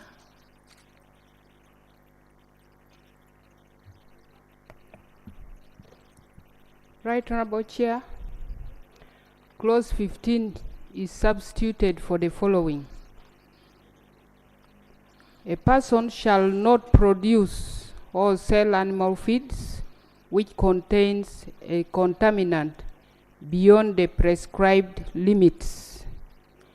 The minister shall, in consultation with the Uganda National Bureau of Standards, by statutory instrument, prescribe the contaminant and the acceptable limits of the contaminant that may be contained in the animal feeds. A person who produces or sells animal feeds which contains a contaminant beyond the prescribed limits commits an offense and is liable on conviction to a fine not exceeding 550 currency points or to a term of imprisonment not exceeding 5 years or both. In addition to the penalty in subsection 3, court may order for the destruction of the animal feeds at the expense of the producer or seller, as the case may be. Justification: contaminants are harmful, poisonous, and have high probability of causing infections to the animals. Clause 29 provides for the offense of contaminating animal feeds, and therefore Clause 15 is merged with the Clause 29. I beg to move.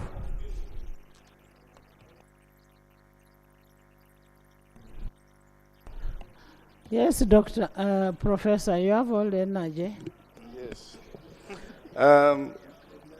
Madam Chair, I listened very well the definition of a contaminant from the chair of the committee, how it is harmful, dangerous. Why should we allow any level of contaminant in our law? Because the way it is read, it is suggesting we shall allow a certain level of contaminants. And yet the definition of contaminants brings in concepts of harmful, dangerous. Why should we allow that kind of level of contaminants? But there are some things you can't avoid. Some of these are fermented, and then, like you make silage. Yes. Yes, Doctor. Chair, the international standards, they prescribe these levels of contaminants. There are contaminants you cannot avoid in these feeds. But what is key is what level. These are international standards. They are not only for Uganda. There will be some contaminant in a feed, but when it goes above a certain level, it becomes dangerous, not only to the animal, but also to the human. So we cannot prescribe, we cannot make a law saying that there will be no contaminants. I want to... And by the way, not all contaminants are harmful. Doctor, there's an... Thank you, Madam. Thank you, Madam Chair. Yes, I agree there's a level of contaminants, but putting it in the law and accepting, for me, is a recipe for disaster. I think we can just say the standards will be set, but putting it in a law and saying we are accepting that there's going to be contaminants, I think gives cowboys some a window of opportunity to maneuver. So I think for me it should be removed from there. Because even water, Madam Speaker, if you look at water from national water, there are coliforms. There's an expected standard of coliforms in the water we take. Beyond that, then it is hazardous. Yes, but I think putting it in the law for me is... Thank you, Chair. We are actually talking about the same thing. But you know, the contaminants are incidental, not deliberate, because of storage, handling. But there are international standards that beyond which they become dangerous and not acceptable. And this is not the first time we put this in the law. We have it in the Diary Act. And I think while I agree with the doctor, but it's not good to hide our heads in the sun. It's better to set the standards so that everybody knows. And I think clarity of the law is better. Yeah, Chair, just a small one. Let's first get the clarification from the chair, because under 15 and 29, the intention is to prohibit. They have merged it, but the intention is not to have this headline contaminants in food as if they are saying you can put some. The intention is to prevent anyone from selling or taking into the market something that they are aware that is contaminated. Now that you suggest that you are merging 15 and 29, if you look at 29, would it substitute better for this 15? So that we just delete 15, and when you look at 29, we retain it. Yes, yes. I agree.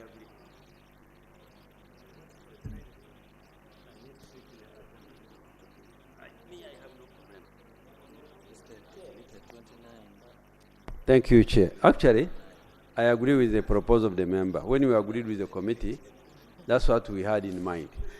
And Actually, the committee deleted 29. they should have retained 29. Yeah. So we delete 15 and retain 29 and reintroduce 29.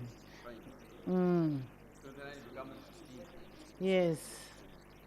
So 15 is deleted, Chair? Is 15 deleted and replaced with the 29?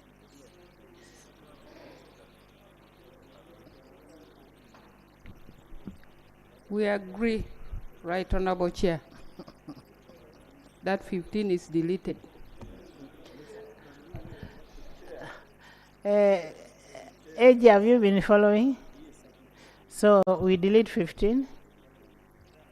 Right Honorable Speaker, and Right Honorable Chair and Honorable colleagues, we have understood the concerns of both members, and I think you are correct. It's a drafting style. So what the members are saying, why must we allow any contaminants? And the minister and government are saying there is no feed without contaminants. So what we are going to do is try and redraft this to require persons to sell these products and prohibit those that do not comply with the set standards, so that we do not say take the contaminants. So if you allow us, Right Honorable Speaker, to just work, if we can stand over 15. No, we delete 15 and you work on 29. Or we delete 15 and work on 29. Yes. Most obliged. Most obliged. Chair. Chair, as we talk about deleting 15, there is an aspect in 15 which is not in 29. That, in my view, has to be captured. You quote the aspect and then we Yes. take it 29. 15.4. Yes. Clause Take it to 29. Clause 15, sub-clause 4. Wait for 29. I put a question that clause 15 be deleted. Those in favor send the control in the ayes have it. Clause 16. 16. Chair.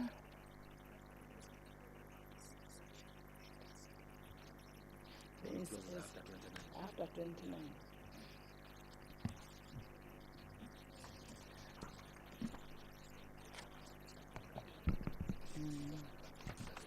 Right Honorable Chair, Clause 16 is amended in sub-clause 1 by deleting the word use. 16. Then by inserting a new sub-clause. When you look at her document, she brings in a new clause. So we are saying the new clause should come after 29. So let's look at 16. By inserting a new subclause after subclause 1, the following: a person shall not knowingly use animal feeds containing prohibited substances. In subclause 3, by deleting the word uses and substituting for the words 250 with the 700 and 5 years with the 7 years. In subclause 4, by deleting the word user. The justification is there under. The user is limited or no mechanisms of detecting the prohibited substances in order to be penalized for using the prohibited substances. I beg to move. Minister.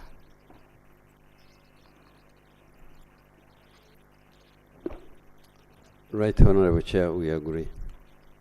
AG. I have nothing useful to add. It's a bit technical for me, but the drafting looks good. Chair, I think for me, I disagree with the Chair. I would like to disagree with the committee's proposal, arising from the guidance offered by our good doctor here. If we say we remove use from those sections, it means anybody in this country, even for their subsistence, they can feed animals on any substance, and this thing is going to get to the market and it will pose a health risk. We are a lot better keeping, not deleting the word use, so that it's a standard practice for whoever would like to engage in that industry. And that way we will be able to promote an industry everybody is proud of.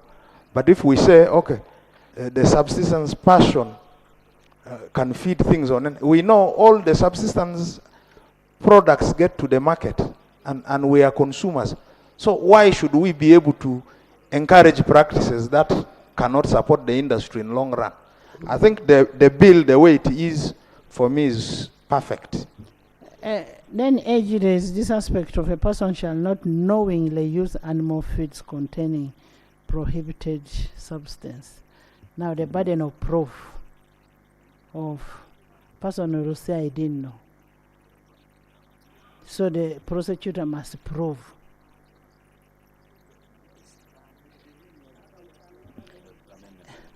Amendment by the committee on 16B.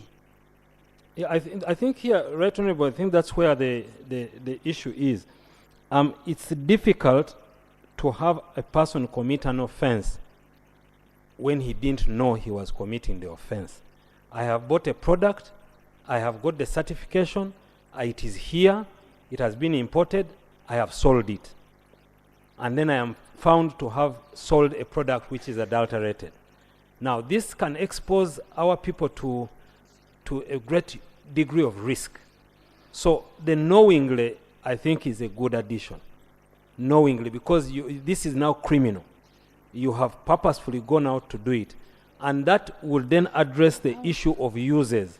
If I knowingly use contaminated product, then there is a problem. But if I didn't know, so it will be very difficult, Right Honorable Speaker and Honorable colleagues, to have a person have a strict liability offense to use a product, for example, the one that he does not produce, the one that is exported, rather imported into the country, becomes very difficult. So I think here we are saying shall not knowingly. The introduction by the committee, I think, puts a good drafting proposal. How do you know what?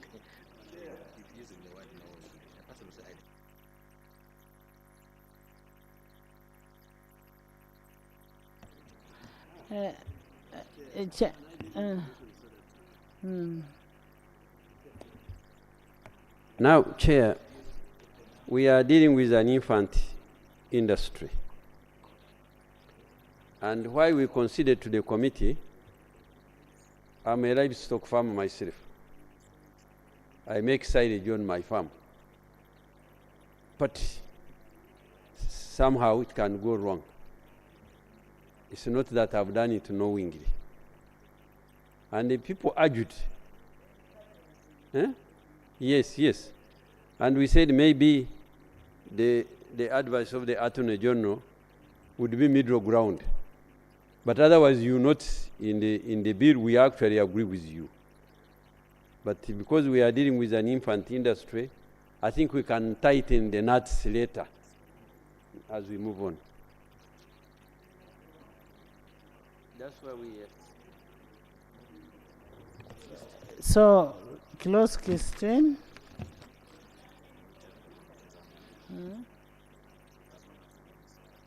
Minister, you agreeable with the committee's amendment? We are agreeable to the committee's amendments, but we just propose that the proposal to delete use and user be rejected by the committee, because we have introduced knowingly. So if a person knowingly uses, then he commits an offense. Yes. I beg to submit. I put a question that clause 16 be amended as proposed by the committee and amended by the Attorney General. Those in favor say and the contrary nay. The ayes have it. Clause 16 as amended. I put a question that clause 16 as amended stands part of the bill. Those in favor say and the contrary nay. The ayes have it. Clause 17. Chair.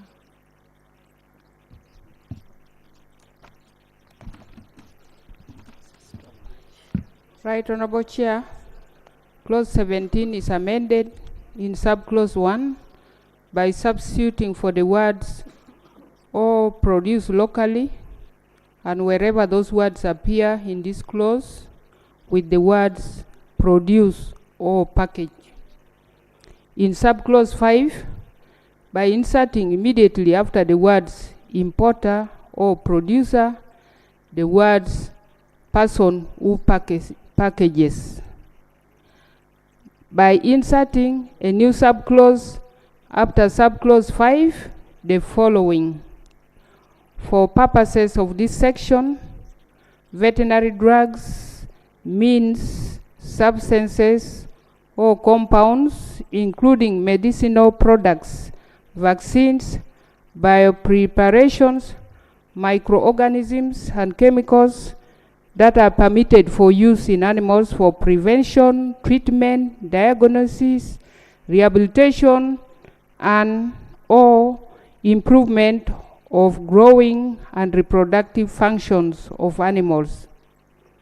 Hormones means chemicals synthesized and produced by the specialized glands to control and regulate the activity of certain cells and organs.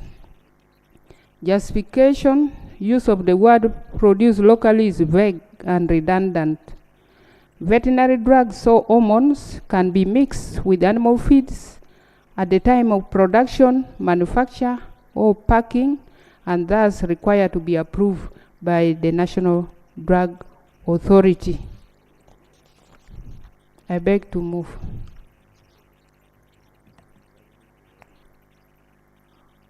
AG.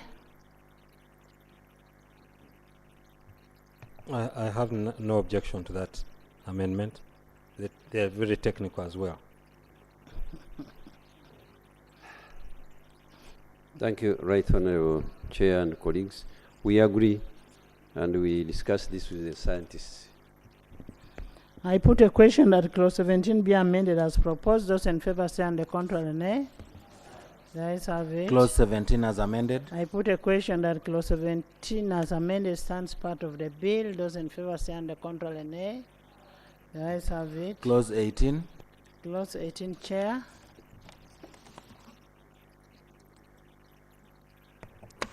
Right Honorable Chair, clause 18 is amended by inserting a new subclause after subclause 1 to read as follows. A person referred to in subsection 1 shall submit samples of animal feeds produced by his or her production unit of every batch periodically for testing with the feed quality control laboratory approved by the committee for conformity to standards formulated by the Uganda National Bureau of Standards. By substituting subclause 2, the following. The person referred to in subsection 1 shall retain the services of animal nutritionists who shall be responsible for adherence to standards formulated by the Uganda National Bureau of Standards. By inserting a new subclause after subclause 3, the following. The minister shall publish in the Gazette and in a newspaper of nationwide circulation the list of the approved analytical laboratories. And the justification is below. I know members have read it. I beg to move. Honorable Minister.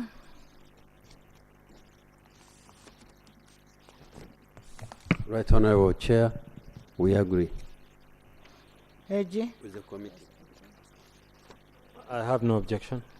I put a question that clause 18 be amended as proposed. Those in favor say and the contrary nay. The ayes have it. Clause 18 as amended. I put a question that clause 18 as amended stands part of the bill. Those in favor say and the contrary nay. The ayes have it. Clause 19. No amendment. I put a question that clause 19 stands part of the bill. Those in favor say and the contrary nay. The ayes have it. Clause 20. I put a question that clause 20 stands part of the bill. Those in favor say and the contrary nay. The ayes have it. Clause 21. 21. Chair. Right Honorable Chair, Clause 21 is amended by inserting a new subclause after subclause 1, the following. The label on a package shall indicate the following. A species of animals for which the animal feed is intended.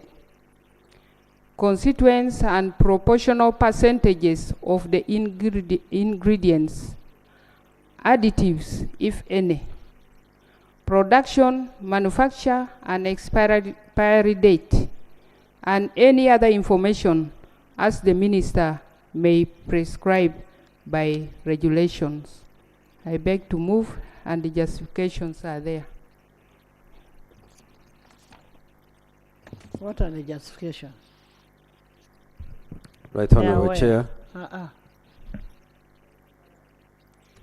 Right Honorable Speaker, the justification is to require labels to have all the necessary information as required by the World Food Programme Codex Committee on Nutrition and Food for Special Dietary Use, CXGI-1985. These are technical issues. I beg to move. Thank you. Right Honorable Chair, we agree. AG. I thank the committee for this addition. Thank you. Thank you. I put a question that clause 21 be amended as proposed. Those in favor say and the contrary nay. The ayes have it. Clause 21 as amended. I put a question that clause 21 as amended stands part of the committee. Those in favor say and the contrary nay. The ayes have it. Clause 22. Clause 22. Silwa, stop making our ministers talk. Right Honorable Chair, Clause 22 is amended by substituting the words license to transport with the words who transports, and by inserting new subclauses as follows. The Minister may, by statutory instrument, prescribe the means of transport that secure animal feeds from exposure to damage or contamination. A person who contravenes subsection 1 commits an offense and is liable on conviction to a fine not exceeding 200 currency points or a term of imprisonment not exceeding 1 year. Justification: transporting animal feeds may not need to be licensed, since some farmers use bicycles, wheelbarrows, motorcycles, boda. What the law should provide for is how secure such animal feeds should be transported. The bill had not provided for the permissible means of transport and a punishment for not securing the animal feeds. I beg to move. Minister. Right Honorable Chair, I beg to persuade you and the committee to abandon this. The Cabinet, when going through this bill, ventilated this issue of transportation. In fact, I was very pleased with the committee's assistance in removing the transportation in other areas. And at the time, they said that they should just require to use means that secure animal feeds from exposure. It is more educative the methods of transportation of animal feeds in this country today are still rudimentary. These requirements that are being put here are simply going to create a new burden on a very nascent industry. I beg to persuade you, Right Honorable Chair, and members of the committee and the House at large, to leave this provision in the bill as it is, but maybe just to say a person who transports animal feeds. I beg to submit. Chair, my proposal is actually to delete the entire 22. No, we can maintain it as it is and replace the person who transports. Yeah, but Right Honorable Chair, there should be no regulation on transporting these feeds. And that's why we are keeping it as it was. as it is. As it was, yes. Yes, we should do. Okay. Mm. Chair. Chair. Yes. Clarification. The intention of the clause was to make sure that between procurement and the delivery, the feeds are transported safely. And in my opinion, leaving it as it is may serve the purpose and guarantee consumers safe products. Because, you know, in this house, we have waived taxes, for instance, on refrigerated trucks for fish, and in the cold, all these refrigerated trucks that transport fish, meat, milk, they are tax zero rated. Now, it will be very dangerous now to allow any form of delivery, of handling, like we have seen some of our people carrying fish from Entebbe on a border when it is naked, carrying meat from meat packers just open. I think leaving it as it is, in my view, would serve the purpose. No, but what we can do, it says a person licensed to transport animal feed shall use means of transport that secures the animal feeds from exposure to damage or contamination. Now here it should be a person who transports, not licensed. A person who transports. Chair. Yes. Thank you so much. And thank you for the clarification to the minister. We already amended. This is consequential. A person licensed to transport, to make it a person who transports is a consequential amendment, because we already made an amendment earlier that transport cannot be licensed. We already made that amendment. But also, leaving it the way it is stated, it makes it redundant. Now, suppose the person doesn't, what next? Because the committee had gone ahead to put punitive measures. If a person does not transport feeds as prescribed, what happens? And I want to agree with the Attorney General that this is yet a young industry, very fragile. We are regulating to transporting feeds well, but you have seen how animals are being transported. The cows suffer in transport. We have not regulated to that. These are feeds, are not vaccines. It is vaccines that will get spoiled in a very short time, but these are feeds that have been secured while in a storage, and is just transport from one place to another. I agree with Honorable Bwanika that we delete this. We delete this, it's redundant, especially if we don't put there punitive measures. If a person does not transport the way you have prescribed, then what? If there are no punitive measures, it's a redundant clause. So I agree with Honorable Bwanika that we delete this. No. Honorable Aisha, here we are saying you've kept the feeds well. Now, in the process of transportation, you must secure from damage or contamination. Thank you so much, Right Honorable Speaker. Let's speak in reality. We are transporting from Kampala to Butambala to Kaberamaido. So it is transport like for a couple of hours, and people transport on trucks.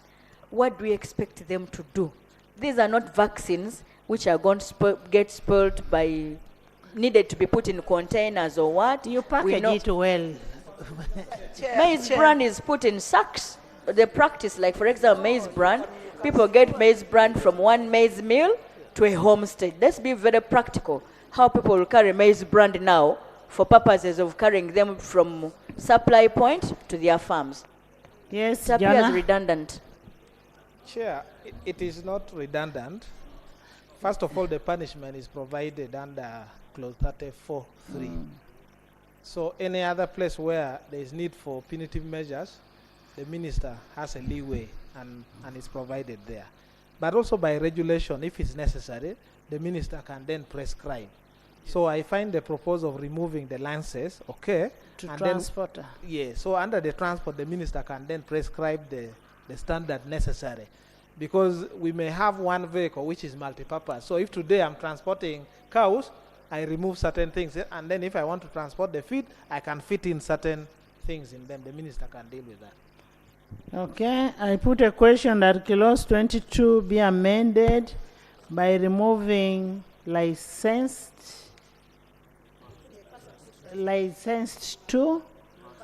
to a person who transports. Those in favor say and the contrary nay. The ayes have it. Clause 22 as amended. I put a question that clause 22 as amended stands part of the bill. Those in favor say and the contrary nay. The ayes have it. Clause 23. Chair.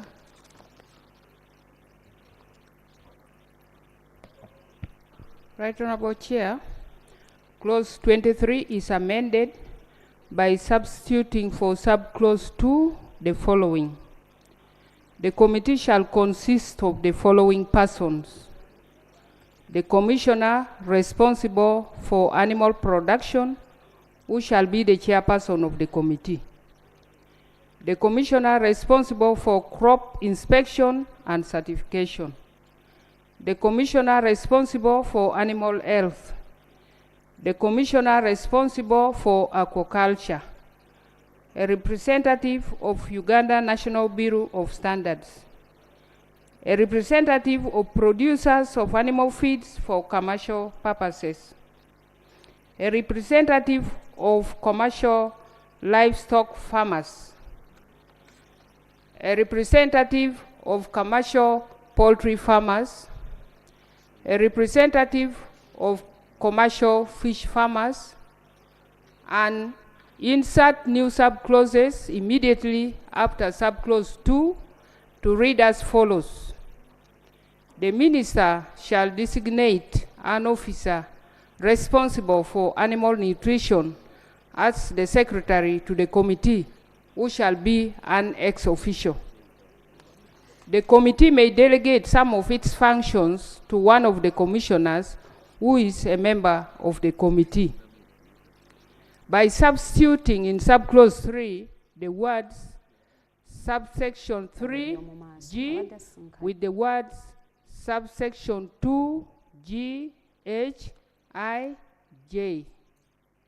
And by substituting in subclause 5 for the word invite, the word co-opt. Justification: the committee should have officers whose mandates are specifically related to animal feeds production, and representation to the committee should be by the affected society the law intends to regulate. I beg to move. Yes. Thank you, Chair. Yes, workers. I think this